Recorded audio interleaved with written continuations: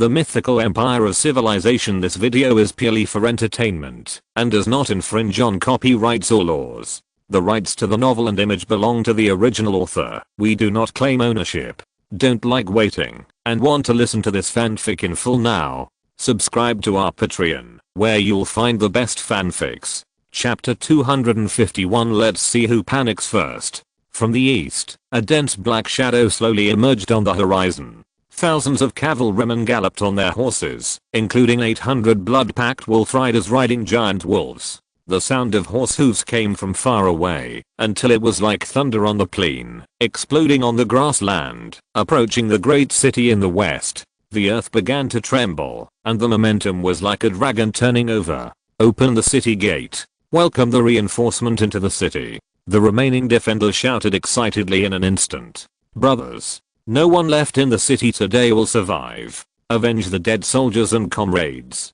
Kill. Blood debts must be paid with blood. The defenders who were originally still relying on the corner and dying suddenly became excited, raised their long weapons, and killed in the direction of the enemy's retreat. The movement outside the city naturally alarmed the enemy in the city. Qin Yu, who was standing on the wall of the west city at this time, looked at the panicked army in the city and shouted angrily, "What's going on? What a mess. Report to the chief. The enemy's reinforcement have arrived. There are so many. We have to find a way to escape from the city." A man hurriedly ran up the wall with a panicked look on his face. Qin Yu was stunned after hearing this, and then said in shock, "Impossible. This city is nearly 100 miles away from the enemy's inner territory. Not to mention the time for sending messages back and forth. It will take them more than this long to arrive. This is absolutely impossible." Before coming, the top leaders of the Mythical clan had already gathered intelligence.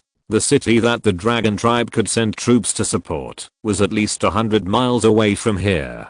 How could it be possible that from the incident to the gathering of the entire army, and then to the arrival, it would only take a few hours to arrive? Qin Yu thought about it and couldn't figure it out. He would never know that there was a kind of insect in the dragon tribe that could instantly transmit information hundreds of miles away. Big leader. Now it's not possible or impossible. The facts are in front of us. The situation is urgent. We have to evacuate back as soon as possible and join our reinforcement. The Mythical clan member on the side shouted anxiously. Qin Yu hurriedly said, yes, hurry up, gather the team and leave the city quickly. The cavalry outside the west city probably don't know that their reinforcement have arrived. We have to seize this time and withdraw quickly. After Qin Yu reacted, he immediately issued an order to retreat. Yu outside the city looked at the dense army coming out of the city, and his face was a little confused. This is too fast, isn't it? Is this clan leader so important to them? Hey, return our clan leader quickly. Our army has evacuated the city. Qin Yu and others stood near the city gate with thousands of soldiers and shouted to the cavalry in front. Yu rode on a horse, holding a dragon spear in his right hand, wearing a bronze two-piece armor, looking brave and imposing. He glanced forward, and vaguely, he detected an unusual anxious look from the army in front. Something is wrong. Let's delay it a little longer, he said to himself. After a moment, he responded loudly, I see there are still some of your soldiers in the city who haven't left yet.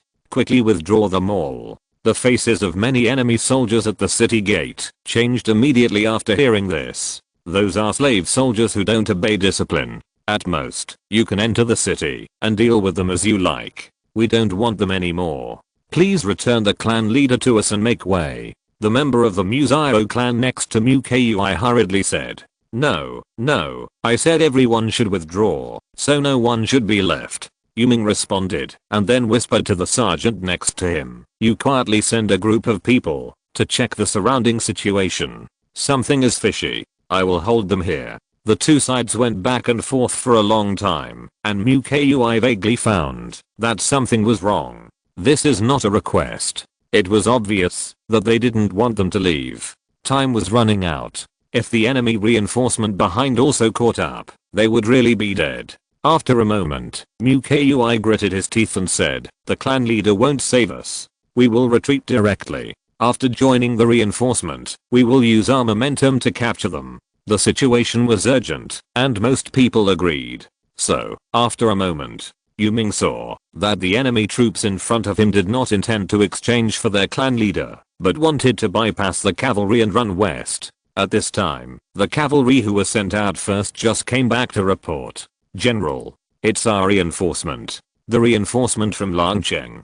There are as many as 4,000 cavalry. Okay. I was wondering why these motherless thieves were so strange all of a sudden. It turns out that our reinforcement have arrived. Everyone surround and stop them.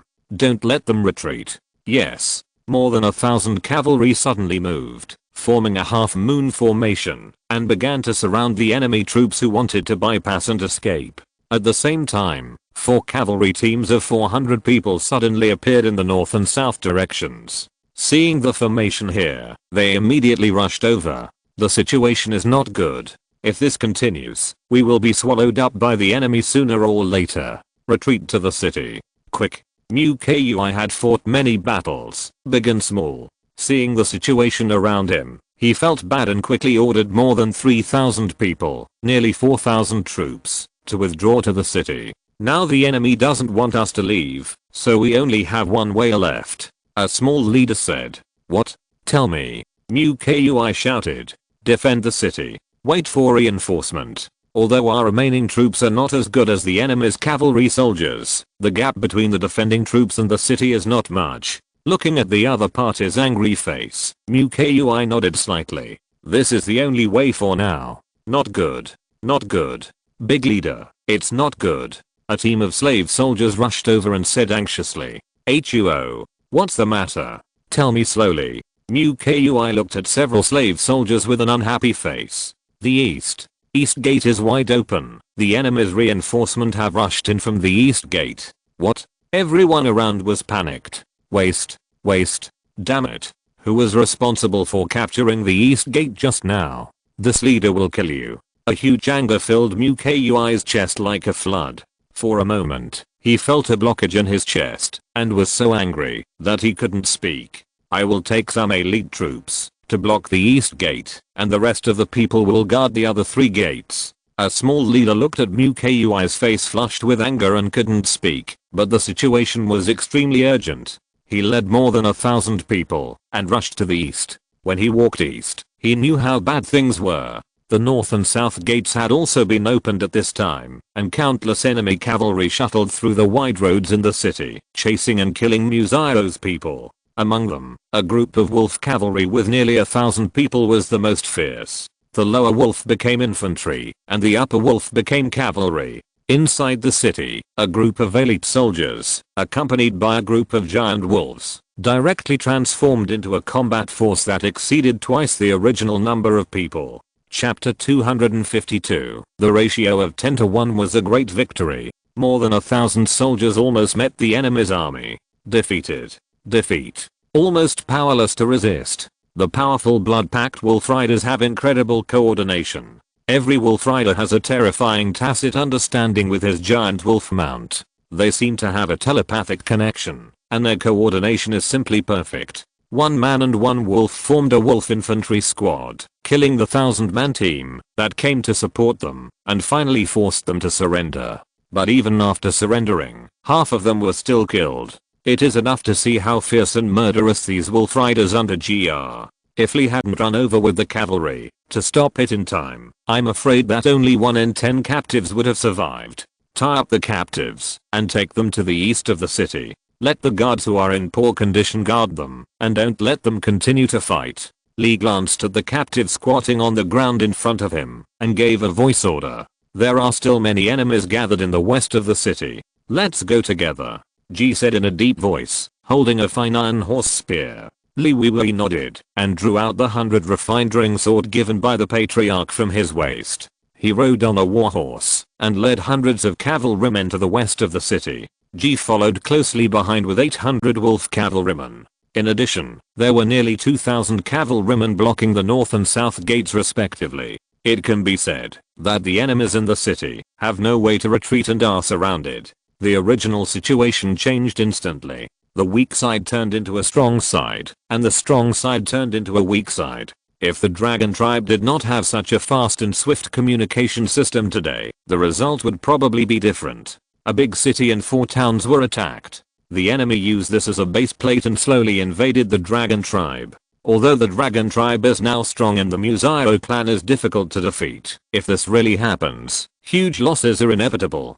Just today's sudden attack alone, the loss of troops is unimaginable. This is enough to see the horror of the puppet totem. Even if it is not strong, it can't stand the large number. The endless cannon fodder consumes you, and no one can stand it. If the casualties of both sides today are counted, including puppets, the number of casualties of the Museo clan will definitely be close to 20,000. The number of casualties of the dragon tribe is about 2,000. The comparison of the elite level of the armies of both sides, the weapons and equipment, even with the consumption of the puppet army, the casualties are still a terrifying value of 10 to 1. If the Museo clan wants to defeat the dragon tribe, it will need 10 times the number of troops, or even more. This is a number that can only be achieved in the case of a surprise attack and preparation in advance. The dragon tribe has 60,000 troops. Can the Museo clan gather 600,000? I'm afraid that 600,000 straw puppets are all delusional.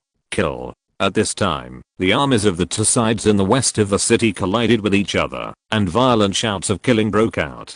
Countless giant wolves took the lead in fighting, and the broken limbs and arms were scattered all over the ground, which caused a severe blow to the morale of the enemy. Thousands of soldiers from the dragon tribe in the back also rushed into the crowd with spears and long swords. Qin led a team of totem warriors to fight bravely. He brandished a black iron broadsword with great vigor, which was daunting. The surging totem power in his body was infused into the sword. With the blessing of huge power, he was able to cut 3 or 4 soldiers in bronze armor in half with one sword. Ji's eyes condensed, and he stared at Qin in the distance, with a great warlike heart flashing in his eyes. Let this general meet you. Ji held a fine iron horse lance. This horse lance was integrated with a large amount of thunder essence in the later period, containing a huge amount of thunder and lightning power. Ji himself had practiced in the underground palace of Pan's Han military camp for a period of time, so his strength had already broken into the extraordinary. Ji shouted, "Come and die." The heavy fine iron horse lance instantly burst out with a fierce electric current, and countless purple lightning lines spread around. Ji held the horse lance and leaped towards Qin. His strong arms burst with blue veins, and he slammed the heavy horse lance towards Qin. Boom. The huge power of thunder and lightning instantly poured into Qin's body from the intersection of weapons. The surging power of thunder and lightning is much stronger than the power of puppets. If we use an example, then the power of thunder and lightning is equivalent to the martial arts, while the power of puppets is equivalent to the liberal arts. Now it is a martial arts exam, and the power of thunder and lightning naturally suppresses the power of puppets with absolute advantage. After a moment, puff, the surging and violent power of thunder and lightning instantly severely injured Qin's internal organs. Blood slowly flowed out from his nostrils, ear holes, and mouth corners. At this time, his appearance was burnt black, his body was stiff and numb, and he was in so much pain that he lost consciousness. Ji held the horse spear behind his back, glanced at the seriously injured Qin, and couldn't help but sneer at the corner of his mouth. I'm afraid no one dares to do what he did. In just the first round of the two, he gathered 90% of his body's strength and gave the enemy a terrifying blow. He didn't think about the possibility of failure. When facing an evenly matched opponent, when the opponent is still unknown, taking his life with one strike is his way of fighting. Qin, who was not far away, twitched his mouth at this time. If he had not been injured and unable to speak, he would have already cursed. The insidious boy did not take the usual path. Who dared to block him? If he failed, wouldn't he be dead? Old man, you are unlucky to meet me. If you met that Guile, maybe you could survive. Ji suddenly looked at the other party with a cold face and eyes like a snake and scorpion death. Whoosh, a sound of breaking through the air resounded around. Qin's stiff body shook slowly. Bang. The corpse fell to the ground, and a bloody hole was pierced through the chest by a fine iron horse lance. After killing Qin, Ji silently took out a piece of golden jade given by the clan leader. He held the golden jade in his palm, and the warm and cool strong power slowly absorbed into Ji's body.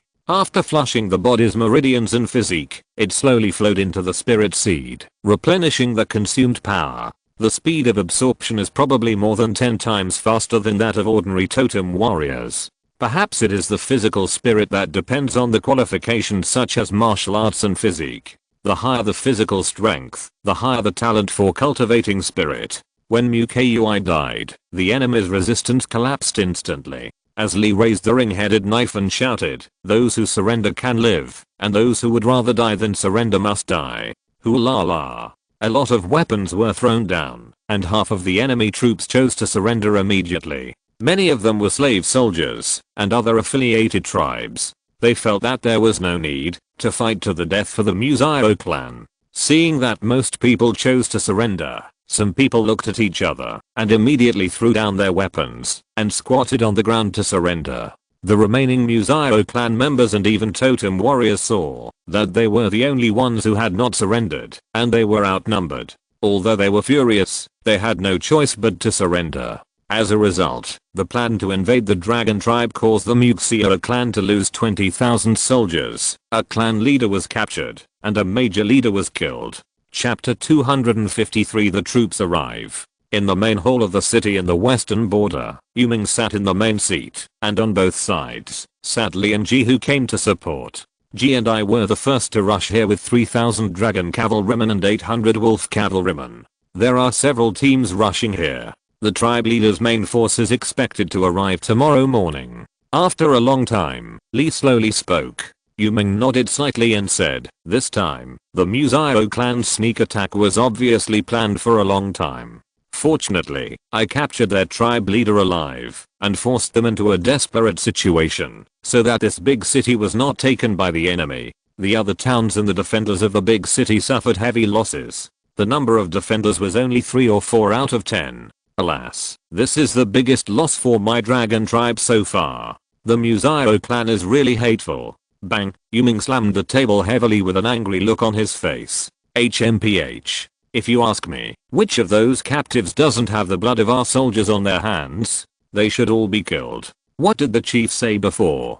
Kill. Kill a chicken to scare the monkey. What else is there? To set an example for others. If we don't kill them, they will be terrified. How can we make them surrender? Ji also looked unhappy and said in a fierce tone. After hearing this, Li couldn't help but smile bitterly and shook his head. The chief once said that enemies who lay down their weapons and don't resist should not be killed. How come you still don't understand this profound meaning? This is not only for the captives, but also to reduce the losses of our soldiers. If you don't kill the captives and give them a way out, they will not resist stubbornly when the wind is against them, thus reducing the losses of our army. Moreover, captives are also population resources. The population of such a large grassland is only a few 100,000. If they are all killed, the whole grassland will look desolate. It really fulfilled the chief's words. A child cannot be taught. Li shook his head and said jokingly, "Damn it, you've even taught this general a lesson." Ji glanced at Li, looking unhappy. Li is right. The 3 of us were all senior leaders back then. It was just a joke. Don't take it seriously, Ji. Yuming suppressed his previous anger and said a few words to comfort him. Report, General Yuming, the casualties and prisoners of war have been counted. Just as the 3 were chatting, a guard in bronze armor walked slowly, pounded his right hand on his left chest, and saluted. Yuming looked up and said, "Captain Fang. Don't worry, just read it." "Yes." The bronze guard at the door bowed slightly and continued. The western city lost a total of 48 cavalrymen, more than 890 archers, and more than 920 spearmen. The other 4 towns lost a total of more than 1,000 people, dozens of officers, including 3 captains. The enemy puppets lost about 9,000 people, the slave army lost about 6,000 people, and the rest of the army lost a total of about 4,000 people. The prisoners of war counted more than 3,100 people. Go down. Yuming exhaled slowly and said softly, "The total loss of this battle was more than 2,000 people." His face was a little gloomy at this time, and he suddenly felt ashamed of the trust and high hopes of the patriarch. Li glanced at Yuming beside him and couldn't help but speak out to comfort him. "General Yu, don't think too much. In war, some sacrifices are necessary. This time, the enemy didn't take away any of the 4 towns in the city. The clan leader should remember your contribution, not your fault. This time, the Mythical clan attacked with 10 times the force. No one else could do as well as you did. Drink water. Yuming shook his head and picked up the pottery pot to fill the pottery cups in front of the 3 people. At this time, the sky was getting dark and the sun was setting under the peak, forming a dusk like a burning cloud. After the wooden bad puppet that had asked for help flew to Mythical City, the witch of the Mythical clan immediately asked people to gather troops to rush to the battlefield for support. At the same time, an order was sent to the cities near the battlefield to rush to the battlefield for support. Mythical City was far away from the battlefield, and it was getting close to dusk, so it would definitely be difficult to get to the battlefield that day. Therefore, the witch of the Mythical clan issued a death order, and the tribes within 20 miles of the battlefield must send tribal warriors to rush to support. And within 20 miles west of the big city in the western border, a scattered army of varying numbers slowly appeared. The number was not large, but there were nearly 2,000 people in total, but each team was relatively scattered. What these teams from the affiliated tribes of the Mythical clan did not expect was that at this time, an elite team of the enemy was approaching them with a covetous look. An army with only 150 people, but it was the most elite and powerful one in the dragon tribe. Extraordinary army. All 150 people have awakened their physical spirits and their strengths are all 5-star martial arts. 1/3 of the warriors have broken through to the first level of extraordinary. All members wear thunder copper armor, and the weapons they hold are also thunder copper weapons, either long range, or close combat, or heavy weapons, or sharp blades. The individual strength is strong. Everyone's mount is a giant saber-toothed tiger with a combat power of up to 5 stars. 150 of the most elite dragon and tiger guards, equipped with giant saber-toothed tigers with 5-star combat power as mounts, can far exceed the enemy's imagination in combat power. The giant saber-toothed tiger, which is more than 5 meters long and more than 3 meters tall, can run faster than a warhorse. But why did Li and Ji arrive first? The reason is that Yaozan had led more than 100 dragon and tiger guards giant tiger cavalry to bypass the big city in the western border and entered the territory of the Mythical clan.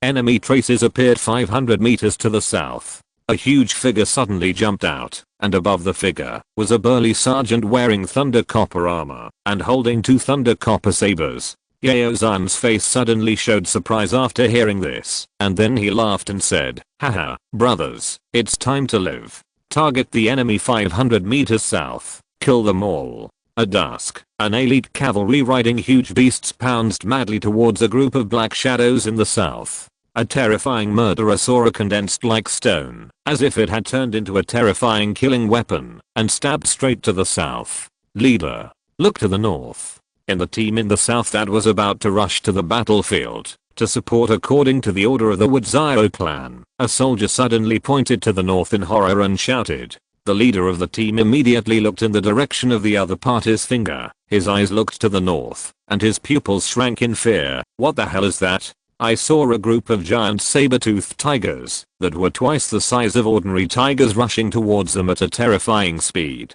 "It's the enemy. There are enemy soldiers sitting on those saber-toothed tigers. Run. They can't beat us at all. Escape in different directions." Exclamation mark. For a moment, the terrifying beast cavalry frightened the enemy so much that their morale collapsed before the battle even started. The huge size and ferocious face were enough to inspire fear in the enemy's heart. Chapter 254. Killing the enemy and terrifying them. Often one beast is scary enough. This one is over 100. The team of more than 300 people immediately scattered and fled. Before the leader of the tribe could react, there were less than 100 warriors left. In the blink of an eye, before he could react, the cavalry riding the beasts quickly killed him. No way to run. "Fight with me." The leader drew out a black iron knife, and before he finished speaking, a swift thunder copper arrow instantly pierced his chest, and the violent thunder and lightning power blew his chest black. "Kill." Yaozan roared, holding a 2-meter long thunder copper guandao in both hands, and suddenly leaned down and chopped it down. Bang, bang. 2 heads fell to the ground like tofu. Looking at the mighty general with a strong body, the power like a killing star immediately made many enemies lose their courage. The leader is dead. Run. The remaining enemies immediately scattered. Disperse and kill the enemy. The scene suddenly turned into a hunting ground. 150 cavalrymen riding giant beasts chased the fleeing enemies as easily as chasing chickens. In less than a moment, 300 corpses were scattered in the wilderness, and only less than 20 people survived and fled to an unknown place. Keep looking for the target, and we will go back after dark. Yaozan glanced at the corpses on the ground with a cold look, and then said coldly, the order of the patriarch was very clear, that is, to let the Museo clan know the price of daring to offend the dragon tribe. Let the terrifying thoughts cover the head of the Museo clan like a dark cloud. The 7 or 8 tribes nearby who wanted to rush to the battlefield to support were unlucky. Before dark, Yaozan led the giant beast cavalry to harvest nearly 1,500 corpses in this grassland. The remaining hundreds of people also fled back to the tribe immediately after hearing the news. Even in this grassland, the reputation of this giant tiger cavalry spread among tribes. Many tribes even began to plan to migrate far away, wanting to stay away from the war between the Museo clan and the dragon tribe. The dragon tribe's methods are even more terrifying than the Museo clan. They are really not easy to mess with. The real boss has returned to the big city in the western border at this time. Yaozan and many giant beast cavalry entered the city covered in blood. Upon hearing the news, Yuming and others hurriedly brought people to greet them. Commander Yao, did you encounter the enemy on the way here? Why are all of you injured? Yuming looked at everyone's faces and said worriedly, ha ha ha, this is all the enemy's blood. Yaozan laughed and explained. After that, several people returned to the city lord's hall, and Yaozan also told them about Qin Yu's order and the enemies they had just killed in the territory of the Museo clan. Great.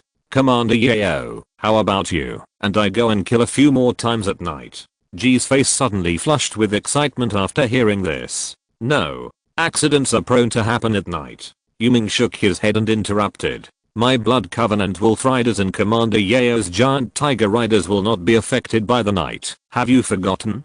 Ji, the tribe leader will be here tomorrow. You'd better be quiet. Li put down the cup in his hand and persuaded helplessly. When Ji heard that the other party brought up the tribe leader, he immediately became much more honest. General Ji is superhuman in martial arts. Be patient for a while. We will definitely kill happily tomorrow. Yaozan also persuaded him. About an hour and a half later, the infantry corps led by Yap and Zuyui as the military advisor also arrived at the western border city. Several people hurried to the east gate to greet them. General Yap, military advisor Zhu, the journey is long, so come to the city to rest. The dinner is ready, and we are waiting for you too. Yuming said happily. He was obviously in a good mood when he saw Yap. Both of them were the oldest elders from the dragon tribe and had the best relationship. After all, they were from the same tribe, so there was naturally some kinship. The two of them were like siblings, or maybe even brothers and sisters, but Yap was still the tougher one. After everyone returned to the hall, a long table was filled with food. It might not be as much as the food in Dragon City, but it was rich. By the way, Yap, how many people did you bring with you this time? Yuming asked at the banquet table. Mostly infantry, more than 10,000 people. Ya looked at Yuming and replied softly. Good. Now with your infantry, this city will be as stable as a tortoise. Yuming was overjoyed when he heard it. Since the city has not yet had a population migration, the city is still very spacious, and no matter how many tens of thousands of troops come, they can be accommodated. After a banquet, before resting, Yuming asked Ji to send out a few wolf riders as secret sentries to prevent the Museo clan from launching another sneak attack. The next morning, the sun had just broken through the sky and illuminated the earth. A large team of carriages slowly drove into the big city in the western border. In addition to the 2,000 shield axe soldiers led by Jiangli, this convoy also had thousands of carriages full of food and grass. Added together, it was more than 500,000 kilograms of food and grass. Such a huge amount of food and grass was enough to show Qin Yu's determination to destroy the Museo clan. Originally, Qin Yu planned to suppress it by force, retain most of the strength of the Museo clan, and let it have a high status after surrendering to the dragon tribe. Who would have thought that the Museo clan would take the initiative to attack him, plotting to take over one city and 4 towns on the border, and wanted to destroy the dragon tribe, which Qin Yu could not tolerate. Therefore, the major generals in the tribe were sent out one after another, and the army was tens of thousands. The goal was to completely destroy the Museo clan and then occupy the entire grassland.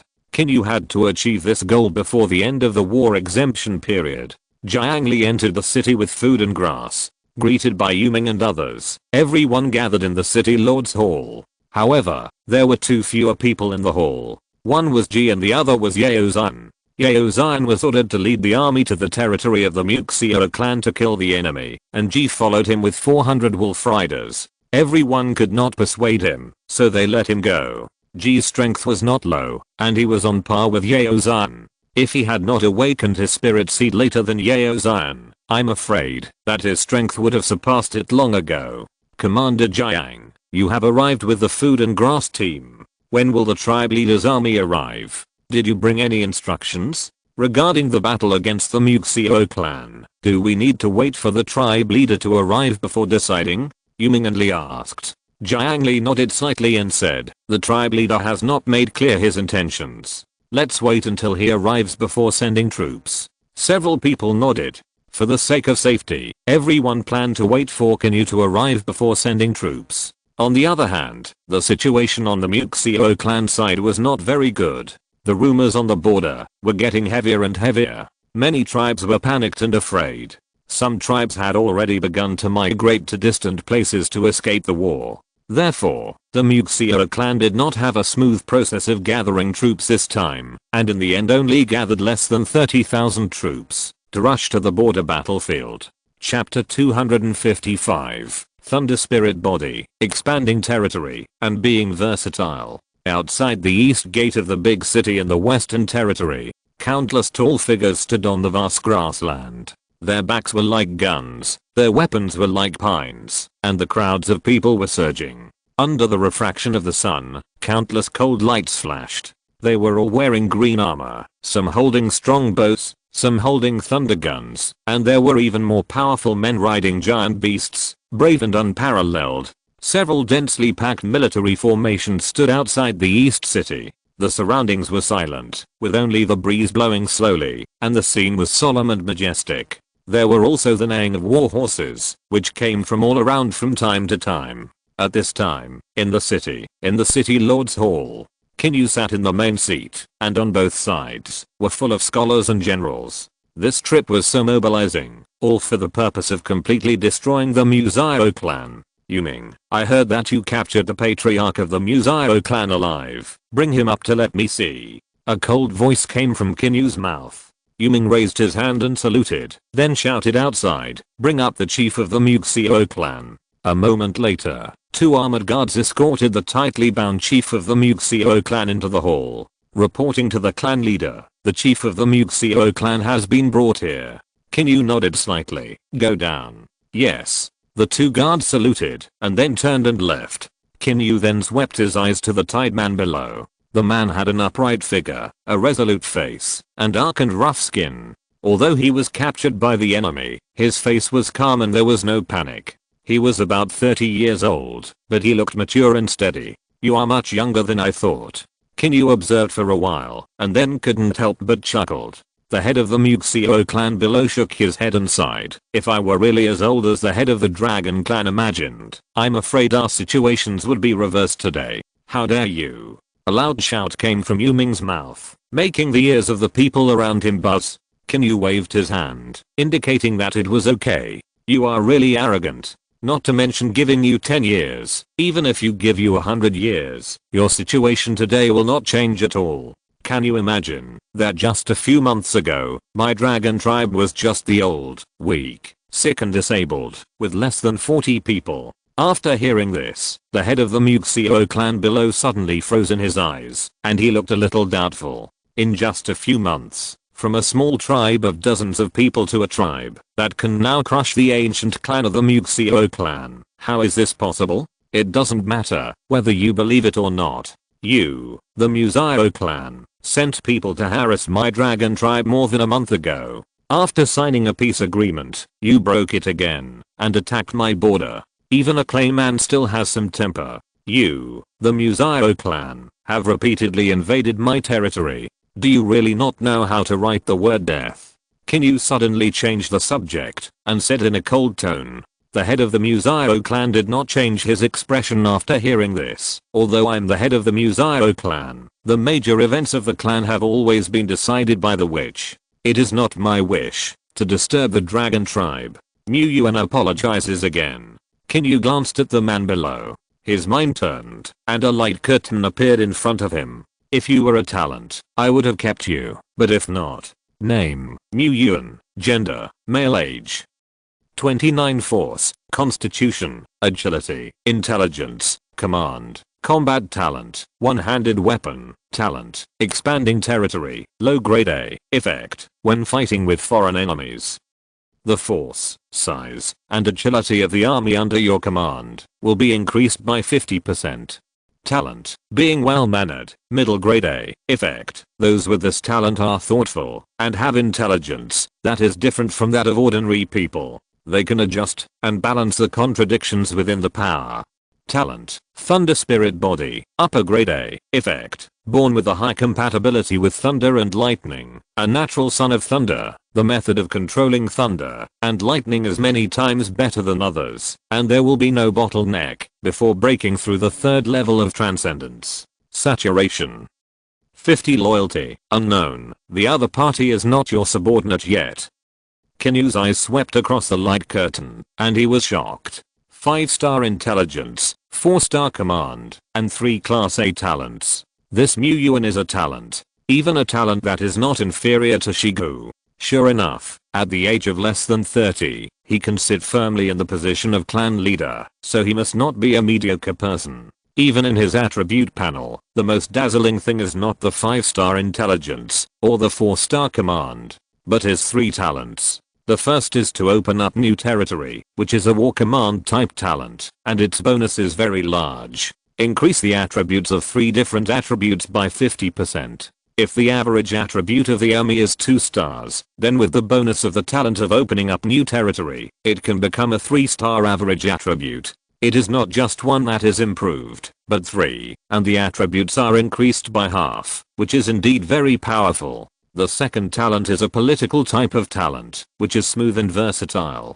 To put it bluntly, it is the way to control people. The third talent is the talent of personal strength, which can enhance personal strength. It is also the strongest talent Qin Yu has seen in this field so far. What a powerful person will be created by 3 class A talents. If Mu Yuan's opponent is just an ordinary local force, then what he said before about the change of situation in a few years is not really arrogant. However, in fact, his opponent is a player with a lot of plugins, which naturally corresponds to what Qin Yu said. That is, the result will be the same even after another 100 years. Turning off the light curtain, Qin Yu's eyes swept towards Mu Yuan again and slowly said, I want you to see how the mountain of Musayo clan collapsed in your eyes.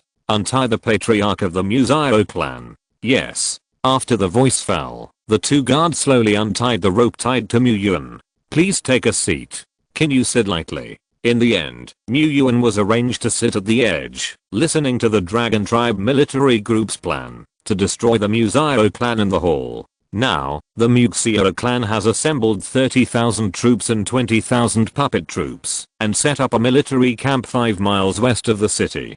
Because the enemy suffered heavy losses in the previous battle, they dare not move east first, so I suggest that I take the initiative this time. Yuming put the information he had just obtained on the table for everyone to see. Qin Yu nodded slightly. Yuming's information was indeed accurate. As early as half an hour ago, he had received information from the Shadow Guard, which was probably exactly the same as Yuming's information. Currently, there are 6,000 cavalrymen in the Dragon Cavalry Battalion in this city. The clan leader brought no less than 100,000 Thunder Copper arrows this time, so there is no need to fear the opponent's puppet army. Therefore, clan leader, I ask for your order to lead 6,000 soldiers of the Dragon Cavalry Battalion to attack the 2 wings of the enemy camp and consume their firepower. Chapter 256. A military training battle that was just a joke. Yes. Qin Yu nodded slightly and continued, "What about the others? Tell me your opinions." After a moment of silence, Ji suddenly said, "Chief, you said that to capture a thief, you must first capture the leader. I request to lead the remaining cavalry to Muxio City and capture the Muxio witch." "Not bad, you use your brain." This chief agrees. 800 wolf cavalry plus Yao Zan's giant tiger cavalry, as well as the 1000 giant beast legions, are temporarily assigned to your command. The goal is to capture the Muxio witch alive. I obey your orders. Ji raised his hand and responded excitedly. Qin Yu nodded slightly and looked at the others. Not long after, Zuyi slowly raised his hand and said, "Chief, the number of Thunder Bronze Spear army we brought this time is more than 10,000. We will dig a few trenches outside the city and defeat the enemy with long-range offensive. Then, a legion with strong melee strength will go around the rear of the enemy camp to form an encirclement, and the archer team will be responsible for the outermost line. I feel that the gap between the enemy and us is too big. No matter how we fight this battle, we will win." Qin Yu smiled after hearing this. A lion fights a rabbit with all its strength. This battle is to train your large-scale command ability, and secondly, to establish my dragon tribe's position as the overlord of the grassland, so as to unify the grassland and shock many tribes. Ya is responsible for commanding 13,000 spearmen, 3,000 slingers and 400 catapults to give long-range attacks to the front of the enemy camp. Jiang Li, Mu Hu, and Hu Pio led 2,000 shield axe soldiers, 1,000 bronze shield soldiers, 1,000 dogman warriors, and 2,000 grizzly warriors to the rear of the enemy camp to block the enemy. Ji Wu led the archery battalion and archers, a total of 6,000 people, to launch a rain of arrows against the enemy camp from the periphery. The rest of the people and the army stayed in the city and waited and saw what would happen. As soon as the voice fell, everyone in the hall bowed and left. Qin Yu glanced at Mu Yuan on the side and then slowly said, "Let's go. Follow me to the city wall to see what's going to happen next." Mu Yuan was stunned for a moment and then said coldly, "There's only you and me left in this room, and I'm not tied up. Aren't you afraid that I'll hurt people? Take your life." "Ha ha ha, you can try." Qin Yu couldn't help laughing loudly. Mu Yuan was stunned. "I saw that in the hall where there were only 2 people, more than a dozen armored guards wearing purple tank snake clothes, and holding 2 scimitars suddenly emerged slowly." "Shadow Chief, who told you to come out?" Qin Yu said unhappily. "Patriarch, if we don't scare this man, I'm afraid he will be really bold." Qin Yu waved his hand and said, "It doesn't matter. Even without you, it's hard for him to hurt me. Let's go to the city wall and take a look." After the voice fell, Qin Yu walked straight towards the city wall. Mu Yuan slowly recovered from his shock and then hurried to catch up with Qin Yu. West of the city, the vast grassland was full of dense cavalry, like a green torrent, covering the mountains and plains, which was spectacular. The neighing of war horses continued. There were 6 cavalry squares with thousands of people outside the city. 6,000 people are divided into left and right armies, and they will attack the enemy's 2 wings. Yuming was wearing a bronze-to-legged armor and holding a dragon spear. Under his crotch, a red-blooded horse was full of vigor. He was in the middle of the cavalry, surrounded by the figures of cavalry. As his order was passed down, the 6,000 cavalrymen slowly divided into 2 armies on the left and right. Each army had 3,000 men, and they slowly moved forward. The war horses slowly moved forward and began to trot. The fierce murderer Sora seemed to be tangible, spreading above the 2 cavalrymen. The 6,000 cavalrymen turned into 2 green torrents, and their movements were uniform. The sound of horse hooves gradually became louder and louder, until it exploded on the flat grassland like thunder on the ground.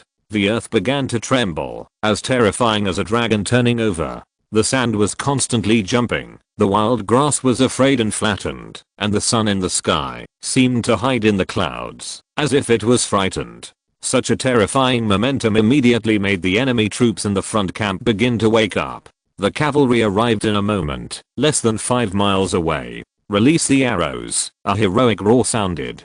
Countless arrows flashing with lightning rushed inward from the left and right sides of the camp. The sharp arrows intertwined into a thunder and lightning net that covered the sky and the earth and smashed towards the enemy in the camp. It was like heavy rain mixed with hail, and the glass falling on the ground caused a series of bangs. A trace of blood splashed everywhere with screams, and the camp was soon filled with a needle of blood mist. Enemy attack. Enemy attack. Go out of the camp to meet the enemy. A series of panicked shouts rang out everywhere. Then, the puppet army took the lead in going out of the camp and killing the cavalry on both wings. But in the blink of an eye, there were thunder copper arrows that seemed to be free of charge and shot over. Large groups of puppets were annihilated by the thunder and turned into ashes. And a large number of troops holding long spears began to emerge in front of the camp.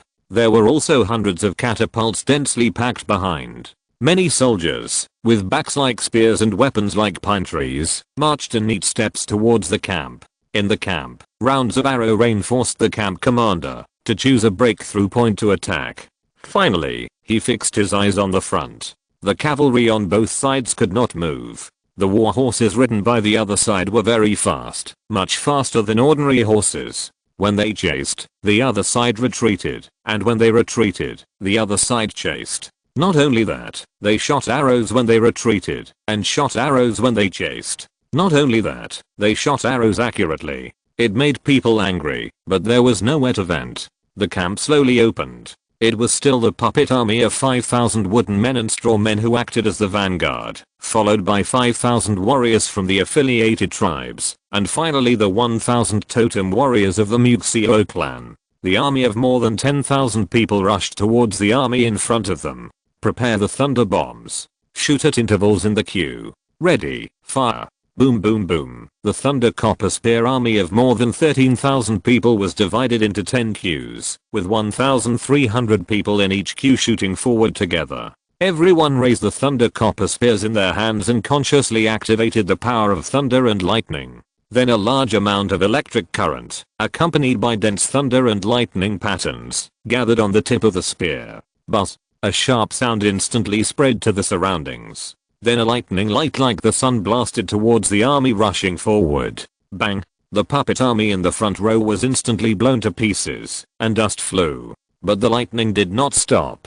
13 teams fired dense thunder bombs forward one after another. For a while, the terrifying lightning continued, and the enemy army in front was annihilated at a terrifying speed. If you're listening to this novel on a channel other than Fanfic World, it means they downloaded and uploaded it without effort. We cordially invite you to visit our channel, Mundo Fanfic Novelos. There you'll find the original version of this story and you can explore many other novels of various genres. We're waiting for you to immerse yourself in a world of incredible novels. Chapter 257. In the midst of laughter and conversation, everything was reduced to ashes. While talking and laughing, masts and oars were reduced to ashes. Let him build a high wall, and then watch it collapse. Qin Yu stood in front of the battlement, watching the 10,000 enemy troops in front of him being instantly submerged by the lightning, and then large groups of corpses fell down.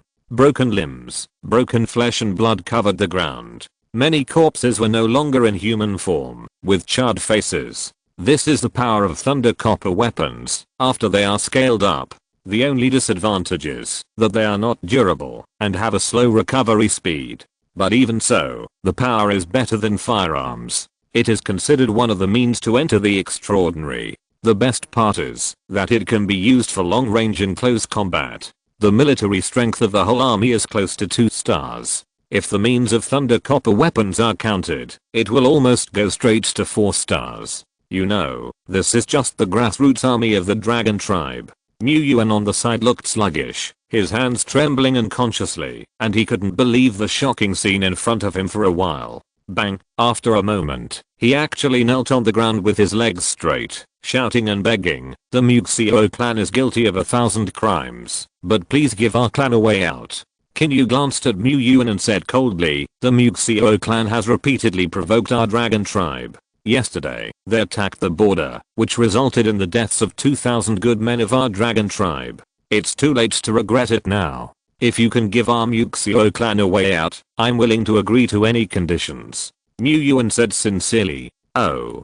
Qin Yu's expression changed, and he was silent for a moment before he said, "Then tell me the location of the witch of the Mythical clan. In addition, cooperate with me to gather all the tribal chiefs in the territory of the Mythical clan. It is urgent to unify the grassland." After the matter is done, any surrendered Mythical clan can keep one of them. In the future, the Mythical clan will be one of the affiliated clans of the dragon tribe. I will allocate a city to you. How about it?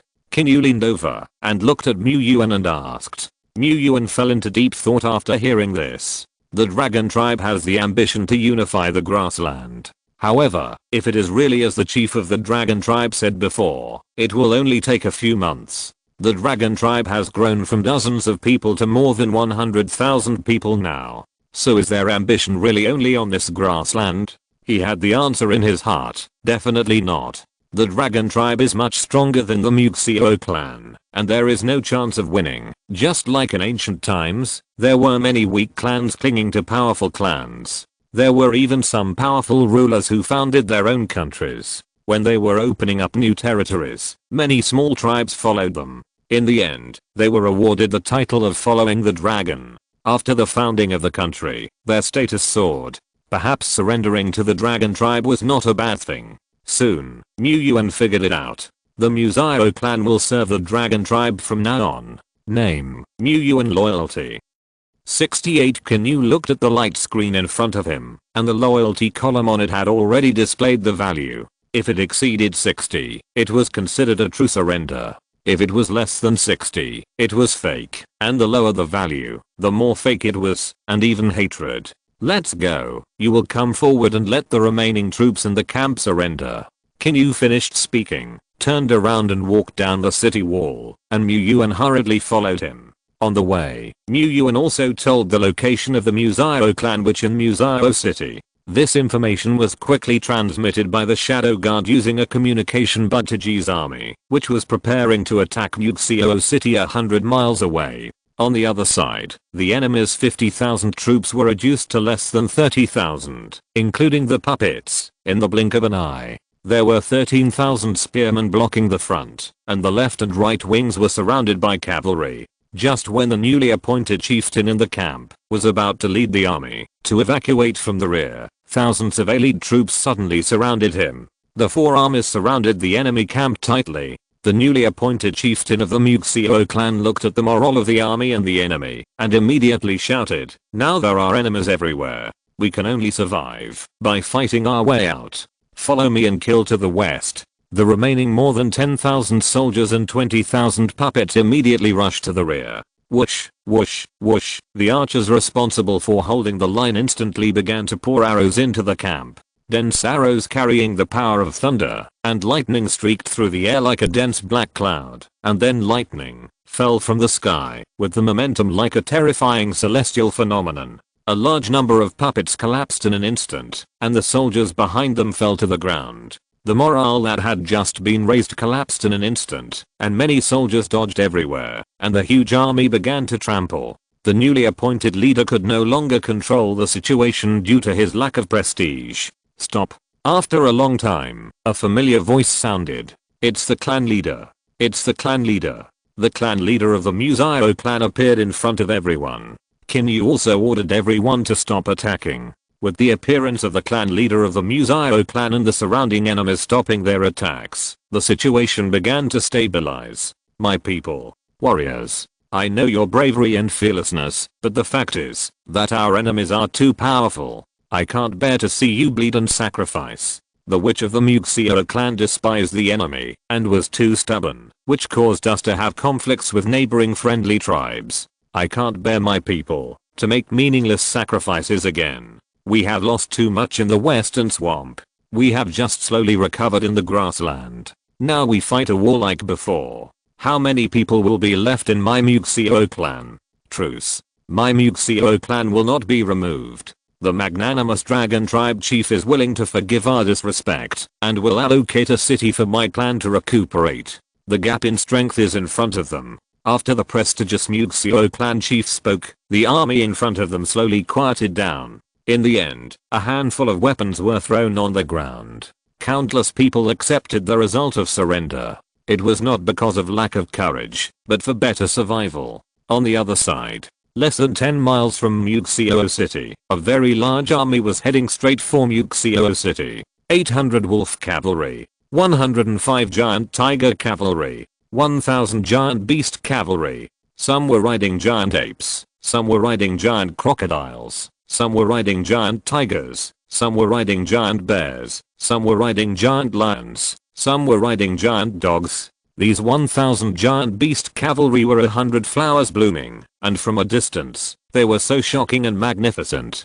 Before they got close to Mythical city, they attracted their attention. Thousands of puppet armies composed of wooden men and straw men instantly poured out of Mythical city and killed the cavalry corps led by G. In the blink of an eye, the two armies collided with each other. Large tracts of puppet armies were smashed to pieces and torn to pieces. They didn't do anything to them for long before they were almost completely wiped out. Kill into the city. G shouted loudly. The fine iron lance in his hand flashed with an electric light that swept away the three wooden puppets in front of the god. Chapter 258 ends. The Wood Zyro Witch is captured. Under the impact of the giant beast cavalry, the wooden fence wall was like a paper wall, which was hit hard by a steel hammer and became torn into pieces. The largest stone house in the center of the city is the residence of the Mythical clan witch. Follow me to capture the Mythical clan witch alive. G was holding a fine iron horse spear and riding a giant wolf in the front. Yaozan rode a giant saber-toothed tiger and followed closely behind. Behind the two were nearly 2,000 giant beast cavalry, which were so powerful that no one in the city dared to move forward, or those who dared to move forward had already turned into a corpse and fell to the ground. Mythical city, in a stone house in the center of the city. Bang! Two Mythical clan warriors pushed the door open and shouted in panic, "Witch! The enemy has entered the city and is heading straight here. You move quickly." The Mythical clan witch was an old man with white hair and beard. Although he was an old man, his back was straight. Never mind. This is my calamity. The enemy has come here. How can the situation on the border battlefield be any better? You guys go down. Let me die in a decent way. Before I die, I want the Mythical clan to leave a route. The old voice was vigorous and powerful, with a hint of loneliness, as if the hero was old. Not long after, G led a group of cavalrymen to surround the stone house. Listening to the movement outside, the Mythical clan witch walked out slowly. "Old man, I advise you to surrender, so as not to hurt your old bones." G laughed wildly. After hearing this, the Mythical clan witch nodded without any ripples on his face and said, "The old man will go with you, but don't hurt my people." Which? Dozens of Mythical clan totem warriors around wanted to rush up to stop them, but were forced back by the Mythical clan witch's eyes. After a long time, G led the giant beast cavalry to escort the Mythical clan witch out of Mythical city. 2,000 giant beast cavalrymen rushed back fiercely. At this time, in the big city of the western border, more than 10,000 captives were slowly escorted into the city by the army. The corpses in the enemy camp outside the city were densely packed, and the yellow-green grassland seemed to be covered with a black quilt. The strong blood rushed straight to the sky. Now that summer is approaching, Qin Yu is worried that there may be a plague. Then he asked someone to burn all the corpses with a fire. In the city Lord's Hall. Yuan, you lead the way, and go through all the tribes in the western part of the grassland for me. Invite the chiefs of each tribe to the city. Yuming, you will take 500 dragon cavalrymen to protect Yuan's safety. Qin Yu sat in the main seat and said with a serious look, "I understand." Yuan said a little obscurely. Yuming was at ease for a while, and after responding, he looked at Yuan and laughed. "Let's go, brother Yuan, I'll escort you to safety." The two walked out side by side. Half an hour later, a group of giant beast cavalry slowly poured into the city from the west city gate. Report. Chief, the witch of the Mythical clan has arrived. In the city Lord's Hall. A guard slowly walked in and reported loudly. "Bring him up." As Qin Yu finished speaking, an old man with extraordinary temperament was escorted up. The old man raised his head slightly and looked at the man in the main seat in front. He was wearing dragon scale armor and a fine iron sword on his waist. The majestic aura that came over him was daunting. He had a dignified body and a dignified appearance. His eyes were like shining cold stars, his eyebrows were as black as ink, and his chest was as broad as the sky and the earth. After the witch of the Mythical clan looked at him for a few times, he couldn't help but say in his heart, "What a heroic lord." I pay my respects to the chief of the dragon tribe. The witch of the Mythical clan had his hands tied behind his back, and he bowed slightly and saluted respectfully. Qin Yu waved his hand to signal him to stand up. After taking a few glances, Qin Yu could feel that this old man had an extraordinary temperament, perhaps because he had been in a high position for a long time. Moreover, from his expression, people felt that he was a little arrogant, or even stubborn. Witch of the Mythical clan, do you know why I sent people to capture you? Qin Yu asked with a chuckle. You have great ambitions, and the grassland is far from your end. I, the Mythical clan, know that I'm no match for the dragon tribe. I'm willing to submit to the dragon tribe. I only ask that you leave me a way out. The witch of the Mythical clan bowed and spoke sincerely. You can see it clearly. Well, then, you go there in person, and bring all the members of your Mythical clan to this city. You take the previous cavalry, and go there again, to escort the people here. I understand. Bowed and walked out with the witch of the Mythical clan. At noon, Mu Yuan and Yuming came back. They visited more than 40 tribes, and conveyed the news that the dragon tribe summoned the tribe leaders one by one. In the afternoon, the tribe leaders rushed to the big city in the west. Qin Yu met with the tribe leaders in the city lord's hall. A total of 48 tribes were reported, and a total of 43 tribe leaders were present, and 5 were absent. At this time, people gathered in the hall. After checking one by one, Mu Yuan reported aloud. 5 tribes are absent. Which ones are they? Qin Yu's eyes swept over the crowd in front of him, and his imposing aura made everyone feel deep pressure. They are Yu Ya tribe, Aing tribe, Qin Yuan tribe, Yize tribe, and Menghu tribe.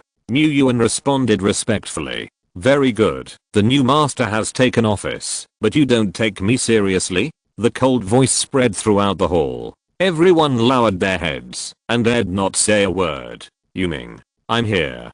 Pass my order. Select 3,000 cavalrymen. Take down the heads of the chiefs of the tribes above, and order them to rush to the big city in the western border within 1 day. If there is any delay, the whole tribe will be exterminated. Qin Yushan shouted angrily. I will obey your order, and take down the heads of the 5 ungrateful chiefs. Yuming bowed his hands, and then turned and left. The hall suddenly became silent. Seeing that the new master was so angry, no one dared to speak out and touch the bad luck. Mu Yuan wanted to say something but stopped, but finally said nothing. He could see in his heart that this was a trick used by the dragon tribe chief in front of him to scare the monkeys. He had no way and no possibility to stop it. After all, the fate of the Mythical clan was still firmly in his hands. He couldn't care about his own people, so he naturally had no mood to care about others. He could only blame these ignorant tribal chiefs for being too stupid. For a moment, he didn't know whether these people were too stupid or they were too loyal to the Mythical clan. Thinking of this, Mu Yuan's heart suddenly soured. After a moment, Qin Yu slowly said, from left to right, everyone, please introduce the situation and number of your tribe. If anyone has a totem stone, it's better to say it as soon as possible. Concealing it is a capital crime of extermination of the clan. The cold look swept over everyone, and the voice fell into their ears, making people shudder. Chapter 259, Establishing a Country, 6 Systems. The Wind Tribe has more than 260 people and more than 600 horses, cattle and sheep. The Grey Cloud Tribe has more than 190 people and more than 300 horses, cattle and sheep. The Spring Words Tribe has more than 600 people and more than 1,000 horses, cattle and sheep, and there is a Spring Rain Totem. The Cloud Eagle Tribe has more than 380 people and more than 400 horses, cattle and sheep, and 46 Cloud Eagles. The Lowest Tribe has more than 240 people and more than 500 horses, cattle and sheep. The Clearwater Tribe has more than 500 people and more than 1,400 horses, cattle and sheep. The Black Tiger Tribe has more than 1,500 people and more than 3,000 horses, cattle and sheep. The Black Snake Tribe has more than 2,000 people and more than 3,000 horses, cattle and sheep. In the end, the total population of the 43 tribes was about 32,000 people, more than 9,000 grassland horses, more than 6,000 grassland cattle, and more than 29,000 grassland sheep.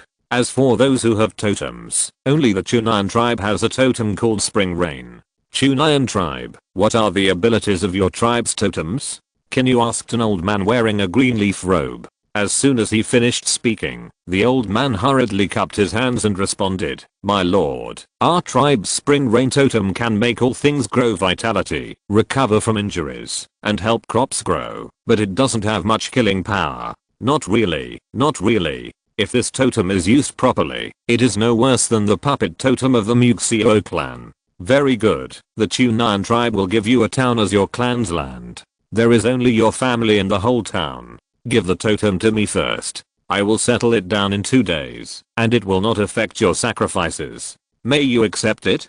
Qin Yu asked with a smile, narrowing his eyes. "It's acceptable. It's acceptable," the old man said in a panic.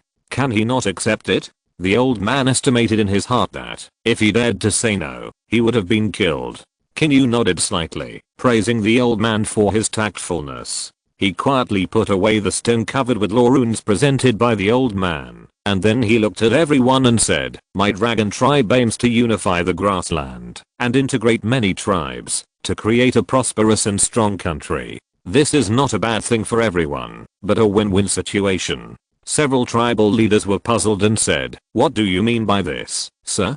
Qin Yu glanced at the man calmly and then explained, "Everyone, I believe you all know the difference in strength between the dragon tribe and the Multi-sequential clan and you. Why is this? The intention is to make the people rich and the country strong. When the tribesmen become rich and their lives become better, the tribe will become strong. When many tribes are unified, the strengths of hundreds of families are integrated, and they develop together. Everyone will gradually get better. What do you call a few hundred people? That's called survival.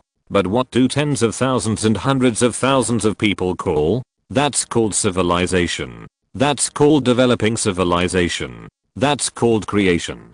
That's called creating a national culture, 100 schools of thought and 100 arts. The people can be rich, the country can be strong, everyone's life will be better, your inheritance will be longer, and will not be cut off, instead of just a few hundred people worrying about survival, land, and food every day and every year." As long as the words were heard by the crowd, their faces began to become yearning, thinking, and looking forward to it. The guards outside the door began to imagine what they heard, and couldn't help but say in their hearts, "The chief's speech, poor ability is so strong. My lord, I agree. I agree too. Yes. Only when everyone integrates and develops together can we quickly become strong, without worrying about food survival. No need to worry about land conflicts and disputes. Agree. My Black Sand tribe also agrees." In the hall, there were many different opinions, but no one cared about one meaning, that is, almost everyone agreed. Whether it was those words or the current strength of the dragon tribe, they could not refuse, nor did they dare to refuse. "In that case, I will allocate towns to each tribe according to the number of people and strength. You need to lead the tribesmen to migrate according to my division. For tribes with less than 1,000 people, about 5 to 10 people will be allocated to one town. For tribes with less than 2,000 people, about 3 to 4 people will be allocated to one town, and for tribes with more than 2,000 people, 2 to 3 people will be allocated to one town. Who else has any objections?" Qin Yu's expression wandered, and his eyes kept sweeping over the people below. Some people were dissatisfied and said, "Why can the Chunayan tribe have its own town? Why do tribes with fewer people have to share a town with so many families?" Qin Yu looked over coldly and said nothing. The hall suddenly became silent. After nearly half an hour of silence, Yuming suddenly rushed in with a team of soldiers. Bang! A sound of hard objects hitting the wooden table was heard. Everyone looked over and gasped. The timid ones began to tremble uncontrollably. Then they looked in the direction of the crowd. There were 5 heads of different sizes, with eyes wide open. "Now, who has any objections?" Although it was a peaceful word, it sounded cold to everyone's ears, and the mountains of corpses and seas of blood were like walking on ice. Everything is subject to the arrangements of the great patriarch. After a moment, everyone's expressions changed, and they all shouted in response. As a result, all 48 tribes in the western part of the grassland have surrendered. The remaining members of the Multi-sequential clan are also on their way to the big city in the western border. The grassland is finally going to be unified. At present, there are only some small tribes in the northern and southern edges that Qin Yu has not had time to take care of. It's not a big problem, but it's just a matter of one more trip for the cavalry of the dragon tribe. In addition, Qin Yu can also harvest the 2 totems of Spring Rain and Puppets. The strength of the dragon tribe can be doubled directly. Spring Rain should be regarded as an auxiliary farming lore effect, while Puppets are relatively neutral and have more development directions. Both war and people's livelihood can be developed. Secondly, in terms of population, the entire grassland is unified. The population has now exceeded 200,000 people, including the new population. Don't think that this population is small. In Chinese history, the population of later dynasties was often millions. Why is there only more than 200,000 people in such a large grassland? Of course, the gap between the times is too long, and the population has not had time to reproduce. If the grassland is unified, the grassland people do not have to fight, do not have to worry about survival, and do not have to worry about food, then more than 200,000 people can double or triple in a few years. There is no problem at all. In addition, what Qin Yu has to worry about later is how to improve the system, and then consider the transformation from the primitive system of the tribe to the city-state or even the country. However, it is not easy for the former system to reach the level of establishing a country. Household registration system, criminal law system, administrative district system, official system, military system, tax system, etc. Subscriptions have plummeted recently. Today is 520, and I took a single order to catch an adulterer in a different place. I got 1,500 yuan. The cost was 500 yuan. I was beaten, and I was blackmailed for 1,000 yuan. Today is one more update, mainly because the plot behind is the founding of the country, and my thoughts are not clear for the time being, and need to be sorted out. If you have any suggestions, please leave a message in the comment area. Chapter 260, Establishing a Country and Improving the System. A large city in the western border. A team of 10,000 people slowly drove in from outside the city. The team was extremely mixed, with soldiers, civilians, and even livestock. There were nearly 10,000 people in the team, but the livestock was 7 or 8 times more than the number of people. Mu Yuan, this is a totem stone. Please give it to the dragon chief on my behalf. Tell him that I'm old, and I just want to enjoy my remaining days. At the gate of the city, the witch of the Mythical clan slowly took out a stone with strange patterns carved on it from her arms and carefully handed it to a young man. Which, this? Mu Yuan was a little at a loss. The witch of the Mythical clan gently patted Mu Yuan's shoulder, and the old voice sounded, Yuan, you are a capable talent. The dragon chief has great ambitions. Lead the Mythical clan to create a new future. This may not be a new life for the Mythical clan. The Lord's Hall. Qin Yu sat in front of a wooden table with piles of paper and notebooks on it. He was writing about the system of establishing a country.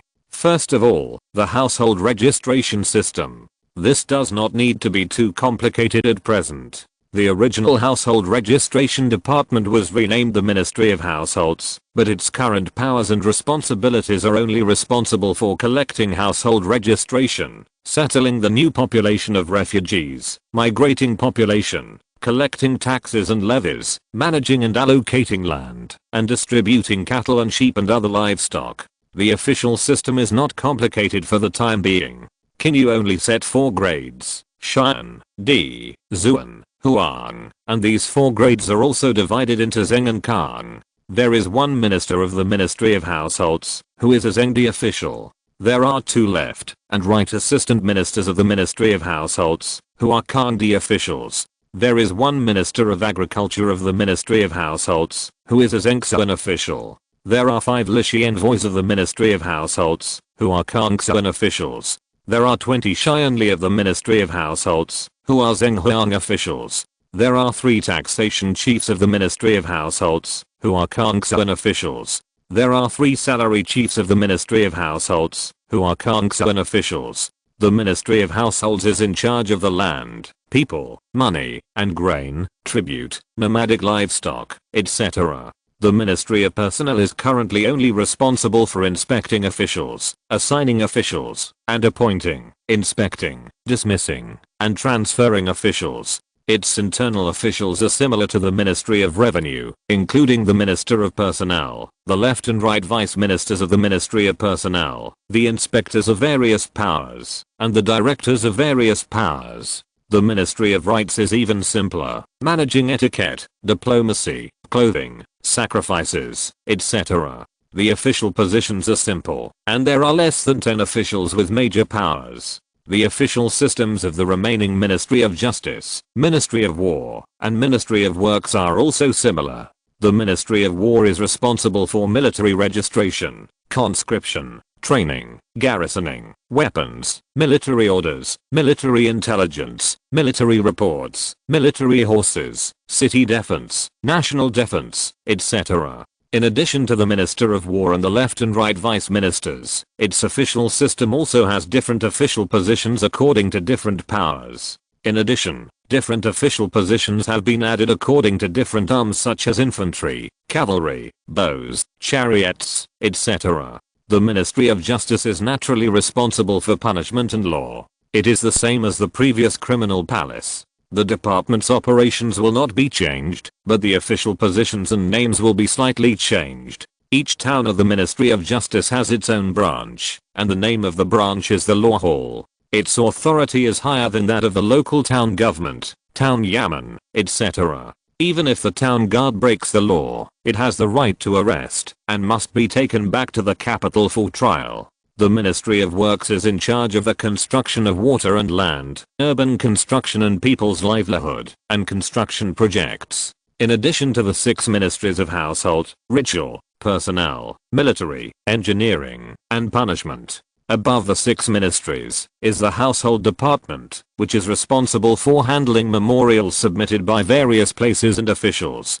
Finally, the monarch will review it again, and then assign the 6 ministries to execute it, or send it back to the household department for retrial or directly executed by the household department. Above the 6 ministries and the household department are the Shadow Guard and the Dragon and Tiger Court. One is the highest supervisory department, with authority similar to the Jinaiwi of the Ming Dynasty, responsible for supervising officials, managing court weapons, collecting military intelligence, investigating spies, and all suspicious persons can be arrested directly without being under the jurisdiction of the Ministry of Justice. One is the Extraordinary Department, which is directly in charge of Qin Yu, and is responsible for handling some important tasks in the defense and security of the future oil court. In addition, there is the Zongshufu, which is actually similar to the Secretariat. It specifically assists the emperor in handling government affairs, making suggestions, and issuing imperial decrees. There is also the Internal Affairs School, which was changed to the National Academy of Officials, which is the official university of the country. Students are assessed internally, and those who pass can be directly appointed by the Zongshufu. As for the Ministry of Personnel, it is necessary to hold an imperial examination, and those who pass the examination can enter the court as officials. In addition, the appointment of military officers needs to be selected and appointed by the military examination held by the Military Affairs Bureau. In addition to being responsible for the military examination, the appointment of officers, and the assessment and appointment of military divisions, the Military Affairs Bureau is also responsible for supervising the manufacture of weapons, siege equipment, armor, national defense, etc. The Military Affairs Bureau is a small department, but its power and status are superior to the Ministry of War. The President of the Military Affairs Bureau is equivalent to the military chief of the country. As for the rest of the officials, they are scattered departments, or single power positions, honorary positions, etc. Except for the garrison officers and generals in various places who can command troops for a long time, most of the other generals are honorary positions, and can only command troops on a temporary military order. Qin Yu would not create a position like Generalissimo of the army and horses. The assessment system for officials, in addition to the direct appointment of graduates of the imperial examination, the military examination, and the Ministry of Personnel, also includes a military merit promotion system. In addition, there will be a 3-election system for those who enter the officialdom. It can be regarded as a kind of assessment. There will be assessments for 1 to 3 months or even a year in office. In the end, there will be 3 results: resignation and dismissal, retention in the original position, and promotion and transfer. These 3 times are the 3 election system, and there are multiple inspections. The excellent ones will be given important positions, the mediocre ones will be retained in the original position, and the different ones will be dismissed. However, the inspection of special promotion will be very strict. Qin Yu set certain standards for it. Those who have made contributions to the state affairs without mistakes are the best. Those who have political achievements in politics, and the fields and land are not abandoned, and those who handle prison cases seriously are ranked second. Those who have made contributions to the state affairs and have mistakes, those who have political achievements in politics, but have low ability, and the fields are mostly abandoned, and those who handle cases are negligent, are all ranked lower. The top ones will be promoted directly, the second ones will be transferred and retained, and the bottom ones can be minor officials or demoted. As for those with poor ability, lazy character, neglect of government affairs or no political achievements, and those who make mistakes while in office, they will be the lowest, dismissed and not hired, and will not be able to take the imperial examination or military examination within 3 years. In addition to the assessment system for officials, there is the criminal law system. The most important one is the prohibition of slave trading. Prisoners of war or prisoners of enemy countries must be restored to normal citizen status after 3 to 6 months of forced labor, and they are allowed to get paid for their work, buy and sell rented houses, have the right to legal protection, etc. In addition to the original 9 laws, Qin Yu added a series of new laws for treason, unfilial piety, injustice, disharmony, civil strife, evil, disrespect, tax evasion, and evasion. New punishments such as Jing punishment, castration, exile, death penalty, lynching, exile, deportation, beheading, corpse killing, flogging, etc. were added. This entire compiled criminal law was named Dragon Law Code. PS. Long press the text to have error correction function. Chapter 261 Spring Rain Law and Puppet Law. Regarding the establishment of administrative systems, Qin Yu mainly divided them into states, counties, towns, and villages. The main administrative regions are states, counties, and towns. The counties are divided into villages and towns around them. At present, some subordinate tribes can set up villages independently or choose to set up towns. As for the county town as the basic administrative region, the county magistrate and county magistrate in it need to be appointed by various departments, etc. At present, the larger administrative regions do not need to be improved. After all, the land is only a grassland, and how many states can be divided?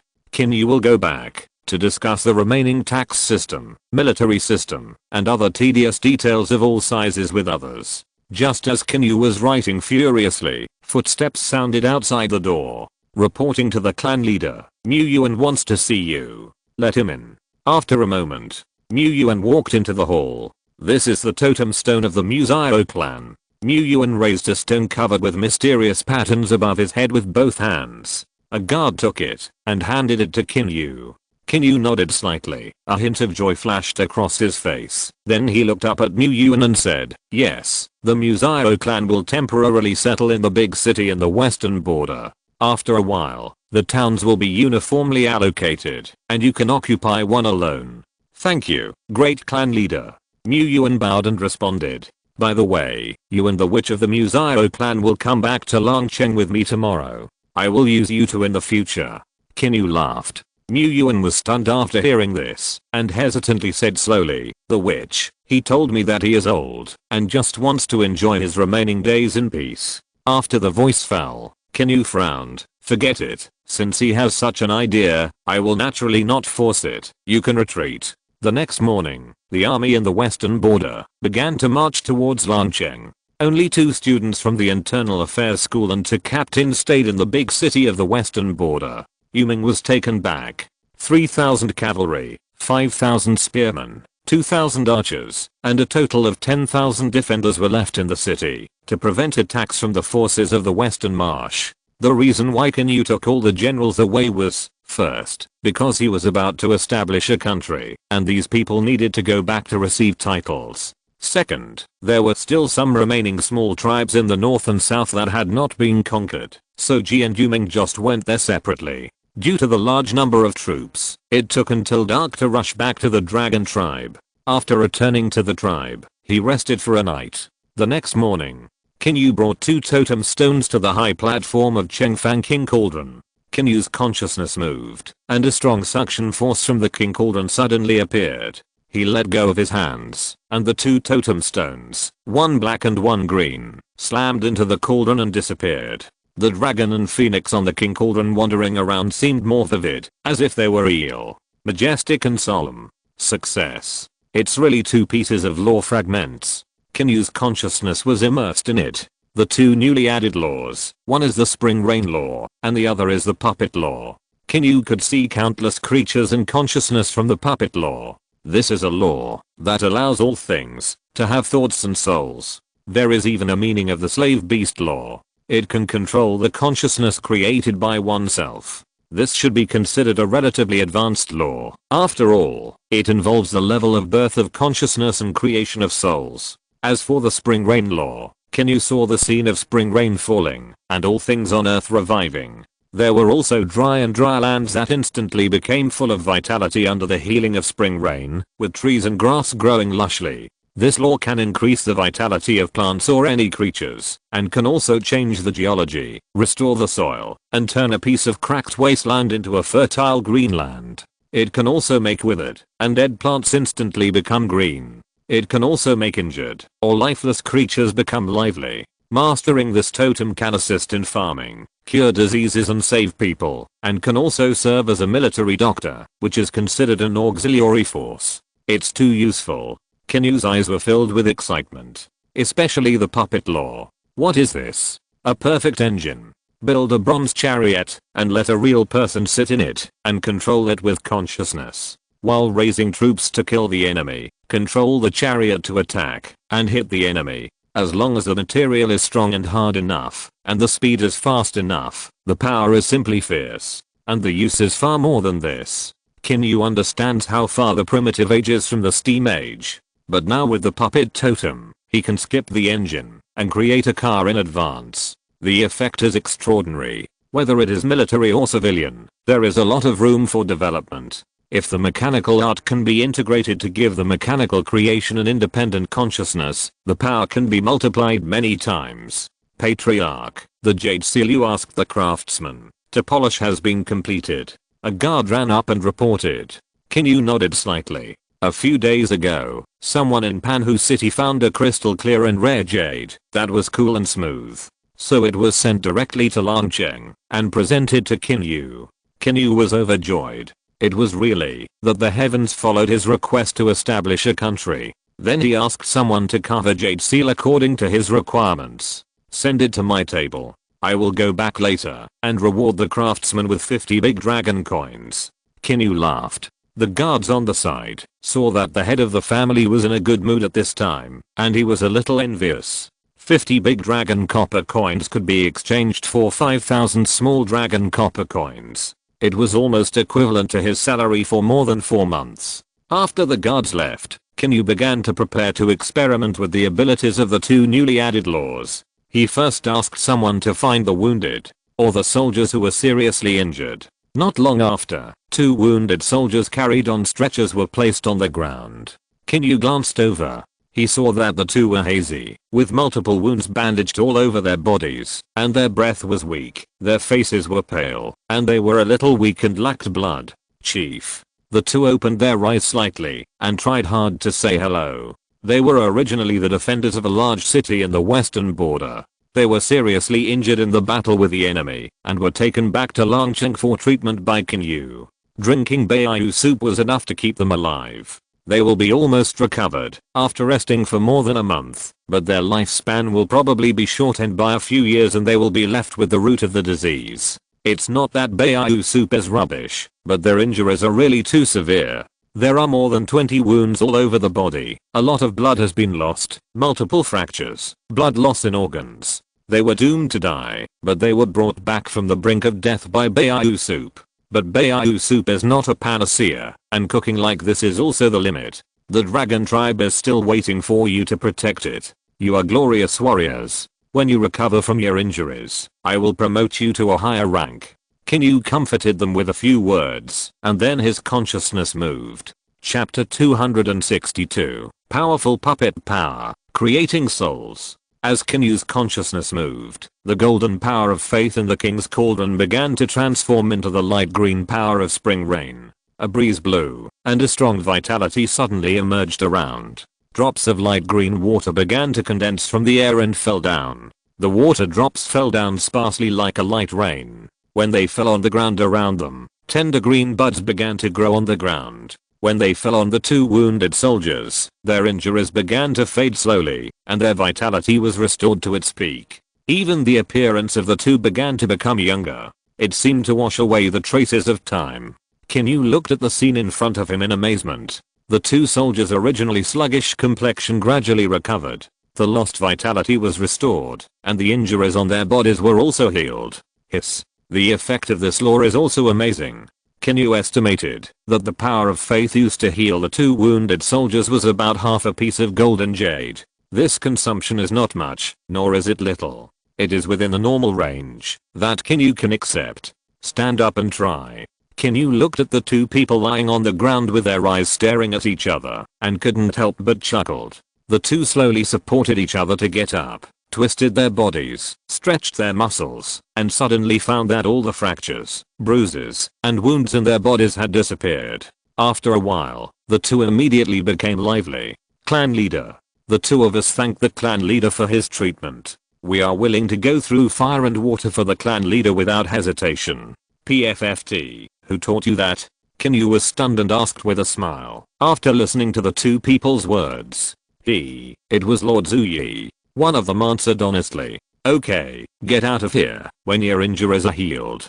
Qin Yu scolded with a smile. Which one? One of them hesitated. Does the promotion that the clan leader said before still count? Of course it counts. As the clan leader, how can I not keep my word? Qin Yu glanced at the two and continued. What were your original positions? After the voice fell, the two responded excitedly, reporting to the clan leader. We are both sergeants. Okay, then you two will be promoted to garrison commanders, each leading 50 soldiers, and we will be deployed after a while. Go down. Qin Yu waved his hand. Thank you for the promotion, clan leader. We will take our leave. The two responded respectfully and then left happily. After experimenting with the effect of the spring rain law, Qin Yu asked someone to bring a wooden man that had been carved and assembled in advance. The wooden man is 3 meters tall and weighs more than 200 kilograms. Each limb is assembled on each other, and each hand holds 2 stone knives. Now it is a dead object, no different from a statue. Qin Yu silently communicated with his king cauldron, and the golden power of all things gradually simulated the power of the puppet. A black energy body suddenly appeared from Qin Yu's hand, and then suddenly crashed into the body of the wooden man puppet in front of him. But the moment the puppet power entered the wooden man, Qin Yu seemed to have entered the wooden man's body, and a vague consciousness gradually formed. This is the initial consciousness. This kind of primary consciousness puppet needs the master to control it to move. Qin Yu stopped controlling the puppet power and began to use consciousness to channel the puppet. Chop. Whoosh, whoosh. 2 air-breaking sounds suddenly sounded, and the 3-meter tall wooden man in front of him suddenly waved his arms. The power seems to be quite good. Qin Yu continued to use consciousness to control the wooden man, to make a series of movements. Almost all movements that can conform to physics can be done by the wooden man. Try to integrate some puppet power. Qin Yu murmured. A dark energy body appeared in his hand again, and infused it into the wooden man in front of him. As the endless puppet power was integrated into the wooden man's body, Qin Yu seemed to see that in the darkness, the original grey consciousness was gradually expanding. But the consciousness seemed to open its eyes. Can you also instill memories? Can fighting techniques be used as well? Just like that, Qin Yu immediately began a complex experiment. He integrated some compiled memories and some combat experience into it. Is this a higher level consciousness? No, this should be called a soul. Master. A voice suddenly sounded in Qin Yu's sea of consciousness. Are you talking? Qin Yu looked at the wooden man in front of him. The 3-meter tall wooden man nodded slightly. Practice a set of sword fighting techniques. Qin Yu stared at the tall wooden man puppet in front of him and ordered. Yes, sir. The wooden man puppet cannot speak, but it can transmit consciousness to the master's mind. Because some memories are integrated into its consciousness, coupled with the strong puppet power, a new soul with intelligence is created. And Qin Yu can erase the soul in the wooden man, based on the connection between the two. But he couldn't be sure whether the wooden man was 100% loyal, but in theory, the wooden man puppet would obey the master who created him 100%. The soul formed by transcending the level of consciousness already has the ability to control self-consciousness. Qin Yu didn't need to control it. As Qin Yu's voice fell, the wooden man held the two stone knives tightly in his hands and began to practice the set of sword techniques in his memory. He fought fiercely and majestically. After all, Qin Yu had very detailed experience in the sword techniques in his memory, and the wooden man completely inherited this. Bang! After a long time, a huge sound was heard not far away. Following Qin Yu's gaze, he saw the wooden man puppet practicing the last set of moves. The two stone knives chopped on the ground, and dust flew for a while. The huge force made the stone knives shatter. The strength is good, the speed is good, and the overall combat attributes are more than 10 times that of ordinary soldiers. After watching the wooden man puppet practicing a set of sword techniques, Qin Yu gave his own evaluation. At the same time, he also had a certain understanding of this kind of puppet that formed a soul and self-consciousness. First of all, it can be mass-produced, but he needs to do it himself. If it were Jiangrong, they would not have enough power to transform the puppet power and then condense it to create the soul. The lowest cost is the primary consciousness, followed by the intermediate, advanced, and finally the soul. The higher the puppet, the easier it is to control. When it reaches the soul realm, you only need to convey the command. After roughly understanding the two laws, Qin Yu silently erased the soul of the wooden puppet, and then left with the guards. The pair of black eyes on the wooden puppet's head also dimmed. Qin Yu's main worry is that he will cause trouble if he doesn't have time to watch it, and there are still many places that have not been experimented, and it cannot be 100% stable. When he has time, he will concentrate on studying the use of puppet power. Chapter 263, Wen Qingwud, assisting the king to suppress the bandits. In the wide meeting hall, Qin Yu slowly approached the platform. On the platform was something that he couldn't take his eyes off. After taking a look, it was a jade seal. The outside was smooth and transparent, with a circle of light faintly reflected from it. The carving on the top of the jade seal was carved by craftsmen imitating the dragon and phoenix on the king's tripod. It was vivid and lifelike. He grabbed the jade seal with one hand, and there were 4 lines and 16 characters engraved below. All under heaven is the king's land. The mountains, rivers, and the country will live forever. This is the first version of the jade seal after the founding of the country. Qin Yu thought about it, and named it the Dragon and Phoenix King Seal. If we follow the inscriptions on the ancient Chinese jade seals, it would be, appointed by heaven, longevity and prosperity. The general meaning is that with the appointment of heaven, the country can live long and prosper. And Qin Yu's 16 words mean that all the land belongs to the king, and the mountains, rivers, land, people, and country can live forever and prosper. His ambition is not to accept any destiny from heaven, nor to be called the son of heaven. He wants the entire civilization to follow his will. What is heaven? I'm heaven. Qin Yu slowly sat down on the chair, touching the jade seal in his hand, which was sometimes warm and sometimes cool. At this moment, the power and ambition in his heart had just ignited. After putting down the jade seal, Qin Yu looked outside the door and shouted in a deep voice, "Call Zhu Yi and C2 over." "Yes, clan leader." The guard responded loudly. Not long after, Zhu Yi and C2 hurried over. "Please take a seat." "Thank you, clan leader. Have you finished counting the population of the grassland and Angshan now?" Qin Yu glanced at C2 and asked. C2 bowed, and then an old voice sounded slowly, reporting to the clan leader. The population census of the two places has been completed, with a total population of more than 267,000. Qin Yu smiled with satisfaction, and continued to ask, "What about the number of arable land and poultry and livestock?" At present, the total amount of arable land is mainly concentrated in the Four Seasons Fairy Valley. The arable land area has reached 58,000 acres, all of which are top quality fertile fields. There are currently about 30,000 horses, of which about 10,000 can be used as war horses. The number of grassland cattle is about 40,000, and the number of grassland sheep is about 180,000. The actual number is much higher. Thank you for your hard work, Elder C. After Qin Yu praised, he looked at Zhu Yi and said, has the site for the royal court been selected? When will the day of founding the country and the ceremony be prepared? As soon as the voice fell, Zhu Yi hurriedly stood up and responded, my lord, the site of the royal court has been chosen, and the date of the founding of the country is the day after tomorrow, but the name of the country and the king need to be decided by you. Qin Yu smiled slightly and handed over the paper on the table. Zhu Yi hurriedly took it. I saw what was written on the paper. The name of the country is Qin, and the name of the king is Yuan. Let's go and see the site of the royal court. Qin Yu stood up and walked down, while Zhu Yi walked on the side to lead the way. Because the inner city has undergone 2 expansions, the area is very large, and there is no residential area in the inner city, so there is more vacant area. Because there is no market, many areas are prohibited from entering, so the inner city is very quiet and even has a sense of coldness. It's the clan leader. This location is located in the central part of the inner city, with an area of more than 20,000 square meters. Zhu Yi pointed to the area in front and described it. Not bad. After Qin Yu praised, a blue light flashed in his hand, and then it was thrown forward. The stream of light fell to the ground, and in an instant, the shadow of a magnificent and majestic building complex with an area of tens of thousands of square meters appeared in the eyes of the people around.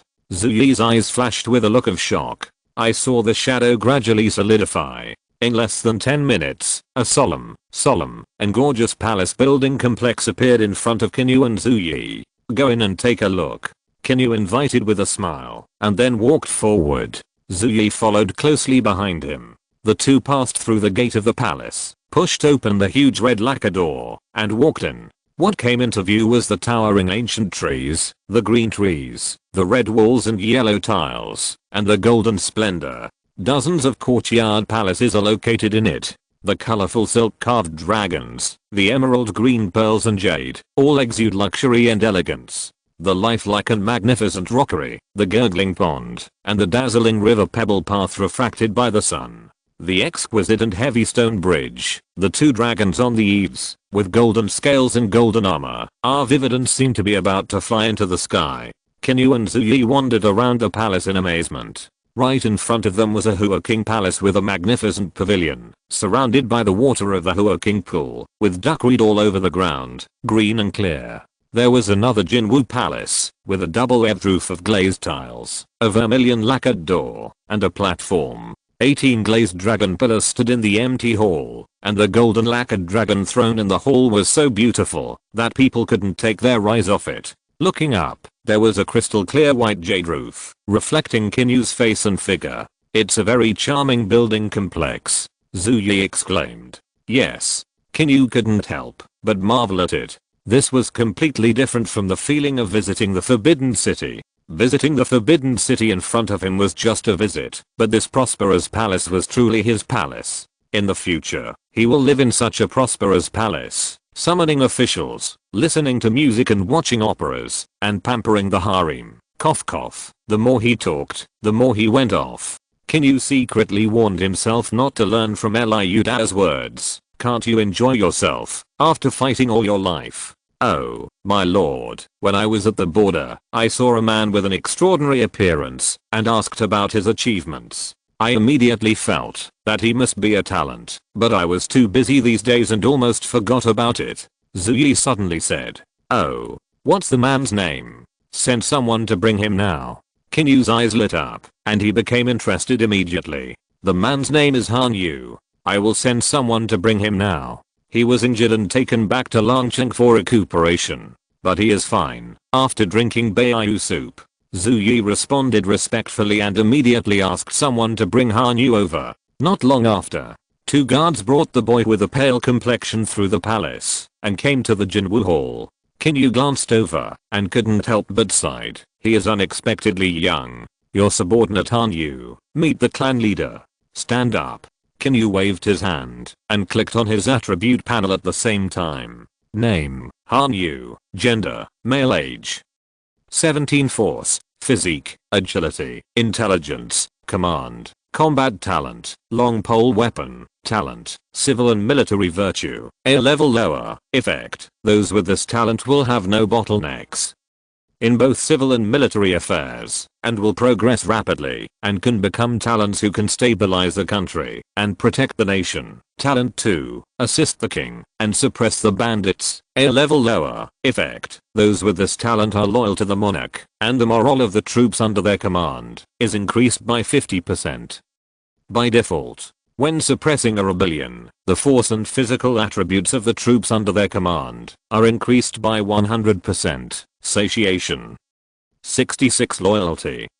85. If you're listening to this novel on a channel other than Fanfic World, it means they downloaded and uploaded it without effort. We cordially invite you to visit our channel, Mundo Fanfic Novelos. There you'll find the original version of this story and you can explore many other novels of various genres. We're waiting for you to immerse yourself in a world of incredible novels. Chapter 264. On the eve of the founding of the country, the whole city is in turmoil. 2 5 stars, 3 or 4 stars. Another talented person. Not only that, he has 2 class A talents, and is a great talent who is good at both civil and military affairs. Qin Yu couldn't help but look at Zhu Yi inside. Zhu Yi, is your predecessor the reincarnation of Bull? As the saying goes, there are many good horses, but there are few Bull. It is because of you, Bull, that such excellent talents can be discovered. Qin Yu said with a smile, and praised Zhu Yi and Han Yu in one sentence. It is my duty to find talents for the Lord, and I dare not praise you. Zhu Yi bowed his hand in response. Qin Yu waved his hand and responded. Now the dragon tribe is strong in martial arts and weak in literature. Zhu Yi, you have to take on the great responsibility. That's right. Zhu Yi raised his hand and saluted.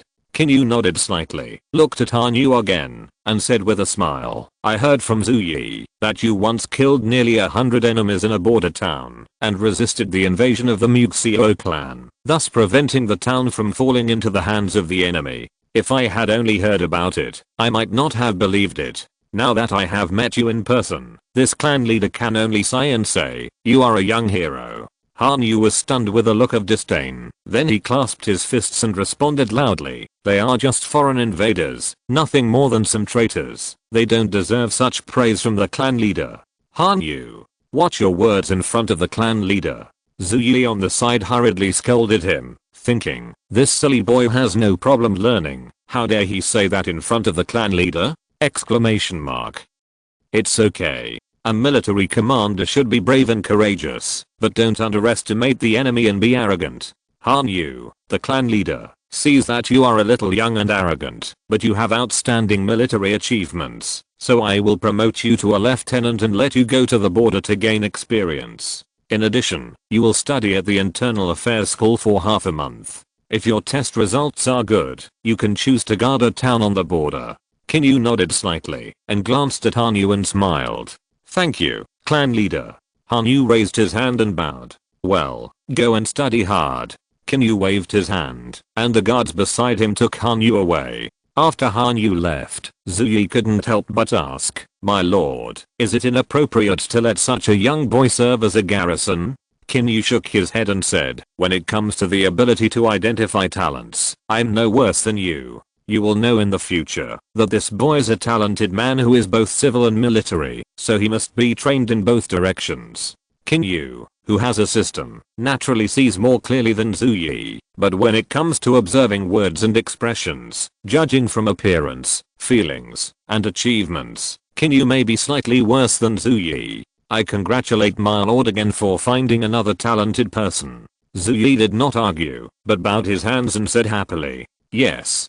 Qin Yu nodded slightly, and turned around to continue strolling in the palace. In this palace of tens of thousands of square meters, there are 4 attics, 12 palaces, a pear garden, or theater, a flower and fruit garden, 9 palaces, 16 pavilions, 6 warehouses, 20 bungalows, 5 halls, 4 corner towers, dozens of palace gates. The total area is almost 20,000 square meters. It is a small palace complex. After walking for a long time, Qin Yu was very satisfied. Has there been any change in the economy of Langcheng recently? Qin Yu sat on a stone chair and looked up at Zhu Yi and asked. After a long time, the two of them sat down in a pavilion. After being tired of walking, Zhu Yi slowly sat on the stone chair with a puzzled expression and said, "My lord, if you hadn't mentioned it, I would have forgotten to mention it. It's strange to say that most of the tribesmen in the city seemed to be stupid before, and few people could do business, but recently there have been many talents. Especially in Wangnanfang City, the daily economy has doubled. Hundreds of stalls have been added, dozens of profitable shops have been added, and almost no one is losing money. Everyone seems to have suddenly become smart, which is really strange." Qin Yu couldn't help but nodded with satisfaction after hearing this. The wonder of the statue of the god of wealth is indeed well deserved. For the establishment of a country, it is necessary for all people to watch the ceremony. Find a way to bring all the tribesmen to Langcheng to watch the ceremony. The army will be stationed in various places in the territory to prevent Zhao. You and others will write a charter for me for the process of establishing a country." Qin Yu waved his hand, indicating that Zhu Yi could leave, and the news about the upcoming establishment of a country has spread to all cities and towns. At that time, all the tribesmen under the Dragon Tribe will go to Langcheng to watch the ceremony, and everyone will take a 3-day break to celebrate together. In Dragon City, the discussion on this matter was the most intense. In the restaurant, people were swaying, aromas were everywhere, and discussions were everywhere. It has been spread outside that the day after tomorrow is the day when the Dragon Tribe will establish a country. From now on, it can no longer be called the Dragon Tribe. What's the difference? It's just that one is called a country and the other is called a tribe. What's there to change? Really barbaric and backward. Who is the tribe leader? He is a god from heaven. Think about what our tribe has experienced before. Survival. Survival. What the hell is survival? Look at it now. We have our own homes. We can marry women and have children. We can do business. And no matter whether we are smart or strong, we don't have to worry about food. In the past, we treated the grains and wild vegetables as treasures, but now you are too lazy to even take a look at them, right? Our lives are getting better. This is all thanks to the tribe leader. Just now you said that there is not much difference between a tribe and establishing a country. Now think about it. The man on the side took a look at the crystal clear and mellow wine in the glass and was stunned for a while. After a long time, he said, "Brother Jing's remarks have opened my eyes. This is a good era. You should be glad that we are involved in it. Whether our ancestors or future generations are not as lucky as us. So, if you seize the last chance, you may be able to create a long-lasting and prosperous family with your own strength in the future." The cloth-robed man said excitedly with a ruddy face. The diners in the restaurant were excited after hearing this. In every era of great change, there is bound to be a group of people who take the opportunity to climb to the top. After listening to what the cloth-robed man said, everyone directly put themselves in the shoes of the successful people who climbed to the top. Such similar words were also spread all over Langcheng. It caused a wave of waves. Looking at what Brother Zhu said, he must be no ordinary person. How can you save him? Could it be that he has become an official in the Internal Affairs School? A delicate man in brocade couldn't help but ask curiously. "Brother, you are dressed in rich clothes, so you must be the successful people doing business in the city. Ye can't compare with you. If we are destined to meet in the future, we will meet again. I have something to do at home. Goodbye, goodbye." Zhu Yi bowed his hands and then got up and left. Through his twists and turns, the tide of nation building surged in the city. Everyone seemed to be waiting for the arrival of this torrent that seemed to contain infinite opportunities. Chapter 265. Founding the country, Dakin. On January 1st, the first year of Qin Yu, the Dragon Tribe had a total of more than 267,000 people, and the territory reached 120,000 square kilometers. There were a total of 6 large cities, 2 military camps, and 8 towns. Dragon City, Panhu City, Coal City, Fairy Valley City, Panshan Military Camp, Kuangshan Military Camp, 2 newly built branch cities, and 8 towns. Today, the country was officially established. The country was named Qin, and the king was named Yu Wang. The entire grassland was officially changed to an external administrative district and named Muzhou, while Dangshan was included in Muzhou without a separate administrative district. Dragon City was changed to Kyoto, and with Kyoto as the center, it was divided into 4 counties: Dongmu County, Bimu County, Zimu County, and Nanmu County. At present, except for Nanmu County, all have established county cities. Except for these 4 counties, Dangshan was divided into Dangshan County, which is considered the largest county in Muzhou. Dangshan has only been explored about 30% so far. Later, it will need to invest troops to develop and build cities. Since there is a strange place like Four Seasons Fairy Valley, Dangshan will not be simple. At this time, the former Dragon City, now Kyoto, was bustling with people, and more than 200,000 people almost all gathered in Kyoto. Each person who entered the city could receive 50 small dragon copper coins, which made the merchants and vendors in Kyoto laugh. At this time, in the meeting hall, Qin Yu was served by a maid, and wore a 9-dragon arched pearl imperial robe made by the Golden Clothing Workshop. 9 5-clawed golden dragons were embroidered on the golden robe, and there was a red dragon pearl around the chest. This dragon pearl was a red jade, red like fire, and it was like a flame burning when it was close, but its owner was not affected by it, which was amazing. Your Majesty, please wear the crown. After Qin Yu put on the dragon boots, the maid brought the pearl and jade crown to him. Qin Yu took the crown from the tray with both hands, and put it on the top of his head with his hair standing up. If there was a mirror in front of him at this time, there must be an image of a handsome and strong young king who was not without dignity. Your Majesty, the dragon chariot has stopped at the door. 2 soldiers of the Imperial Guard slowly walked into the hall and raised their hands. Qin Yu nodded slightly, rolled up his wide sleeves, and put them behind his back, and walked out with his hands behind his back. Your Majesty. Outside the hall, a team of 20 golden armored soldiers knelt on one knee on the ground and shouted loudly. This team of elite guards was wearing gold-plated fine iron armor, carrying a strong bow, holding a fine iron gold shield in the left hand, and a fine iron sword in the right hand. A row of pure-blooded war horses behind them were wearing fine iron gold-plated heavy armor, and there was a fine iron horse lance standing on the side of the horse. The whole team was filled with a solemn and murderous atmosphere, and looked particularly majestic. The guards of the Emperor, the elite of infantry combat, the special forces of horse combat, the guards of the king, and the protectors of the Emperor. Get up. Qin Yu said softly, and walked up to the carriage in front of him with a serious face. This is a dragon chariot converted from a large carriage, with bronze decorations all around, and many pearls and jade inlaid on the top. For a world that has not yet been developed, there are treasures everywhere. Riding on the majestic and solemn chariot with a hint of jewels, the motorcade began to slowly set off. The front of the motorcade was led by a cavalry of the Emperor's guards in golden armor. On both sides of the motorcade were hundreds of guards, and behind the motorcade was a ceremonial guard with bright clothes and holding signs. At the end of the team was a group of 500 elite sword and shield soldiers in iron armor. This motorcade full of the majesty of the monarch will travel from the inner city to the 4 outer cities in the east, south, west, and north. Finally, it will enter the newly built palace in the inner city. Along the way, the crowds on both sides of the road shouted excitedly, "Long live the monarch!"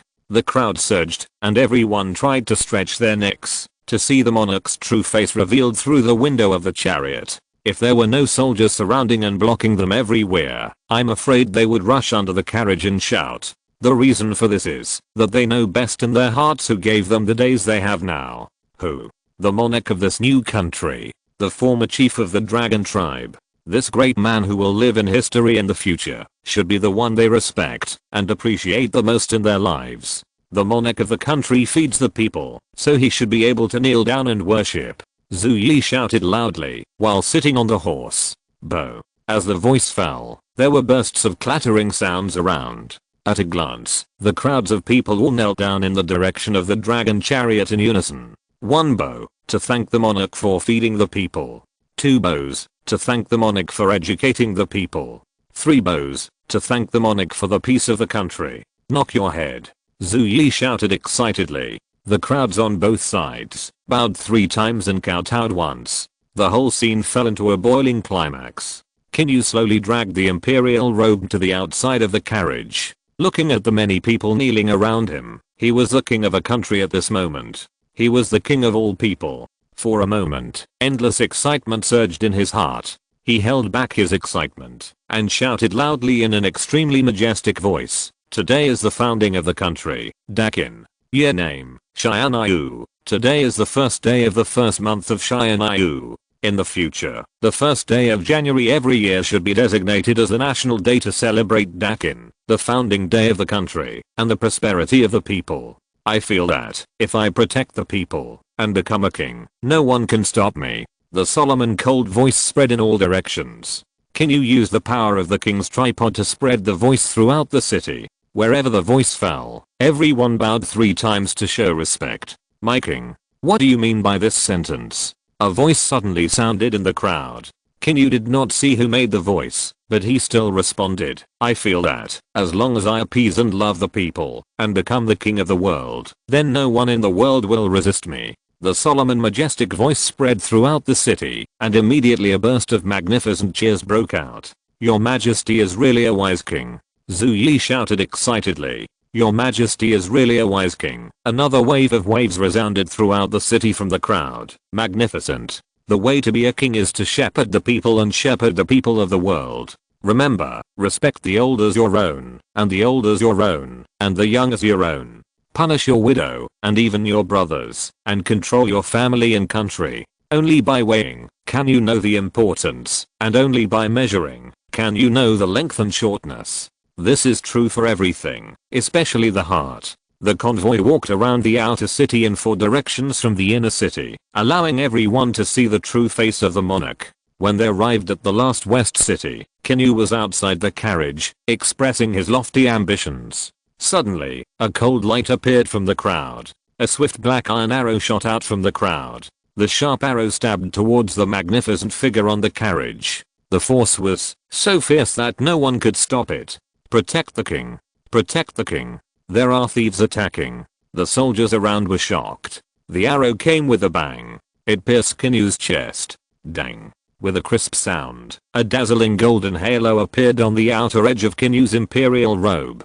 The arrow pierced it, and only showed a tiny ripple. Then there was no reaction, and fell to the ground. A panicked look flashed in the crowd, and then the figure quickly left. Catch the assassin. Chapter 266 ascends the throne, the monarch of the Great Qin. The assassination episode did not affect the grand event of founding a country. On the one hand, hundreds of shadow guards and hundreds of imperial guards began to arrest people throughout the city. However, since today is a grand event of founding a country, it is not appropriate to use weapons, for fear of scaring the people in the city. Therefore, even for such a big event as the assassination, there was no big fight in the city, and only a more elite army was sent to hunt down. However, the crowd was too dense. A city with a population of more than 200,000 people was almost everywhere. It was almost as difficult as ascending to heaven to catch the assassin whose face had never been seen. However, the black iron arrow was initially judged to be from the Mythical clan, because there were no black iron products in the dragon tribe. For a moment, the Mythical clan was instantly pushed into a fire pit and roasted.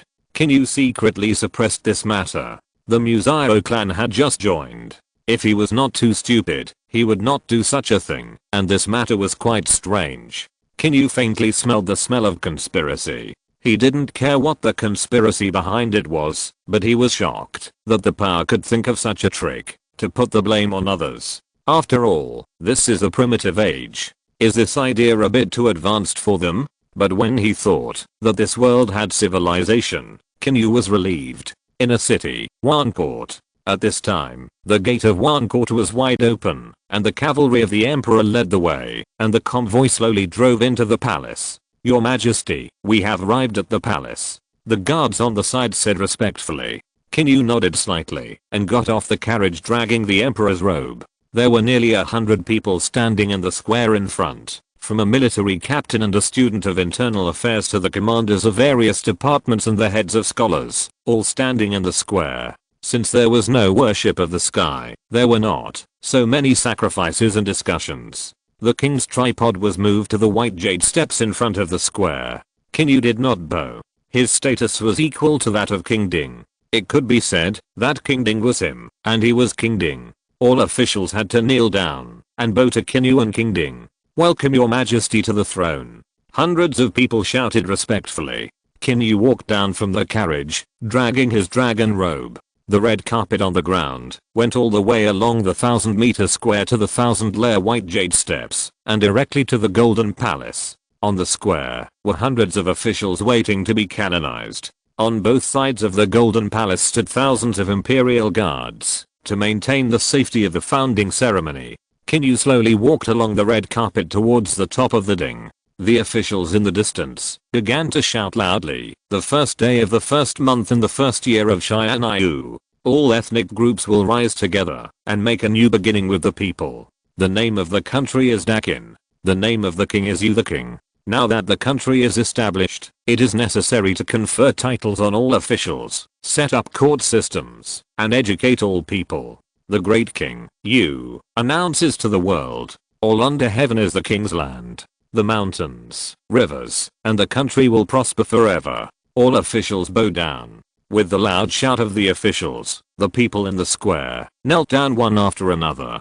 Qin Yu stood beside the king's tripod and began to confer titles on all officials. "Now that the Qin state is established, I shall appoint officials to govern the country. I shall create 6 ministries, the Ministry of Households, the Ministry of War, the Ministry of Personnel, the Ministry of Rights, the Ministry of Punishment, and the Ministry of Works. There are 5 academies, the Ministry of Internal Affairs, the Ministry of Shadow Gods, the Ministry of Dragon and Tiger, the Ministry of Military Affairs, and the Ministry of National Studies. There are 4 academies, the Secretariat, the Ministry of Orders, the Ministry of Forbidden Army, and the Protectorate. There are 2 halls, the Witch Hall and the Martial Hall. There are 9 departments, the Palace Department, the Department of Beasts, the Department of Witchcraft, the Department of Medicine, the Department of Arts, the City Defense Department, the Department of Ordnance, the Department of Construction and the Department of Search.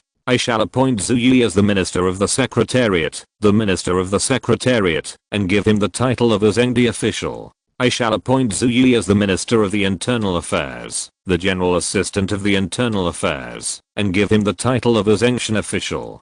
Qin Yu took the jade seal and stamped the 2 appointment letters with a red seal. "Your Majesty, Zhu Yi, kowtows to thank you for your grace. May our king live forever." Zhu Yi knelt down respectfully, and then the official on the stage slowly walked down with a tray. On the tray are 2 sets of official uniforms, 2 jade pendants symbolizing status, and 2 appointment letters. Officials are divided into 4 grades: heaven, earth, black, and yellow. In addition, there are 2 grades, regular and subordinate. Officials of heaven grade all wear red robes with red phoenix patches embroidered on them. Officials of earth grade all wear brown robes with unicorn patches embroidered on them. Officials of black grade all wear blue robes with crane patches embroidered on them. Officials of yellow grade all wear green robes with green bad patches embroidered on them. Officials of heaven and earth grade hold red and yellow jade orders, while officials of black and yellow grade hold blue and green jade orders. Qin Yu stood on the white jade platform. His eyes swept over the people below the stage, and then his eyes stopped on an old man. "Appoint C2 as the Minister of the Ministry of Revenue, and appoint him as a regular official. C2, the elder of the tribe, has worked diligently for the tribe all his life. Now he is 60 years old, and his achievements are visible to all people. For this reason, I grant you, bathe in vitality, and return to your prime. Your Majesty, I bow to thank you for your grace, and may my king live forever." C2 trembled with excitement and knelt down. As soon as the voice fell, Qin Yu used his consciousness to activate the king's cauldron, simulating the power of all things in it into the power of spring rain, and instilled it into C2's body. The people around looked up and saw a green ball of power filled with rich vitality gushing out of the king's cauldron and rushing towards C2's body. In the blink of an eye, his grey hair and beard gradually turned black, his old and hunched body gradually straightened, and his originally old face became heroic and radiant. C2 looked at his own changes with shocked eyes. He instantly felt that his life, which was originally less than a few years, became strong. It was like an illusion. He felt that he could live at least another 20 or 30 years, as if everything had returned to the age of early 30s. Looking at the excited C2, Qin Yu understood his mood at the moment very well. C2 took the tray handed over by the official. On the tray, there was a set of official uniforms, a yellow jade order, and an appointment letter with a red seal. Qin Yu retracted his gaze, then raised the jade seal, and stamped the next appointment letter. Confer Kishi the title of Minister of Justice, and an official of the official rank of Zengdi. After the voice fell, Kishi hurriedly walked out of the crowd, and knelt down in front of him, with a solemn and serious expression. Since the dragon tribe enacted the law, Kishi has strictly enforced the law, and there has not been a single unjust case during this period. Kishi, the position of Minister of the Ministry of Justice is none other than you. Your Majesty, I, Kishi, kowtow to thank you for your grace, and may our king live forever. The official walked down with the tray. Confer Yunhuan the title of Minister of the Ministry of Works, and give him the title of a Zengdi official. Confer Yantu the title of Minister of the Ministry of Rights, and give him the title of a Zengdi official. Confer Yuming the title of Minister of the Ministry of War, and give him the title of a Zengdi official. Confer Li the title of Minister of Personnel, and give him the title of a Zengdi official. Since then, the 6 ministries, the Ministry of Internal Affairs, the Secretariat, and 8 other departments have all been conferred. As for the remaining official positions within the departments, they will need to be filled in later, and will be conferred today. Confer Ya the title of Grand Marshal of the Military Affairs Council, and give him the title of a Kangshan official. Confer Yao Zan the title of Tingli of the Dragon and Tiger Palace, and give him the title of a Kandi official. Chapter 267, Conferring Titles on All Officials. Court Meeting. Appoint Ying Shao as the Commander-in-Chief of the Yinghui Yuan, and give him the title of a regular official. Appoint Jiang Yu as the Deputy Commander-in-Chief of the Yinghui Yuan, and give him the title of a junior official. Jiang Yu was the original leader of the scout team, Xiaoluo. After the release of the 100 family surnames, he took Jiang as his surname, and called himself Jiang Yu. As the appointment letters were all sent out, the atmosphere of the scene reached its peak. Qin Yu's speech speed increased, and his hands kept moving. The appointment letters that were stamped with the red seal by the jade seal became heavy as if they suddenly had a soul. Qin Yu did not appoint anyone to the National Academy of Personnel among the 5 academies, and he took the position himself. One reason was that there was no suitable candidate, and the only suitable person, Zhu Yi, had already held 2 important positions. Second, Qin Yu kept a hand in this department that could override the Ministry of Personnel and be promoted to an official. He swept his eyes downwards and then continued to appoint.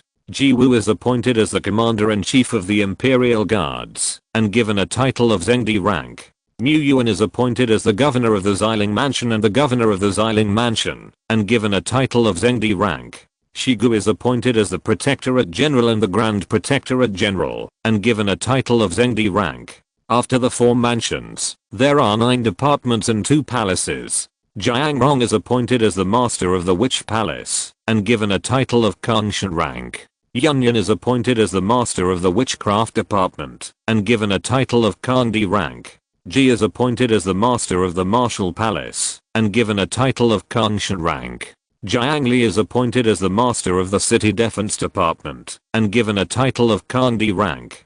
Huang Yu is appointed as the Master of the Military Equipment Department and given a title of Kandi rank. Yun Wu is appointed as the Master of the Construction Management Department and given a title of Kandi rank. The remaining departments are temporarily vacant and will be discussed the next day. Next are the local officials. Lin Shi is conferred the title of Zimu County Governor, and a conferred title of a Dipin official. Mu Hu is conferred the title of Bimu County Governor, and a conferred title of a Dipin official. Hu Pio is conferred the title of Panu County Governor, and a conferred title of a Zuan Pin official. The remaining officials are to be determined. If there are suitable candidates, you can write a letter of recommendation and submit it to the Zongshu Mansion. Qin Yu put the jade seal on a tray beside him. The conferment of hundreds of officials this time was considered to be over. Some of the military figures were conferred some honorary generals, receiving salaries and leading troops to fight in wartime. All those who are conferred wear official robes and enter the Jinluan Hall to discuss matters. The official shouted. Many officials changed into official uniforms holding jade orders in their hands, and began to follow Qin Yu towards the Jinluan Hall. In the Jinluan Hall, Qin Yu rolled up his white dragon robe and sat on the golden lacquered dragon carved throne. In short, the dragon chair. All officials enter the palace. With a loud shout, the officials who had been conferred titles before swarmed in and filled the hall. Greetings, great king, long live our king. After entering the golden throne hall, many officials shouted in unison and knelt down. All the nobles, stand up. Sitting on the dragon throne, Qin Yu's momentum was several times stronger than before. Every word and action, in the ears of all the officials, seemed to have an irresistible power. At the beginning of the establishment of the country, I and all the ministers should encourage each other. The time of our great kin is based on 24 hours a day. At 9 o'clock every day, all the ministers must come to the Jinluan Palace on time to participate in the morning court. You can enter the palace with the Jade Order. Most of the departments in the court must be established in the inner city. The most important thing at present is to urge the construction of the offices of various departments as soon as possible. The second is the recommendation of the subordinate officials of each department. Each department must be put into operation as soon as possible. I will give you 3 days. After 3 days, I will directly select the vacancies from the National Academy of Officials. Finally, how many garrisons are needed for each county, and town? The Military Affairs Council and the Ministry of War should hand me a charter as soon as possible. In less than 10 days, the enemies outside the domain will be transmitted to the border of our great kin. This matter is very urgent. Qin Yu glanced at the people in official robes below and said. Yuming was wearing a brown official robe with a unicorn patch embroidered on his chest and back. At this time, he looked like a senior official. Your Majesty, I have been stationed at the border for more than a month. I will not mention Dongshan County, but only the grassland. Muzhou has a flat terrain, and the distance between cities is quite far, so I suggest that the border of Muzhou should be mainly stationed with cavalry. We have very fast intelligence means between our cities, so the cavalry stationed in each city can achieve the effect of rapid support. Yuming, who had learned something from Qin Yu, could talk freely and make sense at this time. After Qin Yu listened to what Yuming said, his eyes were full of praise and he said, Yu Shangshu's proposal is good and can be adopted. The Dragon Cavalry Battalion currently has about 10,000 cavalry. 2,000 cavalry will be stationed in each of the 4 counties of Muzhou, and the remaining 2,000 will be stationed in Kyoto to support the surrounding 4 counties. I second the motion. Zhu Yi raised his hand and said. I also second the motion. Ya raised her hand and said. I also second the motion. Yuming raised his hand and said. The people in the hall spoke up one after another, all in an agreeing tone. Your Majesty, I suggest that we train more Thunder Copper Spear Army. Once this type of army is established, it will be extremely powerful and can defeat 10 enemies with one force. Secondly, this type of army can also be used as the main type of army to defend the city and is also very suitable for garrisoning the border. Ya was wearing a blood red official robe with the 9-tailed red phoenix embroidered on it. Her hair was combed into a high ponytail and she wore a jade crown. She looked heroic. In this era, when everyone has been through a lot, Ya has a rare and beautiful face, and her skin is a very healthy wheat color. She is also a martial artist, with an upright figure and slightly broad shoulders. She looks like a female hero recorded in ancient books. There is a sense of Huamulan. Although the proposal seems very ordinary in Qin Yu's eyes, if you think about it from the perspective of primitive people, this idea is already very amazing. Among primitive people, it is also a relatively outstanding reform idea. Qin Yu flicked his sleeves and chuckled. Yes, I'm thinking of increasing the number of Thunder Copper Spear Army to 30,000. The Ministry of War will be responsible for recruiting soldiers, and the Construction Management Department will be responsible for opening the training camp. Your Majesty, I obey your orders. Yuming bowed his hands. Your Majesty, I obey your orders. Yunwu bowed his hands.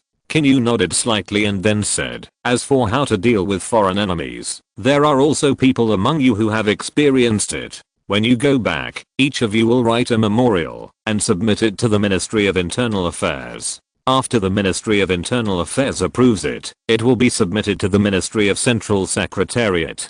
The Ministry of Internal Affairs has more power than the Prime Minister. In addition to handling memorials from all over the country, its main purpose is to share the pressure of the monarch and give advice to the monarch. The Ministry of Central Secretariat is equivalent to the monarch's office. All the staff in it are considered secretaries, and the Minister of Central Secretariat is the Secretary General. If there is a suitable candidate in the future, Qin Yu will replace the position of Minister of Central Secretariat with someone else. After all, Zhu Yi has approved it in the Ministry of Internal Affairs and submitted it to the Ministry of Central Secretariat. He is also the Secretary General of the Ministry of Central Secretariat. What is the difference between this and handing it over to himself? Alas, there is a shortage of civil servants. Chapter 268, Grand Guardian of the Ming Dynasty, Tiger Minister of Jiangdong. Today, at the founding ceremony, an assassin appeared, and he used iron arrows. Only the Muzio clan has black iron. Mu Yuan, I want to hear your opinion. The cold voice spread throughout the hall. Mu Yuan, wearing a brown Qilin robe, held up his sleeves and hurriedly walked out of the crowd, whispering, "This must be someone else framing my Muzio clan. Please investigate, my lord. This matter has absolutely nothing to do with my Muzio clan. I'm willing to take my head as a guarantee." Qin Yu glanced at the shadow head below and said, "Has the shadow guard caught anyone?" Reporting to the lord, today the population of Kyoto is large and the flow of people is chaotic. The shadow guard only found the assassin's murder weapon, which is a long wooden bow and 3 black iron arrows. The shadow head, wearing a tank snake suit, walked out of the crowd and raised his hand. The long wooden bows have never been circulated outside the army. I didn't expect that within a short period of time after the currency was issued, there would be corruption and private sale of military equipment. Kishi, has the criminal court discovered this before? Qin Yu shouted with anger. Kishi walked out from the crowd, clasped his hands and said, reporting to the king, "Since the army has weapons and the army has its own laws, the criminal law of the criminal court has not yet been instilled into the army, and there have been conflicts before. Investigate, hold my king's order, all the troops equipped with bows, the departments that make bows, and the departments that store them will be thoroughly investigated. From now on, any sharp weapon or armor must be marked with its destination. If there is any omission, the relevant people will be severely punished. Retreat." With the officials' loud shout, a group of officials began to walk out of the Golden Palace one after another. Retreating does not mean leaving get off work, but going to work in their respective departments. Qin Yu stood up from the dragon chair, feeling uncomfortable all over. He said to the official beside him, "Ask the Jinai Fang to make a simpler robe. This one is a little inconvenient. The sleeves and tails should be more slim." "I understand."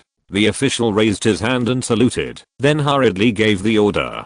Qin Yu walked out of the Jinluan Palace and came to the king's cauldron. When he founded the country and conferred titles on all officials, he faintly felt the changes in the king's cauldron. It was just that it was not easy to check at that time, so he planned to check it after the court meeting. Qin Yu's consciousness constructed the king's cauldron. The surrounding scene changed. The Golden Ocean, this is the power of all things. The Green River, this is the power of Futing. The Grey Lake, this is the power of slave beasts. The Black River Beach, this is the power of puppets. The Green River Beach, this is the power of spring rain. One kind of power of all things transformed from the power of faith in the king's cauldron itself, and the power of 4 totem laws. But at this time, there is one more. It was the power of golden dragons entwined with each other. Luck. Qin Yu suddenly had an explanation in his heart. I didn't expect that the king's cauldron could gather luck. How can this luck be used? Could it be that the golden energy shield before was the power of luck that automatically protected the master? Just when Qin Yu was puzzled, a series of explanations appeared in his mind, making him instantly understand the use of it. The power of luck can increase comprehension and improve the speed of cultivation. The second is to increase people's cultivation qualifications. The third is to ward off evil and disperse ghosts. The fourth is to protect the master. All officials with official positions in the Qin state will have national luck added to them when they encounter danger, forming a shield to resist attacks. The higher the official position, the stronger the national luck that can be mobilized. As the king of a country, Qin Yu can even actively mobilize luck to suppress villains within the country. This king's cauldron is indeed the top quality item at present. After a long time, Qin Yu couldn't help but sigh. Hint, a new character pool has been added to the civilization Qianqi, which can be checked at any time. Hey? The sudden reminder startled Qin Yu. Can I draw a character? Qin Yu hurriedly turned around and ran to the Golden Palace. Even the newly added abilities of the King's Cauldron were not so attractive. After returning to the Golden Palace, Qin Yu dispersed the people in the palace. With a move of consciousness, the surrounding scene changed in a trance. It was still the familiar lush cliff bank. In front of it was a waterfall thousands of feet high, majestic. Under the waterfall, there were originally only 2 pools, one gold and one grey. Now there is another white pool. Character pool. Introduction. The winner's gold coin has a higher probability of drawing a warrior, and the loser's gold coin has a higher probability of drawing a scholar.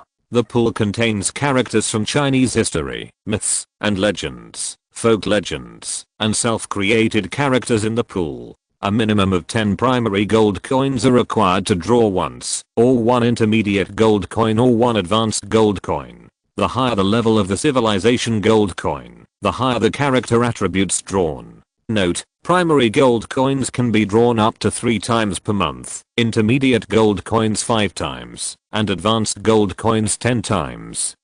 Can only primary gold coins be drawn 3 times? Qin Yu looked at the light screen above and was stunned. It seems that he can't brush the character. Primary gold coins are the easiest to obtain.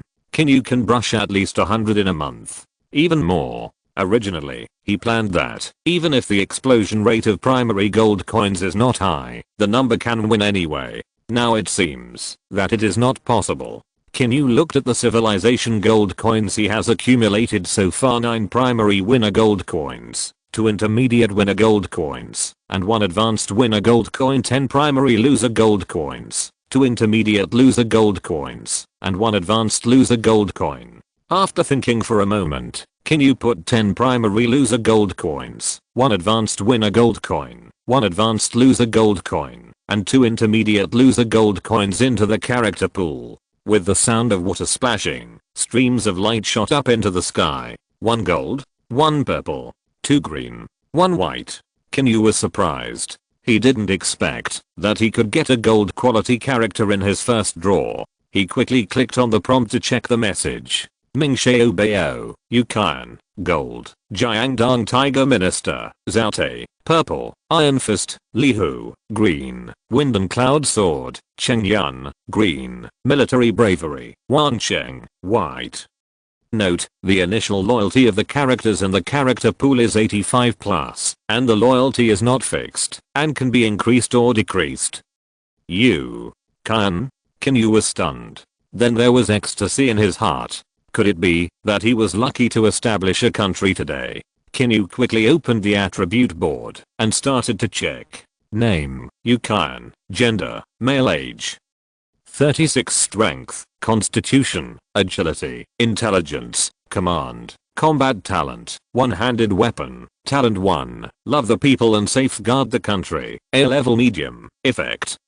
Respected by the people, can help the country in times of crisis, increase the public sentiment of the country by 50%. Talent 2, Confucian general of the country, A level superior, effect. Can stabilize the country with culture and defend the country with martial arts, increase the effect of issuing decrees by 100%, and increase the development speed of various regions by 50%. Talent 3, Pure Heart, A level medium, effect. Loyal to the emperor and patriotic, open and above board, reduce treacherous officials in the court and the country by 80%.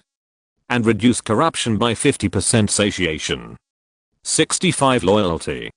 85. I have something to do today, brothers. 1 update, and make up for it when I have time. Sorry. Chapter 269. General Fenway, loyal, brave and sharp. 2 chapters in 1.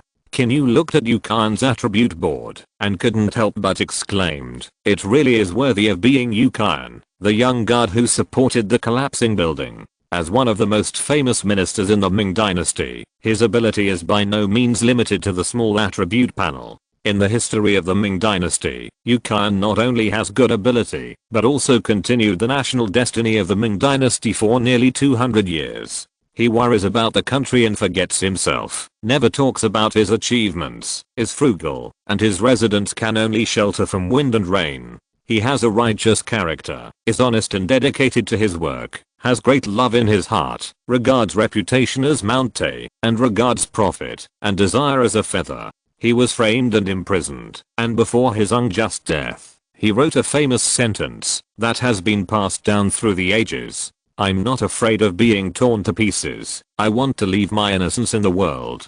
Perhaps an emperor who likes to hear false flattery, or perhaps an emperor who likes everything to go his way, will hate such an upright person. Needless to say, it must be a tyrant.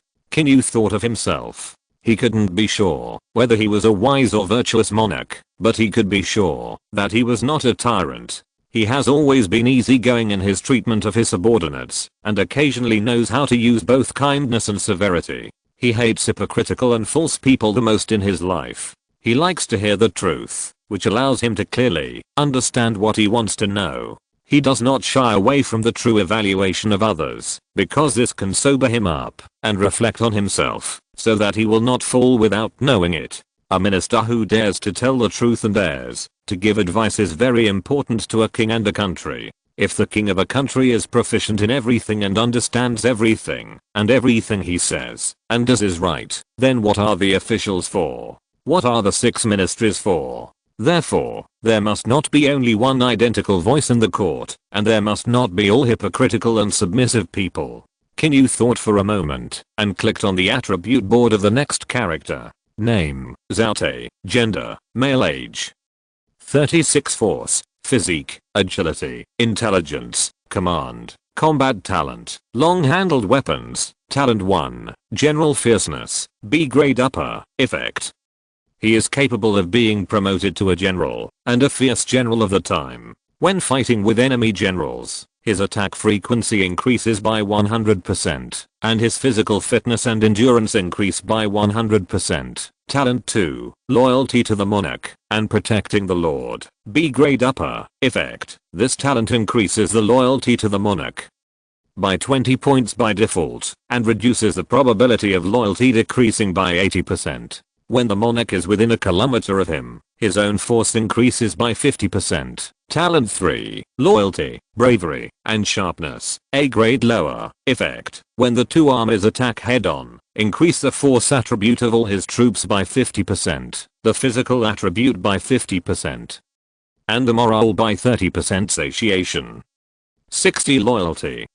85 Zaute, a powerful official in Jiangdong, was also known as Yuping. His greatest characteristic was his loyalty and bravery. He fought bravely for the state of Wu, loyally defended his master many times, and had many military exploits. It is said that in order to commend Zaute, Sun Quan specially forged a sword and gave it to Zaute, named Yuping Sword. He served as the governor of Hanzhong, the general of Fenwei, and was granted the title of Marquis of Lingyang. Just looking at his achievements, we can see that Zaute is also a rare general. There are wise generals who make plans and attack the enemy with their best troops. There are brave generals who are brave and have extraordinary courage. There are great generals who command thousands of troops and march and arrange battle formations. There are fierce generals who are good at fighting and lead the army to charge. Zaute is an excellent fierce general who can lead the army to charge and kill the enemy. Look at his 3 talents.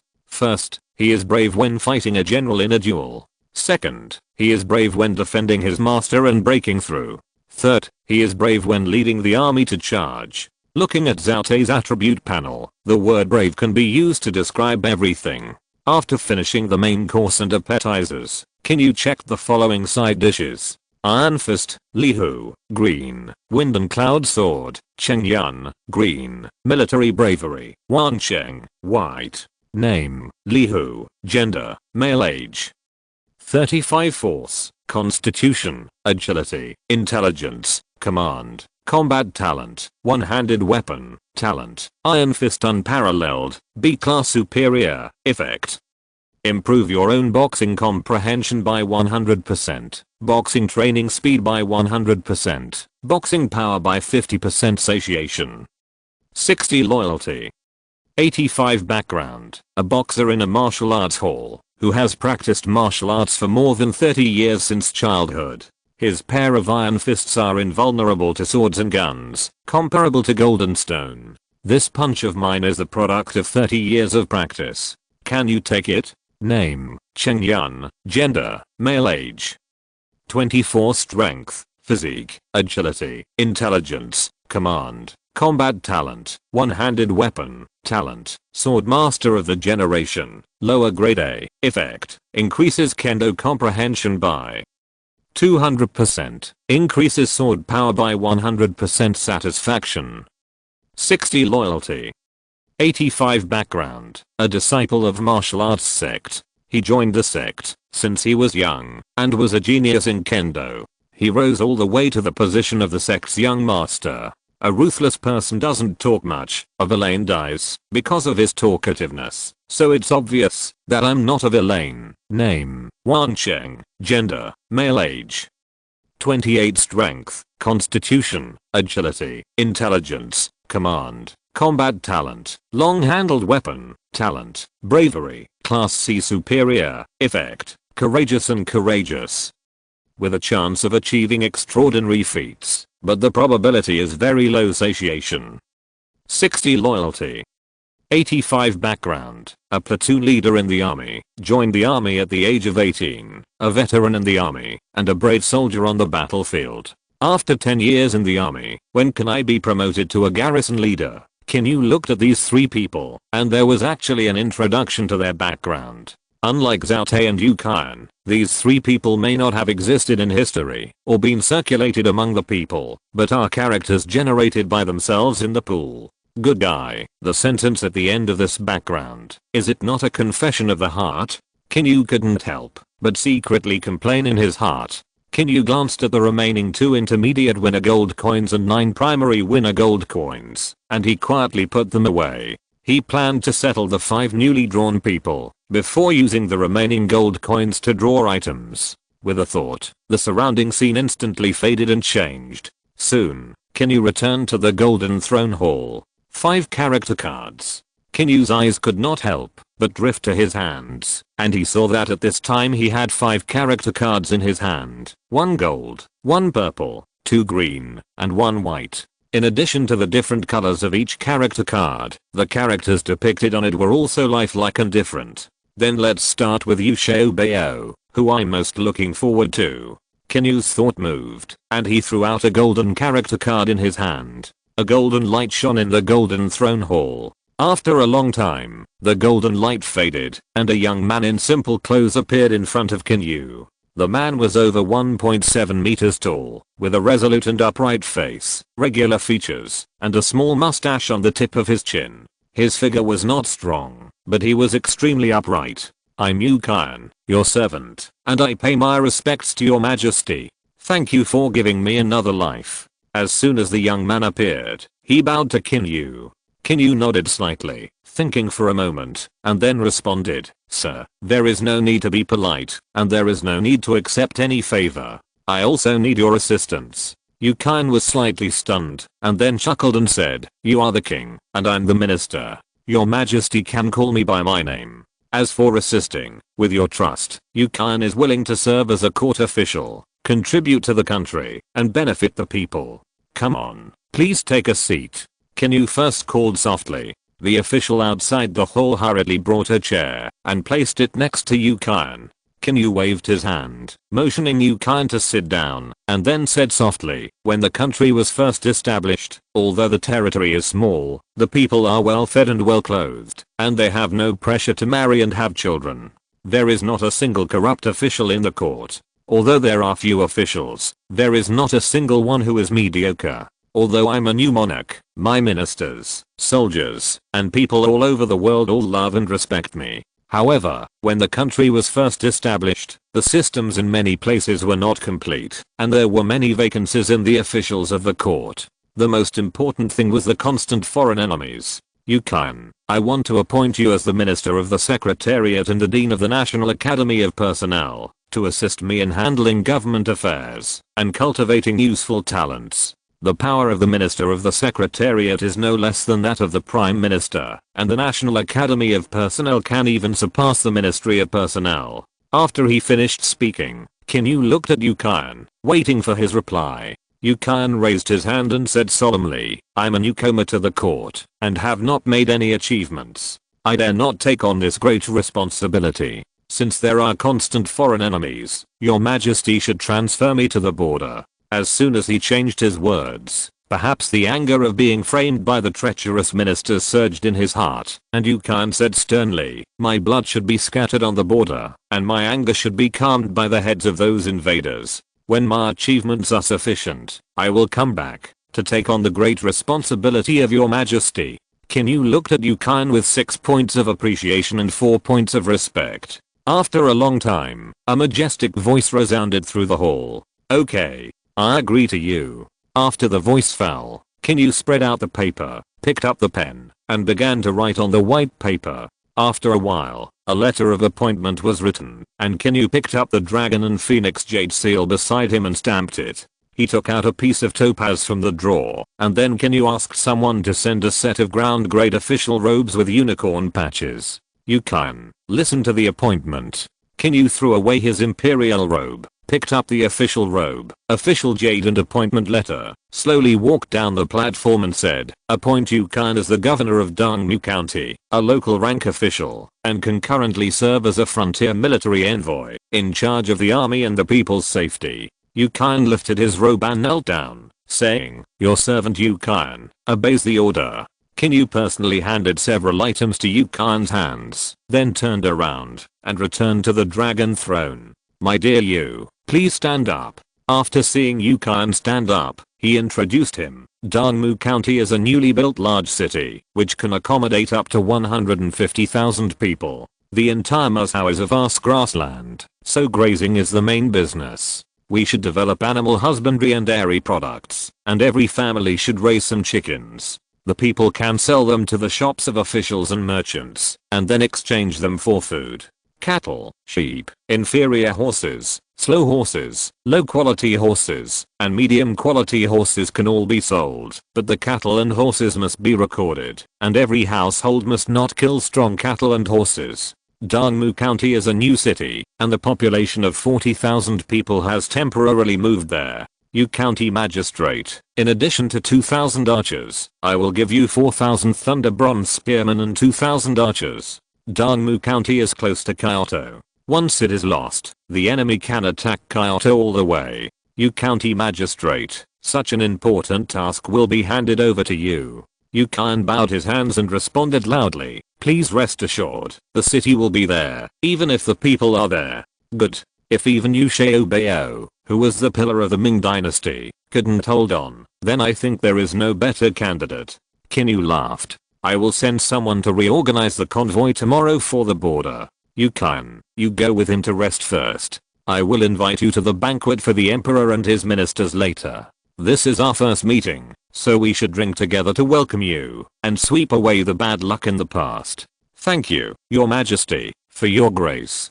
To be honest, I can't wait. I haven't had a good drink for a long time. Ha ha ha. After that, the official took Yukian out of the Jinluan Palace and found a small courtyard nearby to rest. In the Jinluan Palace, Qin Yu thought about it and wrote another appointment letter, then threw the purple character card in his hand forward. A purple light instantly shone from the dome and fell into the palace. After a while, the light dissipated and a figure slowly appeared. It was a strong man, tall and strong, with a fierce face and a brave aura. Wearing an iron shoulder armor, the bulging muscles of his arms make people wonder what kind of power is contained in it. He has a yapping knife on his waist, a steel spear in his hand, and his straight legs are wearing dark green cloth pants. Your servant, Zaute, greets the king. The strong man clasped his hands and knelt on one knee. His strong voice echoed in the hall. Yapping, stand up quickly. Qin Yu smiled casually.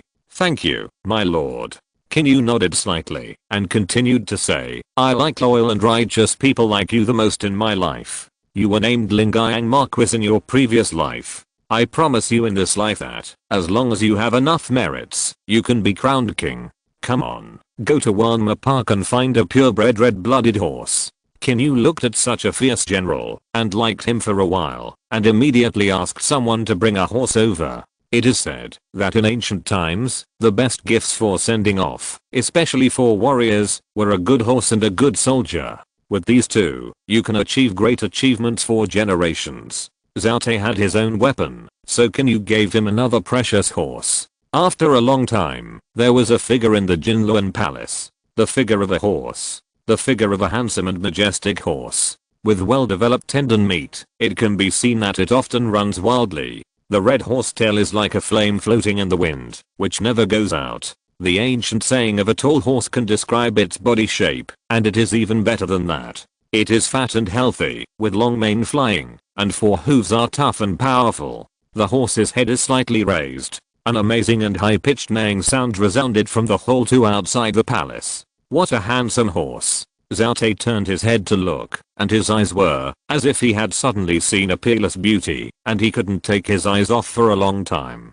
The red skin and hair make the red blood horse look particularly handsome, as if it is the god of fire descending to earth, and every time it runs, it is like a ball of red flames floating. Yupping, a horse is worthy of a hero. This horse is too precious to be obtained. It is a treasure in the world. I will give it to you. 4,000 words, 2 in 1. Chapter 270, Lily Patrol Hall, checking files, 2 in 1. Your Majesty, I thank you for the gift of the horse. Zhao Te clasped his hands together and said with great joy. Haha, isn't it a pity that such a good horse is not worthy of a hero? Yapping could run 2 laps outside the palace. Qin Yu shook his sleeves and laughed. I'd rather obey your command than be respectful.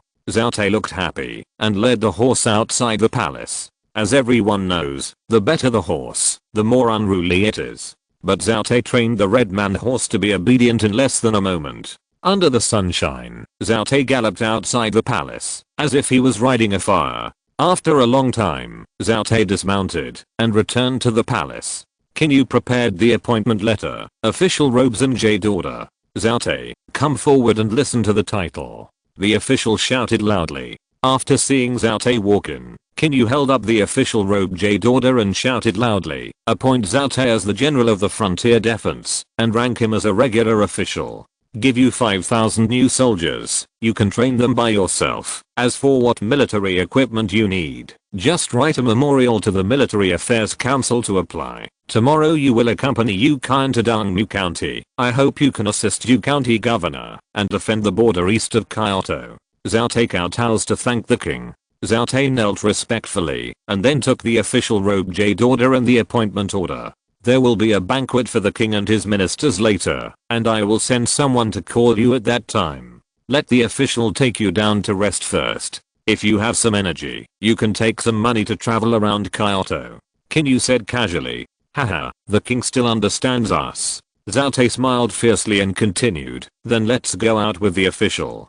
Qin Yu flicked the sleeves of his dragon robe and waved his hand, indicating, go ahead. After Zhao Te left, Qin Yu threw away the remaining 3 character cards in his hand, 2 green and 1 white. Not long after, 3 dazzling lights shone from the dome into the golden palace. 2 of them were green and 1 was white. A moment later, 3 figures appeared in front of Qin Yu. One of them was naked from the waist, wearing cloth pants on the lower body, with a pair of arms with extremely developed muscles, and a pair of fists that looked 2 times larger than ordinary people. If it was just a matter of whether the body was strong or not, I'm afraid Zhao Te couldn't compare. This was a man with a rough face. I think it was the Iron Fist, Li Hu. The second one was wearing a white brocade robe, with a long sword on his waist, and his long hair was tied up by a jade crown. He had a slender figure, a gentle and elegant face, and looked quite romantic. This was Feng Iron Sword, Cheng Yun.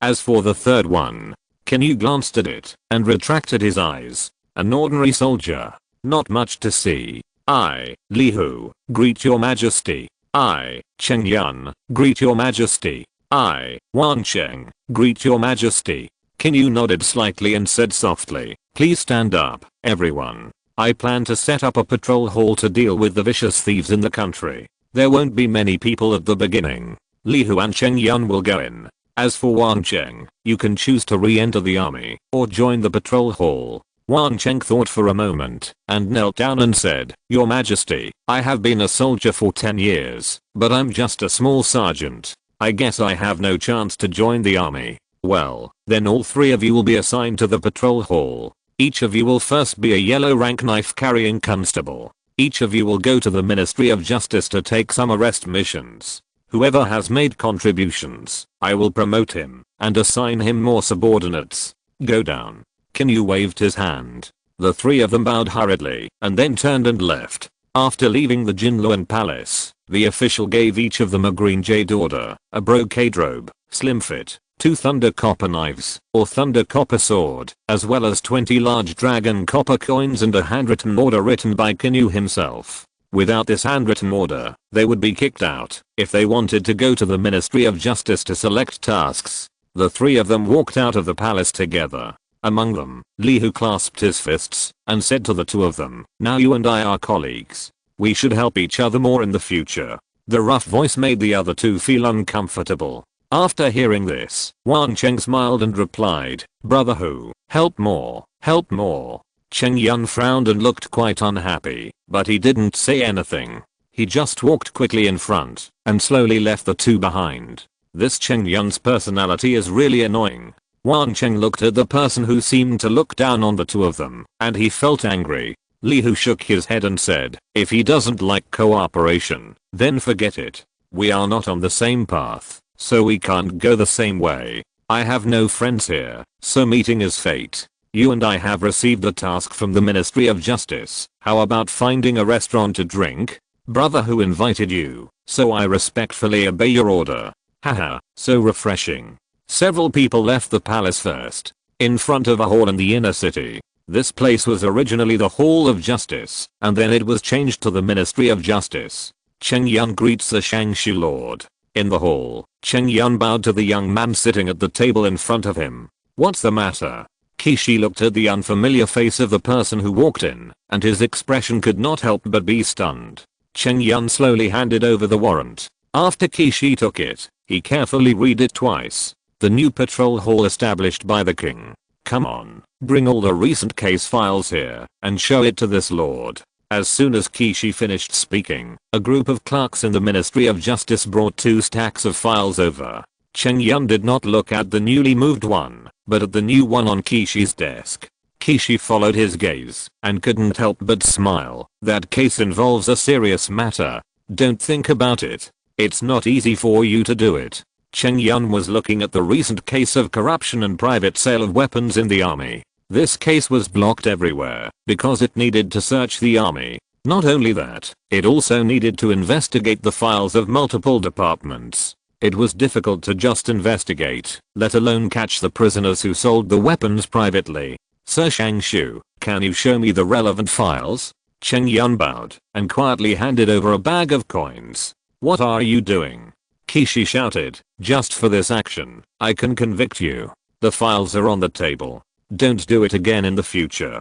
Cheng Yun smiled embarrassedly, took back the things, and began to check the files on the table. He sat there for a full hour. Later, Li Hu and Wang Cheng each took a task of a small size and left, and neither side paid attention to each other. After Li Hu and the other man left, Cheng Yun asked for some more relevant files and read them for nearly half an hour. "No. This is not right." Cheng Yun's handsome face instantly showed a hint of joy. The sudden shout startled Kishi, who was standing nearby. He looked in the direction of Cheng Yun and thought, could it be that this kid has discovered some clues? He stood up and walked over, asking in a deep voice, "What's wrong?" Cheng Yun took out a roll of paper and handed it to Kishi, saying, "Look, sir, the army's reports of damage only appear after the war. This, and this. A total of 6 reports of damage."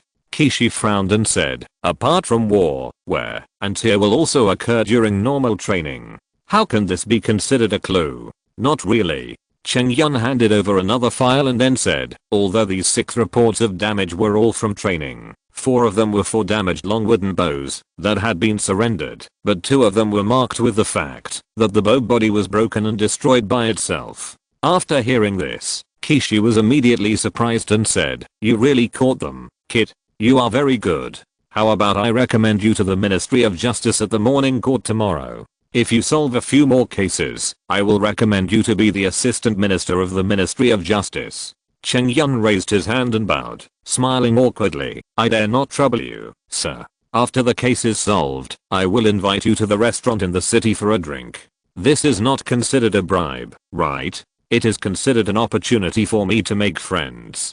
Kishi nodded slightly and looked at Cheng Yun with a strange look, saying, but, you are very strange. Unlike the people in the tribe. They are not as smart as you, not as patient as you, not as good at making friends as you, and even their words are different. Sir Shangshu is exaggerating. Let me look through the files again, and outline the clues of the whole day, and then we can start to arrest people. Cheng Yun bowed, and continued to look through the files on the table. After a long time, Cheng Yun sorted out a whole clue. Please look, sir. Cheng Yun handed Kishi a piece of information that he had just recorded. 6th Battalion, 3rd General 2nd City, 22 villages. There is no more detailed record of who it is. The time is about 4 days ago. The military camp is in the west of the city. Sir, when will we arrest them? Cheng Yun raised his head and asked softly. Now, Kishi said in a deep voice. All members of the 1st Law Enforcement Team gather. The destination is the West City military camp. Set off.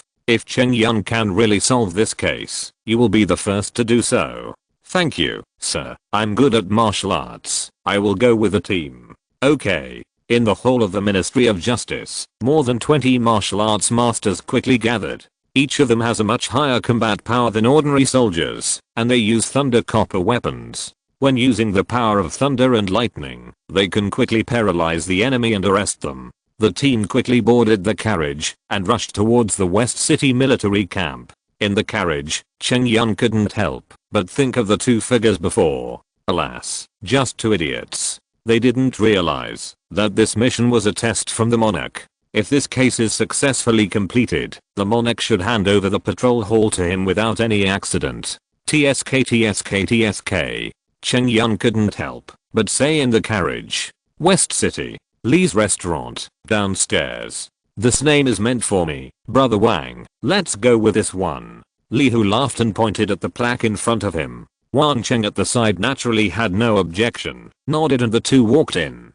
Boss, what kind of wine do you have? The two found a table and sat down, and Li Hu started to buzz. This loud voice instantly attracted the attention of everyone in the restaurant. Seeing that the two were dressed unusually, like officials, they quickly retracted their gazes. After all, the criminal court had previously arrested lawbreakers in Kyoto, and its fierceness and majesty had already penetrated into the hearts of the people, and they had a vague feeling of fear. The shopkeeper was in his early 40s, but he looked like an old man in his 50s or 60s. With his sharp eyes, he immediately realized that these two were either soldiers or court officials. He hurried over to greet them and said with a wry smile, "You two have come to the right place. The wine in our store is the most complete on the whole street. There are sweet and delicious rice wine, mellow and spicy fragrant white wine, fragrant and aftertaste white wine, and throat-soothing UI wine. How much is it?" Li Hu turned around and asked.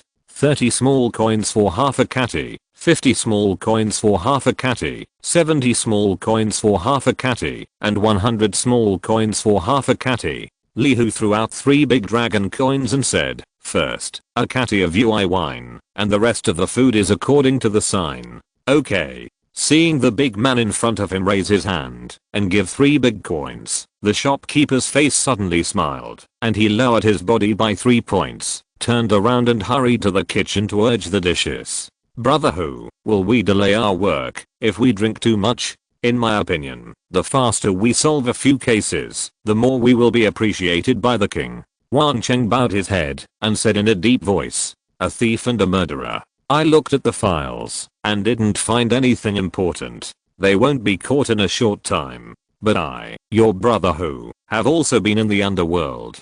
To get information, you have to go to a crowded place." Li Hu patted Wan Cheng on the back, signaling him to relax. After a while, the wine and food were on the table. The two began to eat and drink, laughing from time to time, attracting the attention of others. The palace, in a quiet and elegant courtyard. There is a pond with flowing water, a stone bridge standing on the pond, and a stone table of medium sizes placed in the pavilion next to it. There are more than a dozen delicious dishes on the table, with various aromas and flavors. Several bottles of fine wine and jade bottles are placed on the edge of the table. I'm Yu Qian. Yu Qian, who was brought by the official, saw a strong man dressed as a general sitting at the table at this time, and he greeted him. I'm Zhaote, Yu Qian Xiao. The king mentioned you to me. From now on, we will work together. Nice to meet you, Zhaote said with a hearty smile. Yu Qian nodded slightly and sat on the other side. After a while, Qin Yu changed into a more fitted dragon robe and came quietly. I've kept you waiting for a long time. Qin Yu chuckled and sat in the main seat. Your Majesty, you made us wait for so long. I couldn't help but drink 2 sips. This wine is really a treasure in the world. Yu Qian raised his hand and pointed to the jade pot on the table and praised. Of course, the craftsmanship and consumption of this wine are the most expensive. The output is not much, and it does not flow into the market. If you like it, I will have someone bring you a few bottles tomorrow. Qin Yu waved his hand slightly, indicating that the two of them could eat. Then I won't be polite. I don't have many hobbies in this life, and wine is one of them. Ha ha ha. Yu Qian said without any politeness. Drinking is drinking, but when you arrive in Anmu County in the future, don't neglect official business, especially during wartime. Qin Yu took a little steamed egg with a spoon and tasted it slightly before speaking. Yu Qian waved his hand. I'm not a child, I still understand this. Qin Yu nodded slightly and pointed to Zhaote who was sitting on the right and said, this is a brave general. He will go to Dongmu County with you tomorrow.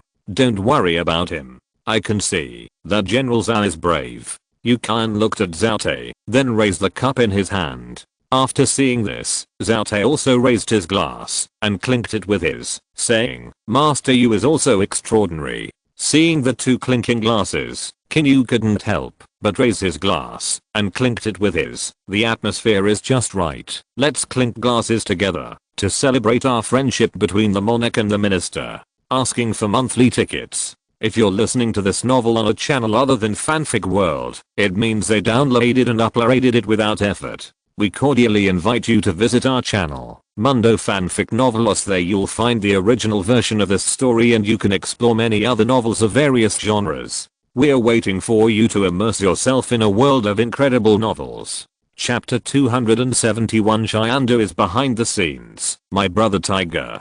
2 in 1. West City, military camp. The vast military camp is divided into dozens of camps of different sizes. In a corner of a camp, 2 soldiers were talking quietly. The Ministry of Justice is investigating the private sale of bows and soldiers recently. If you and I are caught, we will be beheaded. One of them said sternly in armor. The other was dressed as a soldier and was trembling and a little panicked, saying, Captain, I lost my life for a meal. Alas, I regret it.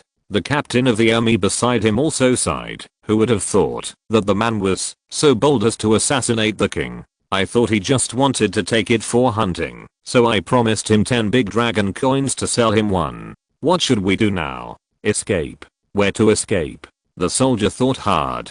The captain thought for a long time and finally sighed. Old Zoo, here are 10 big dragon coins. Take them with you and buy some things before anything happens, then leave the city and escape to other tribes. The soldier shook his head and said, Captain, you want me to take the responsibility alone, but have you ever thought about it? Even if a small soldier like me takes the responsibility, will others believe it? The military equipment recorded in the files was not written by me. The captain was speechless for a moment and finally gritted his teeth and said, we will change shifts tomorrow afternoon. Let's take the opportunity to go together. More people mean more companions on the road. Just when the two of them made up their minds, a soldier looked around. Seeing this, the captain walked over and said in a deep voice, if you are not going to training, why are you looking around? The soldier was stunned and looked back and said, Captain, the captain said that someone from the Ministry of Justice is here to call for all the people in the 22nd village to gather. The captain rolled his eyes, thought for a moment, and immediately exclaimed, ouch. Then he held his stomach and pretended to say, wait for me for a moment. I'm afraid the porridge I had this morning was left overnight. Ouch, it hurts. After that, the head of the garrison held his stomach and turned to leave. It's too late now. Let's change clothes and escape from the side camp. Buy some food and run. We are going into Dongshan. The grassland is not safe, the head of the garrison said quickly, and then pulled the soldier away from the side door. At the entrance of the military camp, Kishi brought Chen Yun and more than 20 members of the law enforcement team of the criminal hall to wait here. The captain was there to accompany him, and the captain was anxious to gather the soldiers of the 22nd garrison. After a long time, there were 51 soldiers in the 22nd garrison, and 49 were actually there. 2 people are missing. Chen Yun's face changed. Where did those 2 go? Catch them quickly. I can guarantee with my head that the criminals who sold the archers privately are these 2 people. Chen Yun shouted. The captain on the side said with a little displeasure, who are you? Why are you sure? HMPH, I'm telling you, General, if you can't catch the soldiers who sell those privately under your command, you, as the captain, will not only be fired, but also held responsible. Chen Yun said sternly. As soon as he heard this, the captain's face suddenly changed, and he quickly issued an order to catch the 2 people who were not present. Go back and inform people to set up an ambush at each city gate. Don't let the thief run away. Kishi gave an order, and while he had people go back to arrange it, he took people to track him. Chen Yun asked around, and after learning the names and identities of the 2 people and the news that they had escaped from the side door, he hurriedly picked up his sword to chase them. After all, it was related to his future career, and he had to fight hard. He chased them all the way from the side door where the 2 escaped, and walked into the street along the military camp. He had excellent eyesight, and saw 2 figures running away in a hurry 100 meters away at a glance. Seeing the crowd around him, which limited his speed, he held the Feng'an sword in his hand, and used his Qinggong to jump back and forth between the houses on both sides. Don't run, thief. Fleeing for fear of crime is aggravated. The large number of people from the criminal law enforcement team following Chen Yun shouted in the back. Chen Yun silently used his Qinggong to chase him from behind. Damn it, don't run away to wait for being caught and beheaded. A bunch of beasts. The village chief moved his legs quickly, cursing and urging his accomplice to run faster. Oh my god. Village chief, the kid behind us can fly over the eaves and walls, and he is about to catch up with us. The accomplice looked back and saw that the godlike man jumped 4 or 5 meters high with his legs and was immediately surprised. The village chief turned sideways and saw that, as his accomplice said, the man was flying over the eaves and walls and was not blocked by the crowd at all. You go and block him. The village chief pushed the soldier to the ground with a sideways push and then ran alone. The soldier was stunned when he saw the village chief, who was his companion just now, pushing him towards the law enforcement team. He turned around and saw the godlike man coming with a sword. He had no choice but to draw his sword and slash at him fiercely. Chen Yun's eyes turned cold, and the Feng'an sword in his hand instantly swung at a tricky angle. The swift sword move slashed at the soldier in front. Pa. Ah. The sound of a sword falling to the ground was accompanied by a cry of pain. The soldier's tendons were instantly cut by the sword blade, and blood flowed out. He covered his bleeding arm, and sweat dripped from his forehead.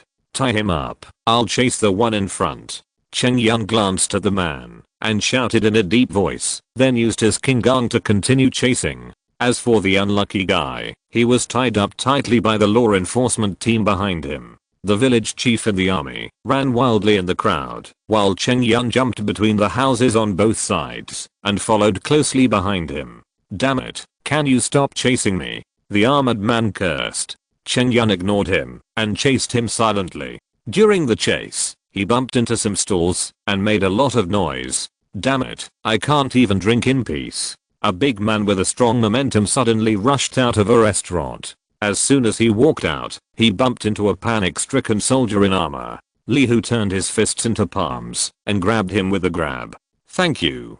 Chen Yun walked over, bowed, and then grabbed the village chief. Li Hu's expression changed, and he pulled the village chief back to avoid Chen Yun's grab. Chen Yun narrowed his eyes and asked, "What do you mean? We are both from the patrol hall. This man is similar to the criminal in my mission. He is very suspicious, so I can't hand him over to you." Li Hu shook his head and said, with a hint of mockery in his expression.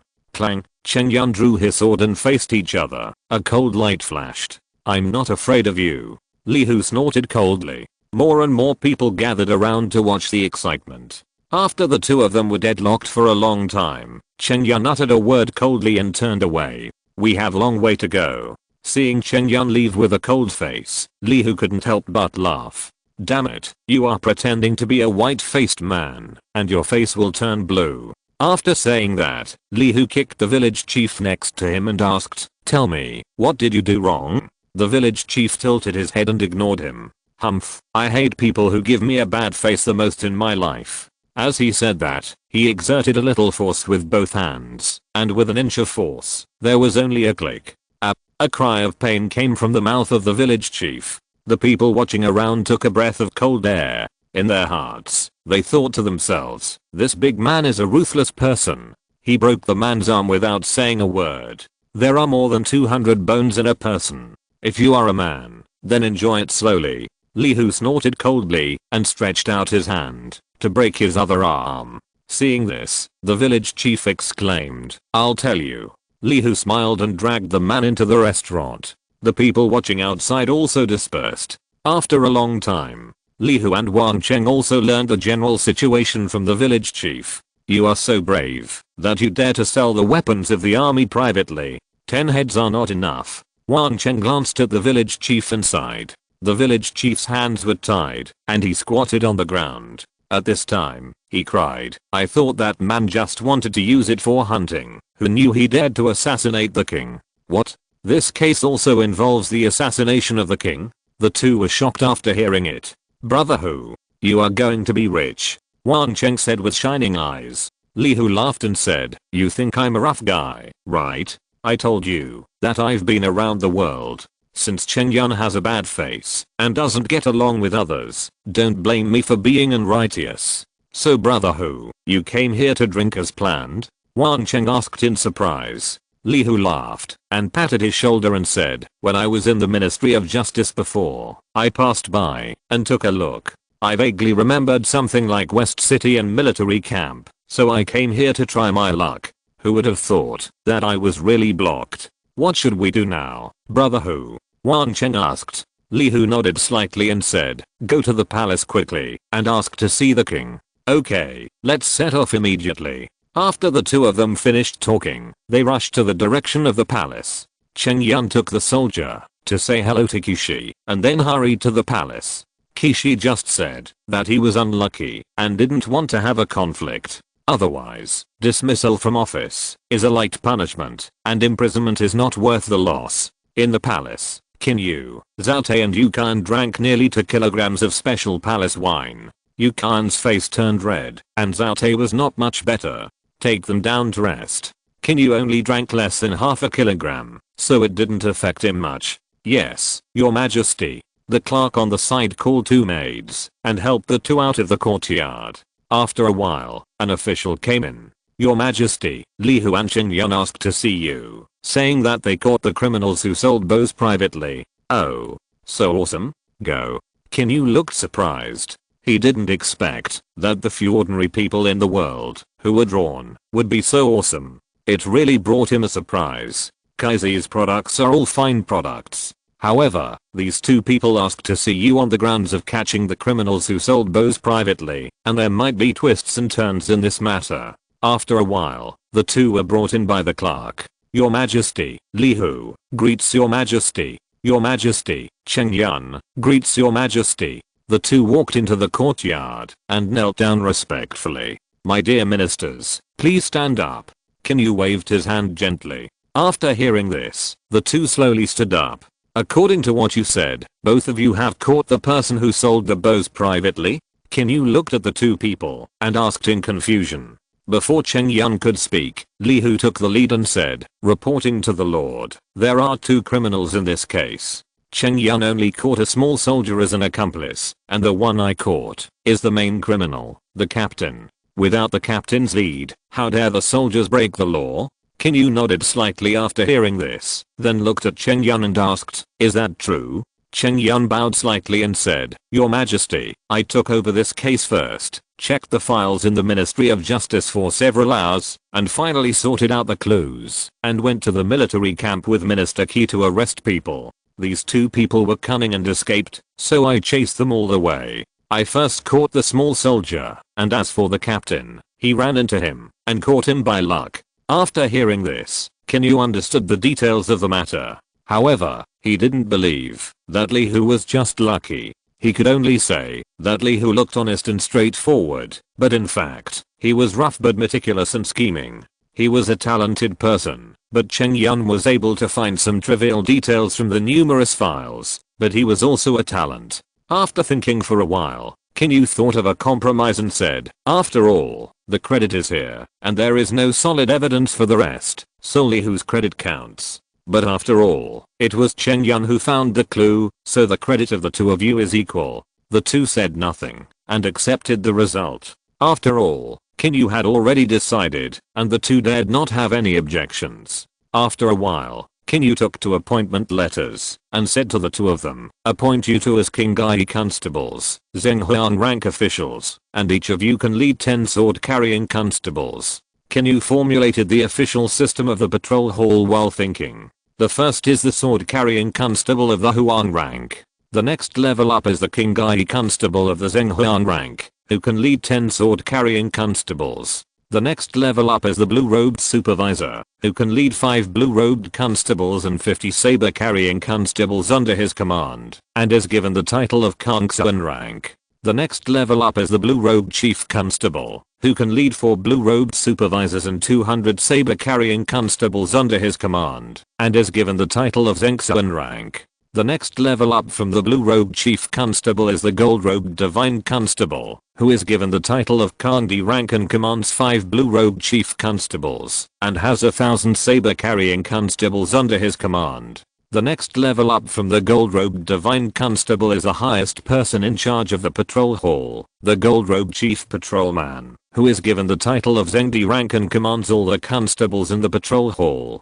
This is a department that specializes in handling various domestic cases. The patrol hall has the right to handle all thefts, assassinations, and crimes. The powers and responsibilities of the Shadow Guard Court are to investigate intelligence, military secrets, and monitor all officials. They have the power to execute officials who rebel, embezzle, or even behave improperly without prior notice. The Ministry of Justice has more cases that are not evil but illegal, and secondly, there are some more serious cases that need to be repeatedly tried. Li Hu and Cheng Yun were each promoted to the Qinghai captain of the Zhenghuan rank. One was happy and the other was depressed. Cheng Yun couldn't help but curse Li Hu in his heart for being a man without morals. If Li Hu hadn't robbed him of his credit today, he would definitely not only be promoted to a Zhenghuan rank official. Li Hu was happy that he was also appreciated by the Lord, and he also prevented the patrol hall from being controlled by Cheng Yun. At the same time, he also admired his luck. I didn't expect that I would catch a criminal in a big case by chance. It's really the sky that is hanging the curtain for my brother Hu. Chapter 272, End of the War-Free Period, 2-in-1. Your Majesty, the interrogation results are out. The chief of the two was the mastermind, and the soldier was only an accomplice. The person who bought the archer was a thin man with a pointed face and monkey cheeks. I have sent the shadow guards to search the whole city, and I believe there will be results soon. The shadow chief stood aside and narrated respectfully.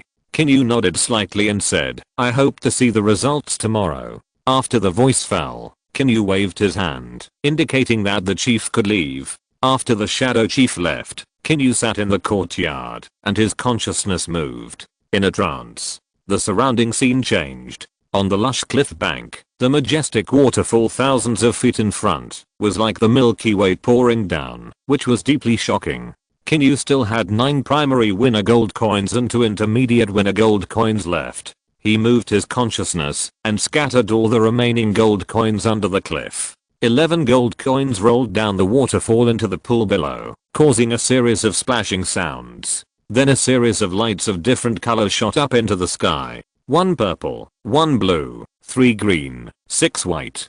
Qin Yu clicked on the prompt and ignored the white items and looked at the others. You consume 1 intermediate winner's gold coin and get the item Fire Camp X1. Purple quality, you consume 1 intermediate winner's gold coin, and get the item Misty Fog X1. Blue quality, you consume 1 primary winner's gold coin, and get the building theater X1. Green quality, you consume 1 primary winner's gold coin, and get the weapon Qin Bow X1. Green quality, you consume 1 primary winner's gold coin, and get the item primary military book X1. Green quality, of the 11 items, only 5 are relatively valuable, and Qin Yu began to look at them one by one. Fire Camp can be used on enemy camps within 1,000 meters, summoning a ball of fire rain, and any camps less than 100 meters away will be engulfed in fire.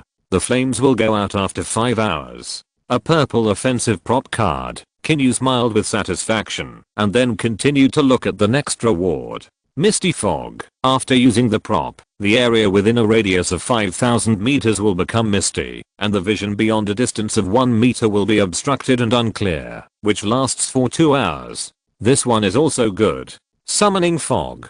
There are many uses and purposes, especially in a headwind battle, or delaying time, blocking the enemy's march, etc. It can also be used for ambush battles. Qin Yu put it away with satisfaction, and then looked at the remaining items. Theater House. Learning opera in this building has the effect of increasing the efficiency of opera learning by 100%. It contains more than a dozen opera books. Listening to opera in this building has the effect of relaxing the mind and making the body and mind happy. Qin Bow. A top grade treasure bow. The bow body is made of iron, and its bowstring is made of the best and toughest rhinoceros tendon. The bow can reach a force of 6 stones, and it can even shoot through the city wall when pulled to a full moon. Primary military book. After using it, the target will enter the state of understanding the art of war. After the understanding is over, it may increase the command attribute or awaken the talent related to command. An entertainment building, a magic bow, and a prop for understanding the art of war.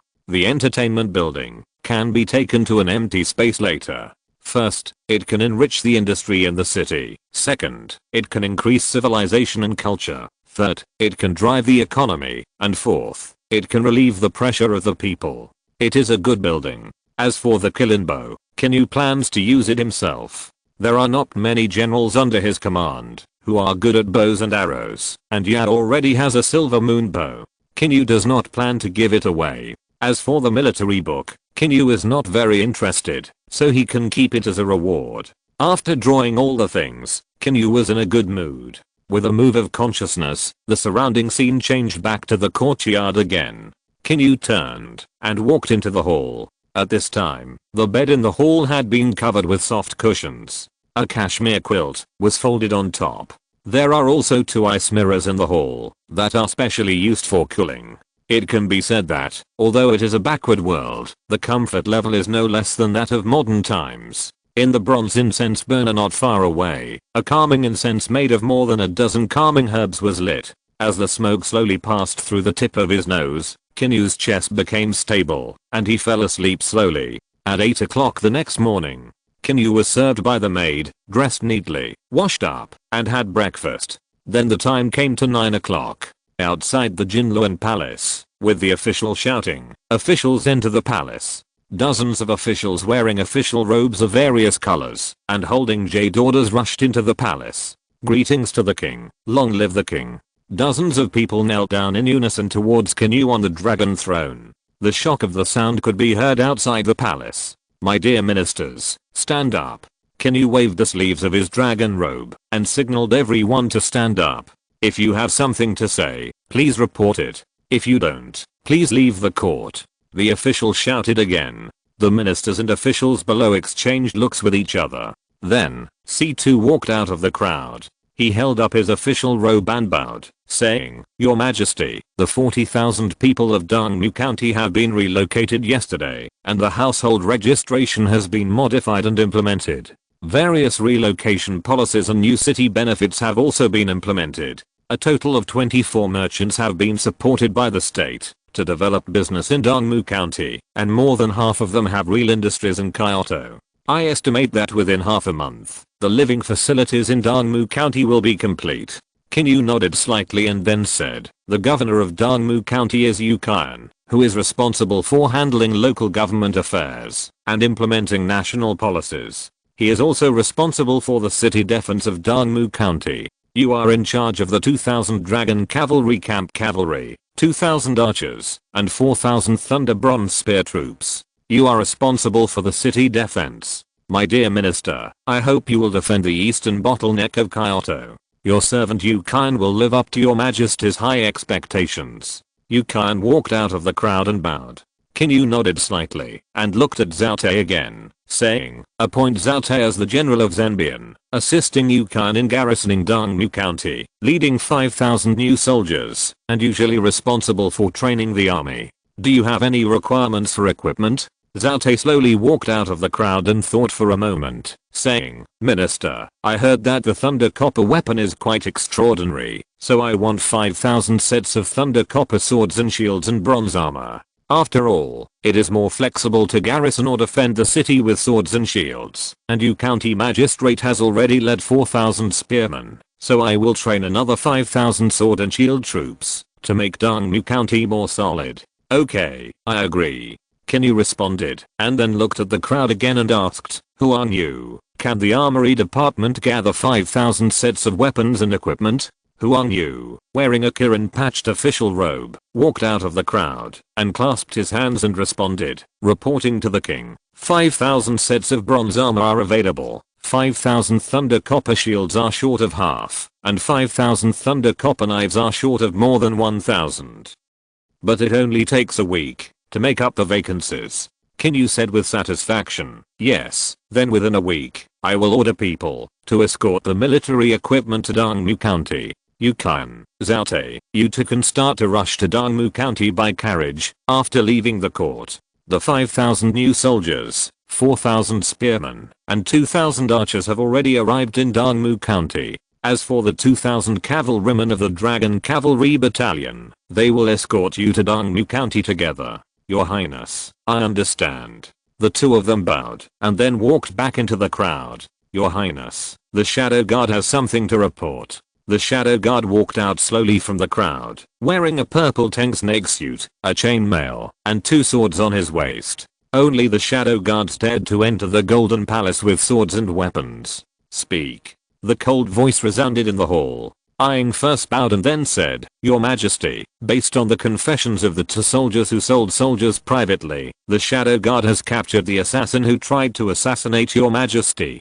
After severe torture, the assassin finally revealed his purpose. He was from the Lihuo tribe, a former affiliated tribe of the Multi-sequential clan. He connected with the forces of the Western Days, forged iron arrows, and secretly communicated with the army in an attempt to assassinate Your Majesty, in order to frame the Multi-sequential clan and cause civil strife in our Qin state. Wow, the truth was revealed, and there was an uproar in the hall. Mu Yuan was also furious. He walked out of the crowd, held up his sleeves and said, Thank you, Lord. Thank you, Commander-in-Chief, for clearing my name. Qin Yu nodded slightly and smiled. I have always been open-minded. I will not easily kill any loyal minister without real evidence. Qin Yu waved his hand to signal the others to leave, and then shouted, Gee, listen to my orders. I order you to lead 800 wolf riders and 1,000 giant beast riders to the Lihuo tribe immediately, assassinate the king, frame loyal ministers, and sentence the entire tribe to death. I obey your orders. G, wearing a bronze double crotch armor, walked out of the crowd with a dignified manner, bowed his hands in response, and then turned and walked out of the hall. Many people in the hall took a breath of cold air. The crime of genocide. The Lihuo tribe is afraid that all 400 people will be wiped out. Nearly 2,000 cavalrymen, well equipped, poured out from the west gate of Kyoto. The terrifying momentum swept across the grassland. Wherever the cavalry passed, dust and fog filled the air, and strong winds blew. The wild grass was frightened by the momentum, and crouched down without showing its head. Nearly 2,000 cavalrymen crossed a distance of 100 miles in half a day, and arrived at the tribe of the Lihuo tribe. At this time, the Lihuo tribe had not moved to the town. The chief of the Lihuo tribe was shocked when he saw the aggressive cavalry outside the tribe. He suppressed the fear on his face, thinking about how to deal with it, while speculating on the purpose of this team of cavalry. Could it be that the plan to assassinate the chief of the dragon tribe was exposed? My lords. My lords. What's the meaning of this? The old face of the chief of the Lihuo tribe was full of doubts and panic, and he asked with a group of tribal warriors. Ji snorted coldly. Then the fine iron horse lance in his hand instantly pierced out. Puff. The huge horse lance instantly pierced through the chest of the chief of the Lihuo tribe. He spit out blood and slowly fell to the ground, and the Lihuo tribe warriors around him were shocked. Kill. Leave no one alive. Ji didn't say a word and directly issued an order to massacre. The power of nearly 2,000 beast cavalrymen was no joke.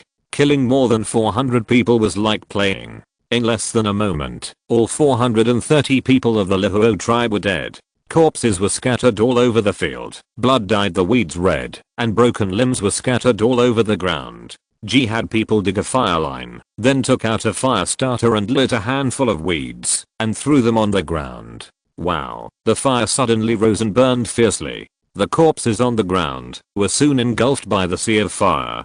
Ji turned over and rode on the black wolf, saying coldly, "The order is fulfilled, withdraw the troops." As soon as the voice fell, he lightly clamped the wolf's belly, turned around and ran away. Nearly 2,000 cavalrymen followed him. At the same time, the Lihuo tribe colluded with the Western Days to assassinate the king at a terrifying speed in the territory of Dakin. The news that more than 430 people from the Lihuo tribe were killed slowly spread to many towns. For a time, the tribes that had just joined it suddenly became much more low-key. The tribes that were originally dissatisfied with the distribution also became honest instantly. There was no way, they had to be honest. With the previous experience, the whole tribe was directly exterminated for being dishonest. No one dared to have any small thoughts, let alone make any false accusations for the sake of territory and distribution. Once it was found out, the consequences would not be something that any tribe could afford.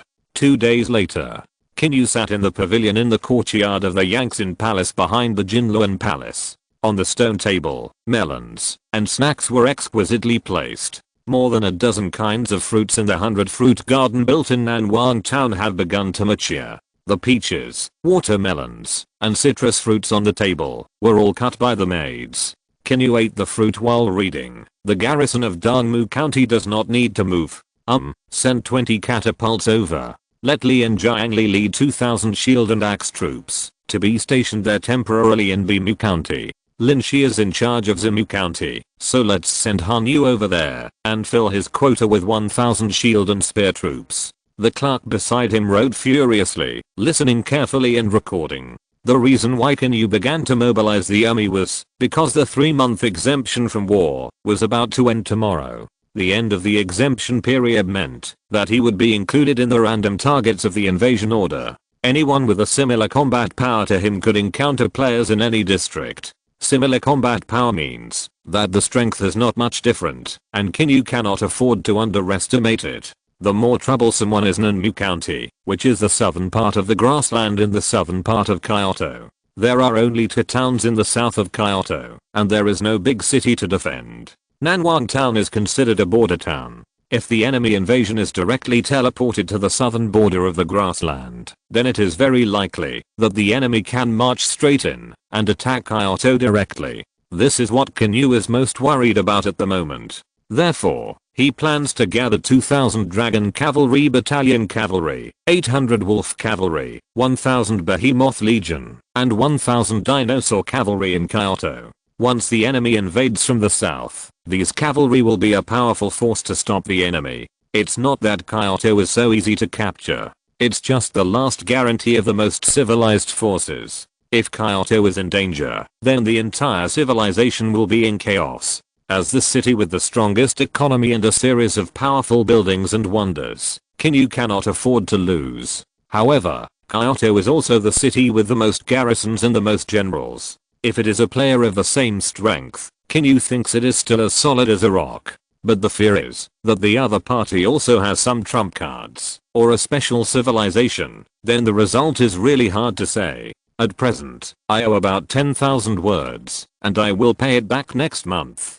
Chapter 273 A huge battle. Invaders are coming. The next day at noon. In the courtyard of the Yangtze Palace. Reporting to the Lord, the troops recruited from various places have arrived at their destination. Inside the pavilion, the clerk stood aside and reported respectfully. Qin Yu waved his hand slightly after hearing this, indicating that the clerk could leave. After the clerk left, Qin Yu silently opened the system panel. He saw the light curtain floating in front of him in vain. Countdown to the end of the free battle card, 1 hour. It seems that I haven't paid attention to other players for a long time. Qin Yu silently opened the leaderboard. First place, Scarlet Flame Civilization / rank silver / number of games. 72 / win rate. 75% combat power. 390,800 / Lord of Civilization, Jian Yan. Second place, Knight Civilization / rank silver / number of games. 61 / win rate. 70% combat power. 356,000 / Lord of Civilization, Yi Liner. Third place, Iron Blood Civilization / rank silver / number of games. 62 / win rate. 68% combat power. 338,000 / Lord of Civilization, Zhao Xiao Wu. Fourth place, Secret Ninja Civilization / rank silver / number of games. 56 / win rate. 68% combat power. 319,000 / Lord of Civilization, Takeda Ichiryu. Fifth place, Martial Arts Civilization / rank silver / number of games. 50 / win rate. 69% combat power.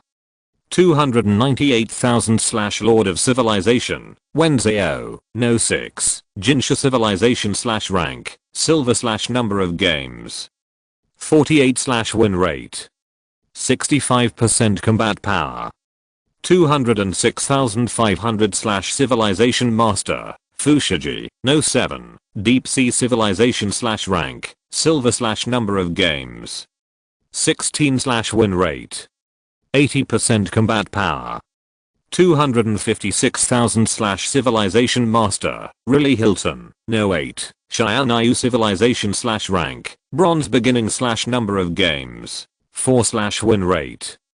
100% / Civilization combat power. 368,000 / Civilization Master, Qin Yu. Qin Yu looked at the rankings and was stunned.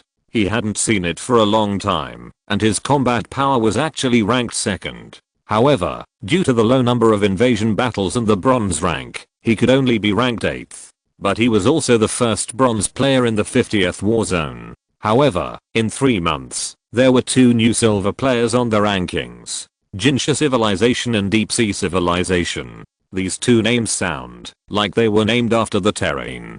It is estimated that there may be a special civilization or a world with extraordinary power. After all, the civilization of a player who can stand out from the vast sea of people must not be simple. Qin Yu silently opened the friend channel. Wow, there are quite a lot of messages. Qin Yu just thought it was too noisy, so he turned on the do not disturb mode. As a result, there were nearly 99 plus messages. When he opened it, Qin Yu quickly filtered out the messages and was too lazy to read the unimportant ones.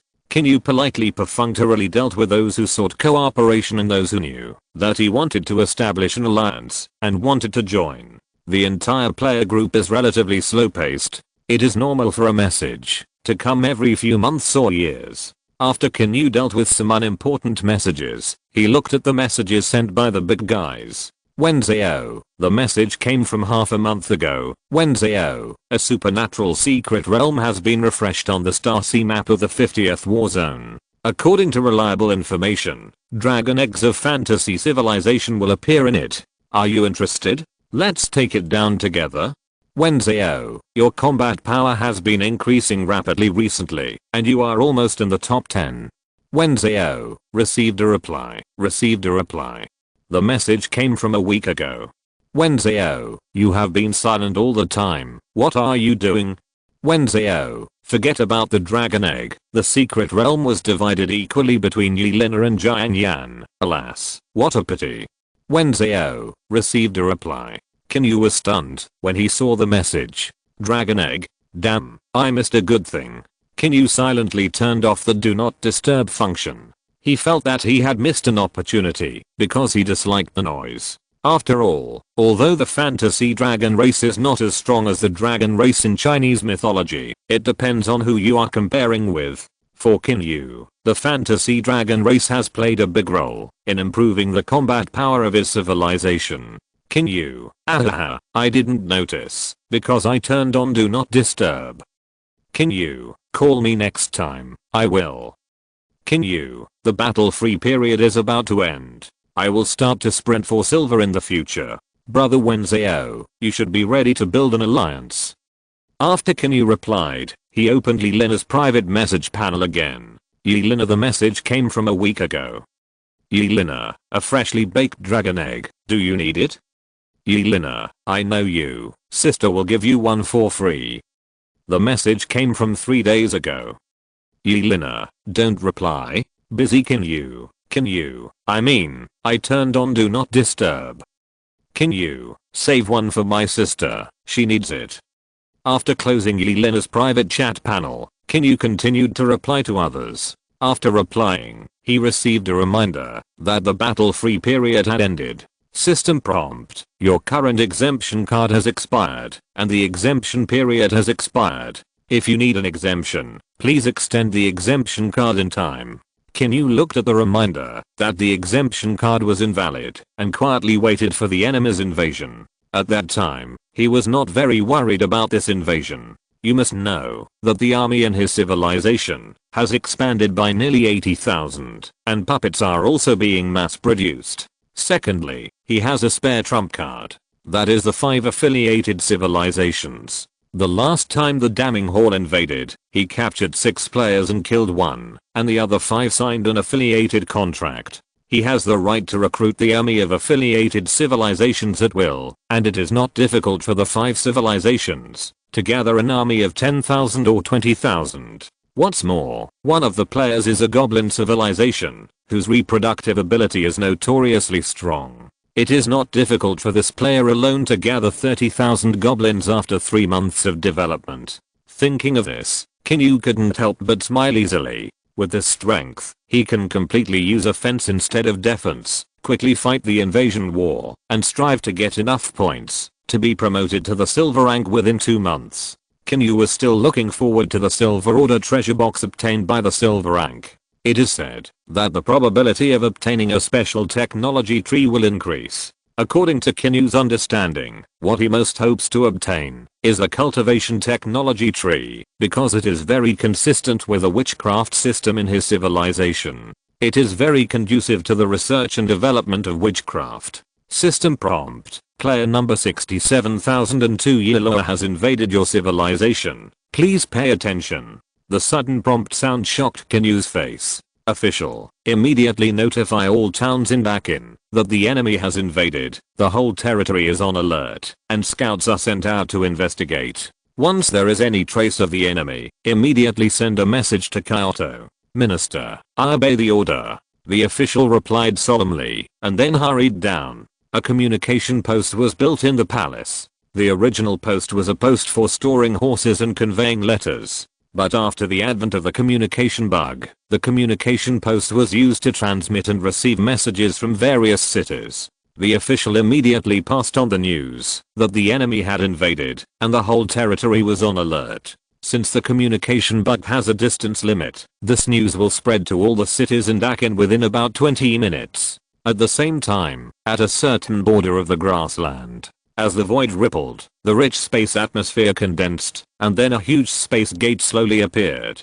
The first person to walk out of the gate was a man riding a tall horse, equipped with knight plate armor all over his body, and even his face was covered with a mask. This is a group of noble knights with superb swordsmanship and strong individual strength. Not only is their military discipline strict and their movements are uniform, but the overall momentum is also like a sudden dark cloud that makes people feel extremely depressed. The noble knights walked out of a full 1,500 knights. Each of them is an iron plate armor heavy cavalry. These 1,500 knights are about nearly 200 noble descendants. They have received knight training since childhood, and each of them is an elite. The remaining more than 1,000 knights are also elite knights trained by nobles led by nobles. with excellent equipment. This is an army that can fight 1 against 100. After this knight group walked out of the space gate, bursts of shocking hooves were heard inside the space gate. Griffins with lion-like bodies and powerful and majestic wings slowly walked out.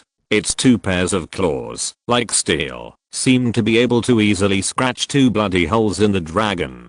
These griffins were actually equipped with leather saddles, and on the leather saddles rode a kind of humanoid creature. They were tall and handsome, wearing green plant clothes wrapped in leather armor, and their facial skin was as white as snow. Although they looked like humans, the most special thing about them was that their ears were pointed and long. But this made them more beautiful and different. It was as if God had carefully created a species. They had a fine iron sword hanging from their waists and a wooden bow with a very long range on their backs. They were born rangers. They were good at shooting and close combat. They were agile and flexible, and had noble character. As the most satisfactory and perfect work of the creator, it was hard not to like them. There were no less than 500 wood elf griffin cavalrymen, and in the middle of the griffin cavalrymen was a man wearing a crown. The man looked like a half-elf, with both human and elf blood. Therefore, his appearance was equally handsome and impeccable. He was wearing a shining silver-white mithril armor, which showed his extraordinary status.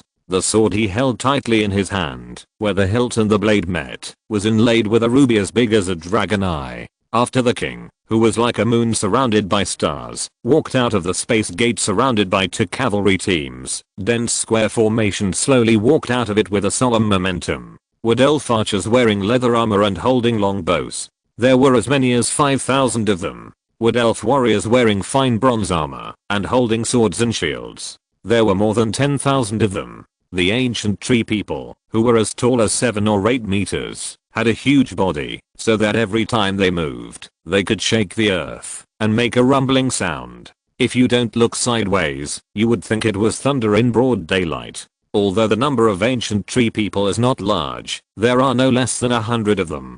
If it were just an ordinary human city wall, I'm afraid it would not be able to withstand these tree people for long. Because their dozens of flexible branches can send soldiers directly onto the city wall. Not only that, they can also throw bombs, stone bullets, rolling logs, and even barrels of kerosene. The tree people walked out of the space gate, and a moment later, ripples suddenly appeared in the space gate. The atmosphere of riot suddenly appeared, and then slowly stabilized. 2 ivory white spire buildings actually moved out of the space gate under the support of a magic vortex. This is the product created by a group of high elf wizards and scholars who dedicated their lives and piles of magic knowledge to it for centuries. The 2 magic defense towers are built at the huge intersection of the rushing magic vortex, making it stronger and more solid than any building, built purely with bricks and manpower. This tower can be seen from 10 miles away, like a white needle piercing the sky. It is so high that it can reach the sky. Anyone standing in front of it can only feel inferior to their own insignificance and worship its grandeur. Maybe its attack power is not so terrifying, but its defense power is absolutely indestructible.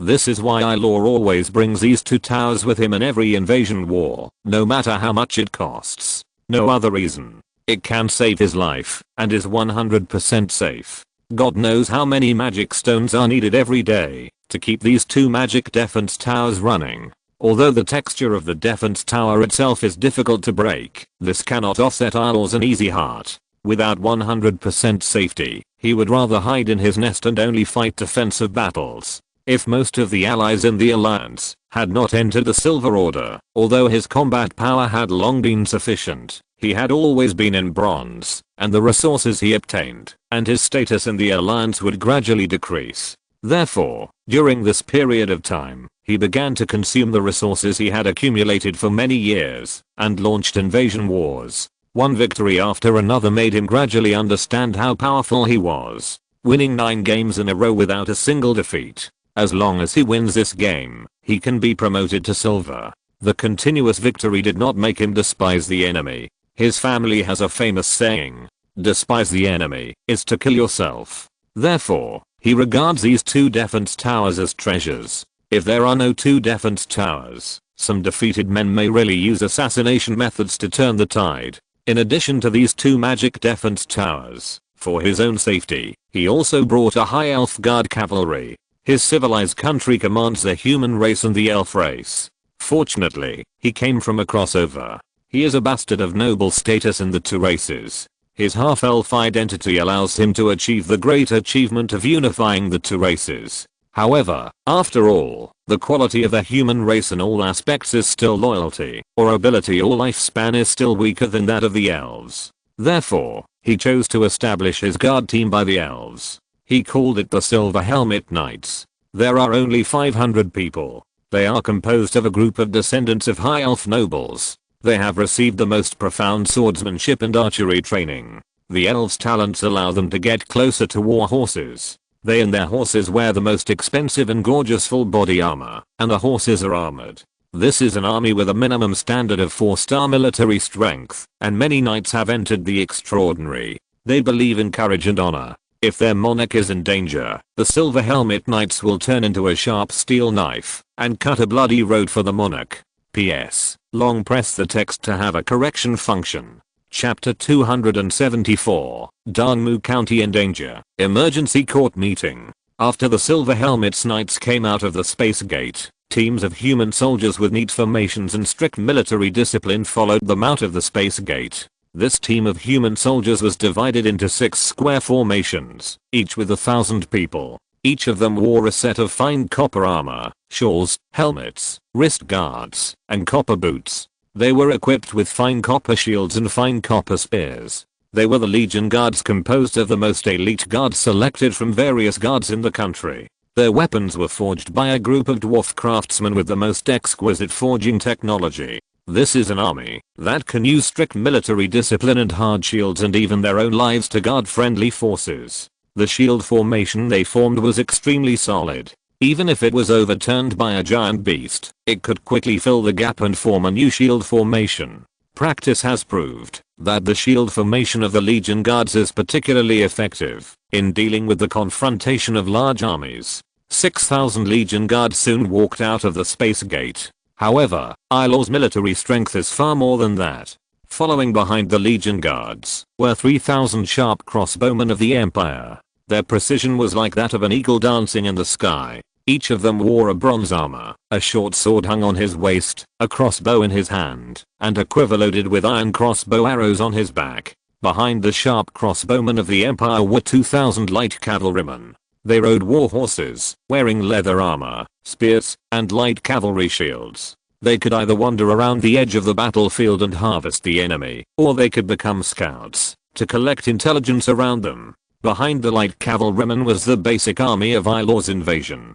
To put it bluntly, it was a cannon fodder unit. The 2nd Infantry Legion of the Empire. Each person wore a piece of leather armor or bronze armor, holding a long spear or a long spear, with a total number of 15,000. The 3rd Infantry Legion of the Empire. Each person wore a piece of leather armor or bronze armor, held a square wooden shield in the left hand, and held a bronze short sword in the right hand, with a total number of 10,000. The Imperial Supply Brigade. Each of them is a reserve or temporary conscript, each wearing a piece of cloth, holding a stick or a farm tool, and those who are better off may have a spear or a dagger. The Imperial Supply Brigade has a total of 5,000 people, responsible for transporting food, armaments, food for the army, feeding and cooking horses, etc. The total number of troops for this invasion by Ilor is close to 60,000. And more than half of them are elite troops, so he is still confident about this invasion. 2 ivory white spires went straight into the sky and slowly moved to the position predicted by Ilor under the support of the magic vortex.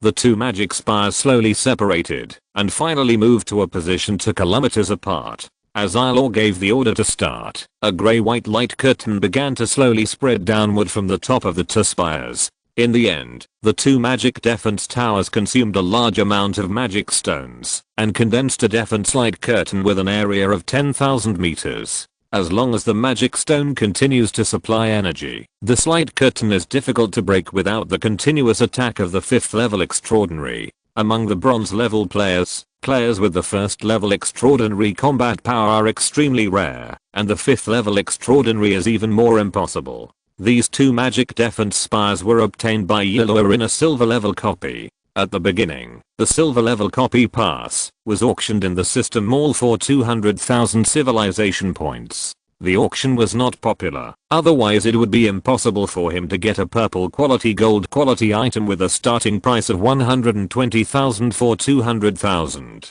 However, although this thing is of high quality and abnormal defensibility, the main reason why he got it is because its consumption is too abnormal. If it weren't for the fact that his civilization is an extraordinary world and 3 magic stone veins have been discovered in it, he couldn't afford the consumption of this magic spire. Judging from the current consumption of the light curtain covering a radius of 10,000 meters, if it is open for 24 hours, the effect every day may not be less than nearly 1 million magic stones. Even Law, who owns 3 magic stone mines, cannot afford such consumption. Therefore, his purpose is only to ensure a safe environment, to build the army's camp. After the establishment plan is completed, the protection range of the magic spire's light curtain will shrink. If it only covers the tower body, then the daily consumption is only thousands of magic stones. Under the ivory white magic spire, Law, wearing a crown and silver shining mithril armor, is holding the king's sword and commanding the various legions to march and deploy.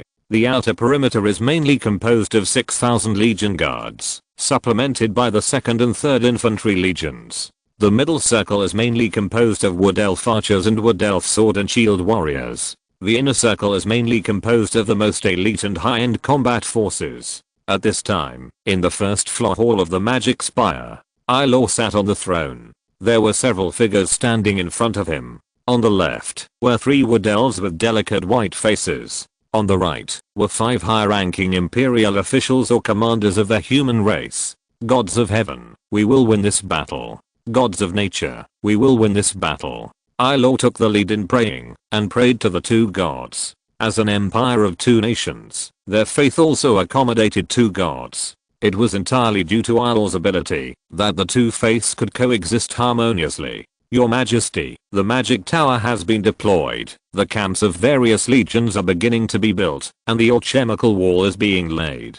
It is estimated that these goals will be completed in 12 hours. Law sat on the throne, listening to the ministers below reporting the progress, while stroking the red jade on the hilt that looked like a dragon's eye. Let Baron Leighton take the light cavalry to patrol the surroundings. I want to know the location of the enemy city nearby. Warn that kid on my behalf. Stay calm before the war officially starts. The human minister on the side leaned forward slightly and said, "As you wish, my most respected king."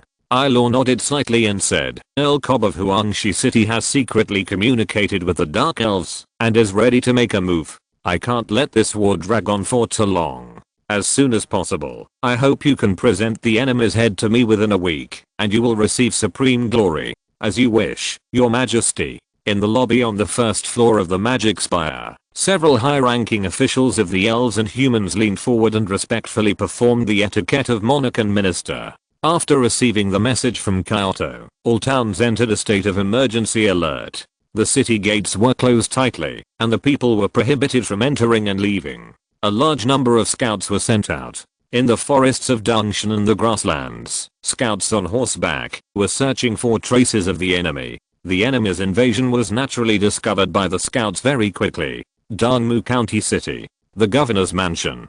2 scouts rushed into the mansion and reported. Report to the governor, less than 15 miles southeast of Dangmu County City. We have found traces of the enemy, and the number is no less than tens of thousands. There really is an enemy invasion. Send the military information to Kyoto as soon as possible. Ask General Zaute to come to discuss the matter. Yukan said in a deep voice. Yes. The news that tens of thousands of enemy troops suddenly appeared 15 miles southeast of Dangmu County was quickly transmitted to Jingdang, and then from Kyoto to various towns. In the courtyard of Yangsan Palace, Qin Yu sat in front of the stone table, looking at the memorials moved from the Ministry of Internal Affairs, while listening to the official report. Your Majesty, Dangmu County has reported that enemy traces were found 15 miles southeast of Dangmu County. Soldiers with pointed ears, flying eagle-headed lions, giant tree men 7 or 8 meters tall. The enemy's army is no less than 50,000 people. Qin Yu slowly put down the memorial in his hand, and then said in a deep voice, Call all officials to discuss matters in front of the palace. I obey your order. After hearing this, the official bowed and turned away to call all officials. Qin Yu sat alone in the pavilion, frowning. Soldiers with pointed ears. Could they be elves from fantasy civilization? Flying eagle-headed lions? Isn't that a griffin? Huge and tall tree men? This makes it even more certain that they are elves. Qin Yu's face was gloomy. He was surprised that the enemy's strength this time was a little stronger than him. Your Majesty, look. A maid pointed to the east, where the original clouds had dissipated at some point, revealing two white giant pillars that reached the sky, surrounded by a layer of light curtain shining with grey and white light. Qin Yu Fang looked around and was shocked. Wasn't that the location of the enemy's traces mentioned in the military intelligence? The enemy is not simple. After a long time, Qin Yu sighed. In the Jinluan Palace. Greetings to the king. Long live the king. All the officials entered the palace and knelt down together. My dear ministers, please stand up. Qin Yu said, flicking his wide sleeves. Thank you, my king. Everyone stood up slowly. Qin Yu saw it and then said, enemy troops have appeared in Dongmu County with a number of no less than 50,000. I don't know how long Dongmu County can defend the city, but once Dongmu County is lost, then the capital will be in danger. Therefore, I convened a court meeting. Firstly to ask my dear ministers if there is any way to deal with it, and secondly to mobilize troops from all over the country to deal with the enemy as soon as possible. Qin Yu's cold voice spread throughout the hall. The shadow chief was wearing an official robe with a Qilin patch today. He walked out of the crowd with his robe rolled up and said, Your Majesty, I suggest that you send the shadow guards to assassinate all the leaders of the enemy army so that the enemy will collapse without a fight. Qin Yu said thoughtfully, this is not a bad idea, but the light curtain covered by the white giant pillar in the east is very likely a barrier. The shadow guards may not be able to get in, but we can try. Shadow Chief, you are responsible for this matter, and you must be careful. I don't want to lose any loyal shadow guards for no reason. Your Majesty. After the shadow chief said this, he turned around and left the golden throne hall again. Qin Yu looked at the officials below and continued, I intend to have Xianghu City, Panhu City, and Panshan military camp transfer troops to the coal city that is closest to the eastern grassland. In case of war, they can provide rapid support. In addition, 2,000 grizzly warriors from Grizzly Town and the rest of the city garrisons and border garrisons will be mobilized to Kyoto. Cavalry from all over the place will be quickly assembled, with Yuming as the main general and Ji as the deputy general, leading 6,000 Dragon Cavalry Battalion Cavalry and 800 Wolf Cavalry to rush to Dongmu County for support. Your Majesty, soldiers can be transferred, but it is better to only transfer cavalry to the western border. The Great Swamp in the west must be defended. Mu Yuan walked out in a ground grade official robe at this time and said in a deep voice, it makes sense to order the supervisor. Then the defenders of Zimu County should only dispatch cavalry. Immediately send the order to dispatch troops to Kyoto. The cavalry will gather in Kyoto first and then go to support Dongmu County. Let Yukan convey military information to Kyoto at all times. Do not delay military information and do not underestimate the enemy. Order the master of the witch hall, Jiang Rong, to mobilize a group of wizards to rush to Dongmu County immediately to assist the governor of Yu County in defending the city. Your Majesty is wise. Retire. After the officials dispersed, they each performed their duties. Except for a small number of troops left in the cities, all the cities gathered their troops and rushed to Kyoto. After all, the military order marked as extremely urgent was passed down. After the previous destruction of the Lihuo tribe, no one dared to delay. On the other side, Qin Yu led a team of human emperor guards and entered from an iron gate leading directly to the underground. After passing through a narrow stone underground staircase, a giant insect nest appeared in front of Qin Yu. Qin Yu stepped forward and took away 200 newly hatched burrowing worms. Including the ones hatched before, there are a total of 500 earthworms. He originally planned to send these earthworms to Xianghu City to loosen the soil and increase soil fertility or to dig holes in the mines. Unexpectedly, neither of the two purposes he originally intended was used. That's right, he now plans to use this batch of earthworms to dig a hole that leads directly to Dongmu County. Whether the result is that Dongmu County is not defended, or he wants to expand the results of the battle, this hole can be used. The only possibility that it cannot be used is that the enemy army abandons Dongmu County and attacks other cities instead. But this is obviously very unlikely. The main reason is that the two pillars have not moved since they appeared. Qin Yu guessed that the enemy army set up camp there. The second possibility is that the nearest city to there is only Dongmu County, and the rest are too far away. If they really dare to march long distances, the cavalry under Qin Yu's command will not be a joke. On the dinosaur civilization side, Shigo's dinosaur cavalry has increased to 1,500 cavalry. Among the newly added 500 cavalry, there are also 300 wind god pterosaur cavalry. Each of the wind god pterosaur cavalrymen had a sharpshooter from the original god shooting camp on his back. Not only that, Qin Yu also had people make a batch of kerosene arrows tied with rags soaked in kerosene, and some pottery jars sealed with kerosene. Each of the wind god pterosaur cavalrymen was equipped with 10 kerosene arrows and 5 kerosene jars. As long as the enemy dared to march, Qin Yu would dare to play fire attack on their heads. You know, he also has a purple prop card for burning the camp. The power is really not small. After all, a disposable prop card can reach the quality of purple, so its power can be imagined. Qin Yu asked several human emperor guards to carry the huge box containing hundreds of earthworms, and walked out of the underground insect nest. After ordering people to determine the location of the excavation, Qin Yu commanded the earthworms to start digging holes through consciousness. Chapter 275 Cavalry Fighting, Preparing to Attack the City. Kyoto is about 50 miles away from Dongmu County. Qin Yu used his consciousness to control more than 500 earthworms to dig in the direction of Dongmu County. The speed was about 140 meters per hour, and it was a 2 meter high and 4 meter wide hole. The total length of the target of this tunnel was estimated to be about 30,000 meters. According to the digging speed of 500 earthworms, it would take about a week to dig it out. Add some unexpected time. It would take about 7 to 10 days to ensure that a tunnel from Kyoto to Dongmu County was dug. Draw a good route, and have people monitor the direction of the tunnel in real time. Immediately let the witch hole send a group of wizards to take over the control of the earthworms. Yes, Your Majesty. The witch hole acted quickly, and a wizard team of 14 people, including 3 intermediate wizards and 11 junior wizards, came quickly. Qin Yu quickly let this team of wizards take over the control of the earthworms. From now on, you will be responsible for the underground cave plan. I have other things to do. Don't make any mistakes.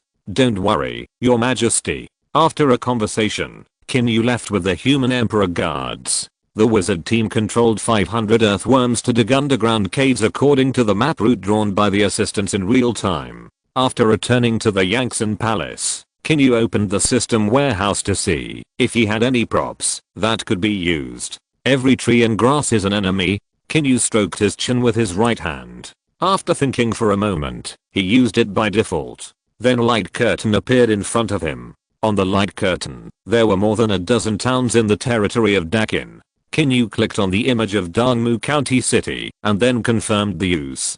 Tip: every tree and grass is an enemy has taken effect successfully and lasted for 3 days. During this period, when the enemy army scouted, the army in the city will show 3 times the original number to confuse the enemy. I hope it can delay for a few more days. Looking at the prompt of successful use, Qin Yu sighed. As long as you can delay the enemy until the day when the tunnel is dug through, Qin Yu has full confidence in winning this battle. The only thing to worry about is that, if the enemy does not want to fight a long battle and directly attacks with all its troops, it will be difficult for Dongmu County to defend. After all, it is really difficult for a powerful army to defend Dongmu County by attacking regardless of casualties. Although Zhaote's 5,000 new recruits have been fully equipped, they have not been trained for a few days and their combat effectiveness is limited. However, the 5,000 new recruits are all troops that have been trained once in the militia training camp.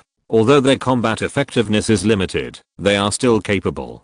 With the Thunder Copper armaments, it can be regarded as a relatively strong force for defending the city. let Mu Yuan pass the order and send a baggage team to transport a batch of city defense supplies and food to Dongmu County, including at least 100,000 thunder copper arrows, and let the Dragon Cavalry Battalion lead 500 cavalry to escort. Too many people will easily attract the attention of the enemy. After thinking for a moment, Qin Yu immediately asked the official to write down the order. After the official finished writing, he hurried down to hand it over to Mu Yuan, the official of the Xiling mansion. Mu Yuan knew that the situation was urgent, and he quickly arranged the order with Qin Yu's hand.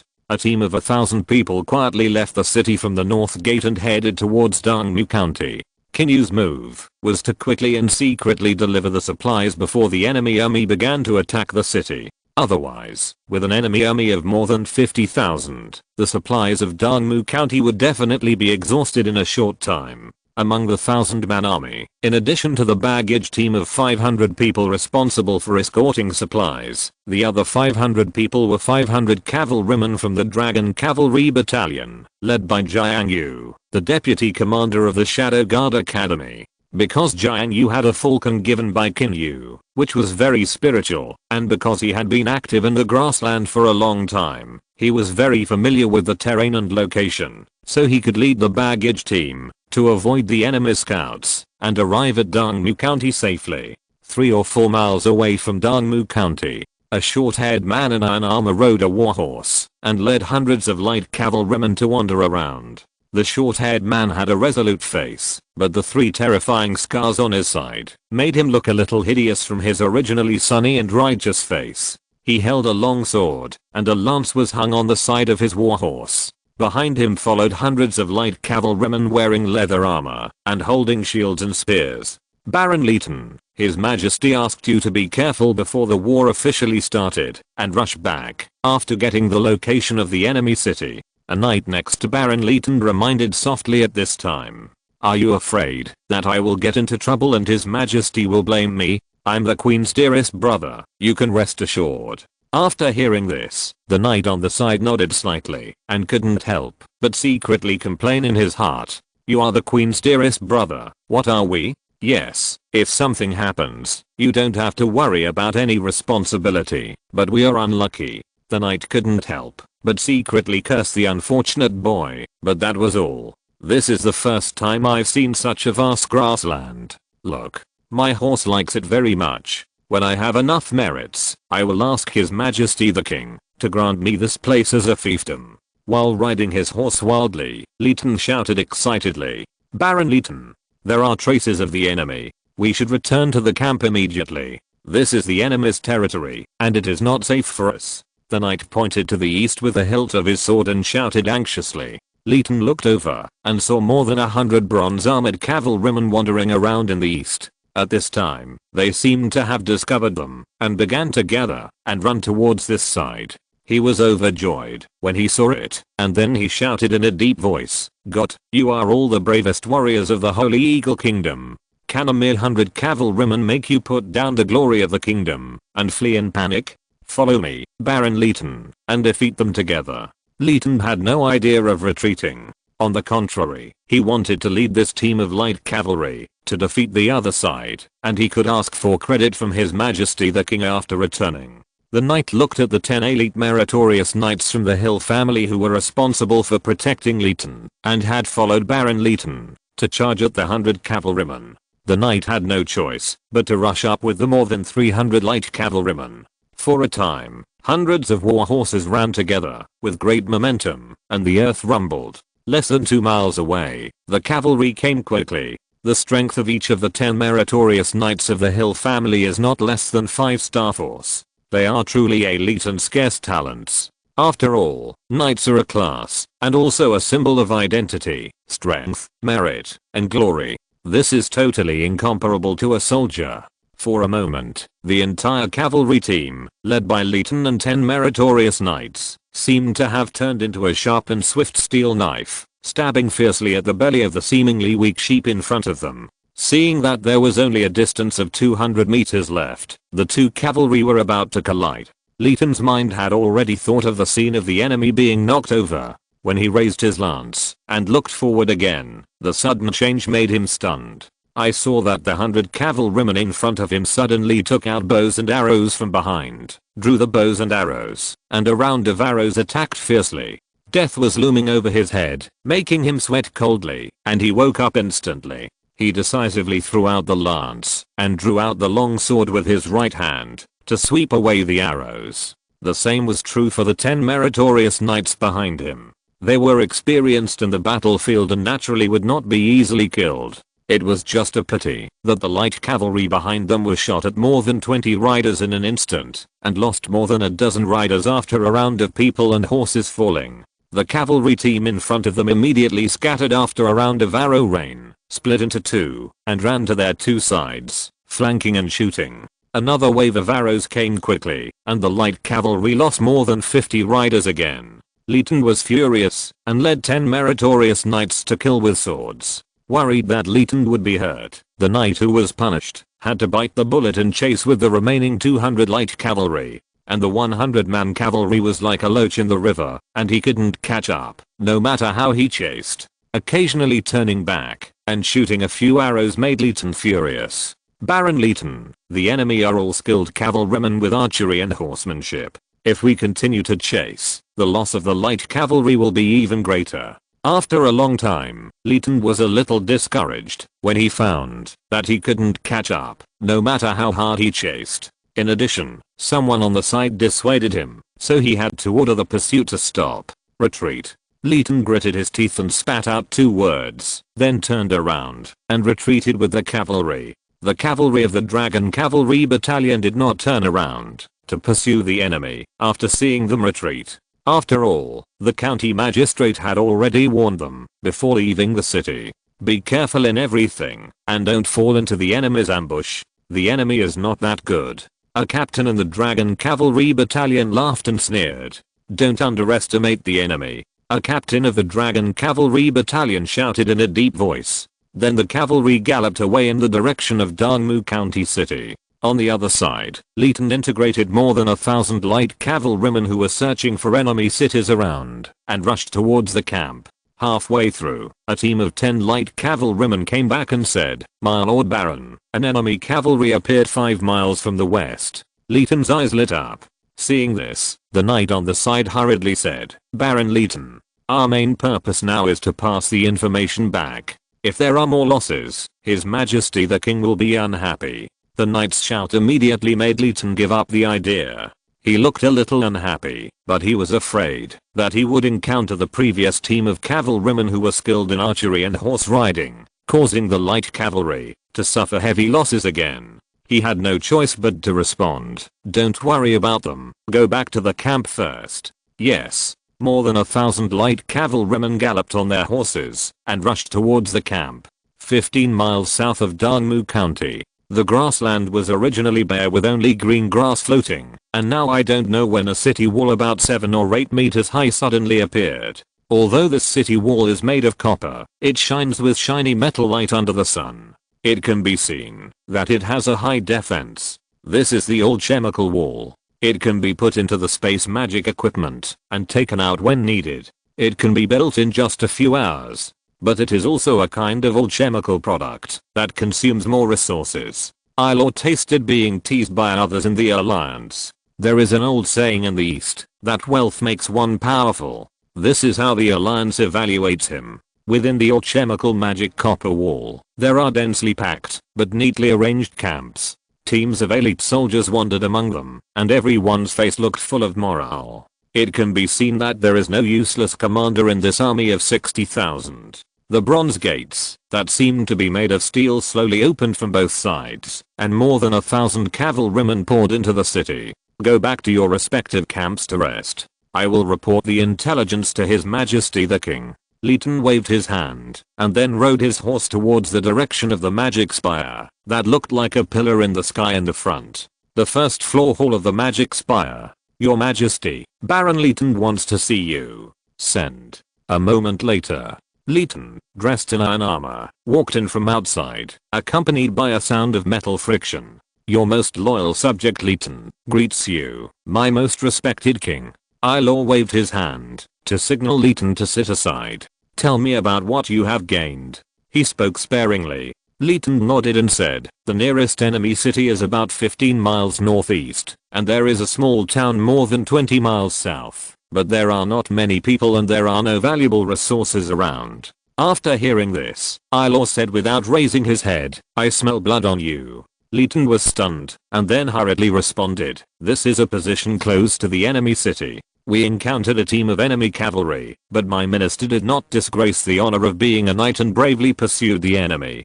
However, the opponent is like a cunning fox. The team did not catch up, so I came back with the cavalry. After all, the task ordered by your majesty the king is the most important. After listening to Leighton's speech, Ilor's eyes flashed with curiosity. He looked up and asked, did you fight? Tell me about the strength of the opponent. Leighton shook his head and said, of course, they are not as good as the cavalry of my holy eagle country. They are as timid as mice, and have no courage and spirit of knights. After hearing this, Ilor said unhappily, arrogance is a stupid behavior. Knowing the enemy, and knowing yourself can make you improve more. Leighton, you still lack some experience, to make you look more stable. I don't like an impulsive commander, because impulsive people are more likely to make mistakes. I understand. Thank you for your teachings, your majesty. Leighton was silent for a long time and then continued, the cavalry has good riding skills, and can draw bows on horseback. The arrows they shoot are as accurate as those elves. I have to admit that, although they don't have the courage and spirit of the knights, they are not stupid. After hearing this, Ilor nodded slightly, and then waved to the herald and said, send a message to the Grand Master of the Royal Court Knights, Serad, to prepare for the siege. End of this chapter. Thank you very much for reaching the end. Don't forget to like. Looking for more exclusive content and immediate access? Subscribe to our Patreon. Remember, every like, subscription, or donation encourages us to continue. Thanks to everyone. See you in the next video.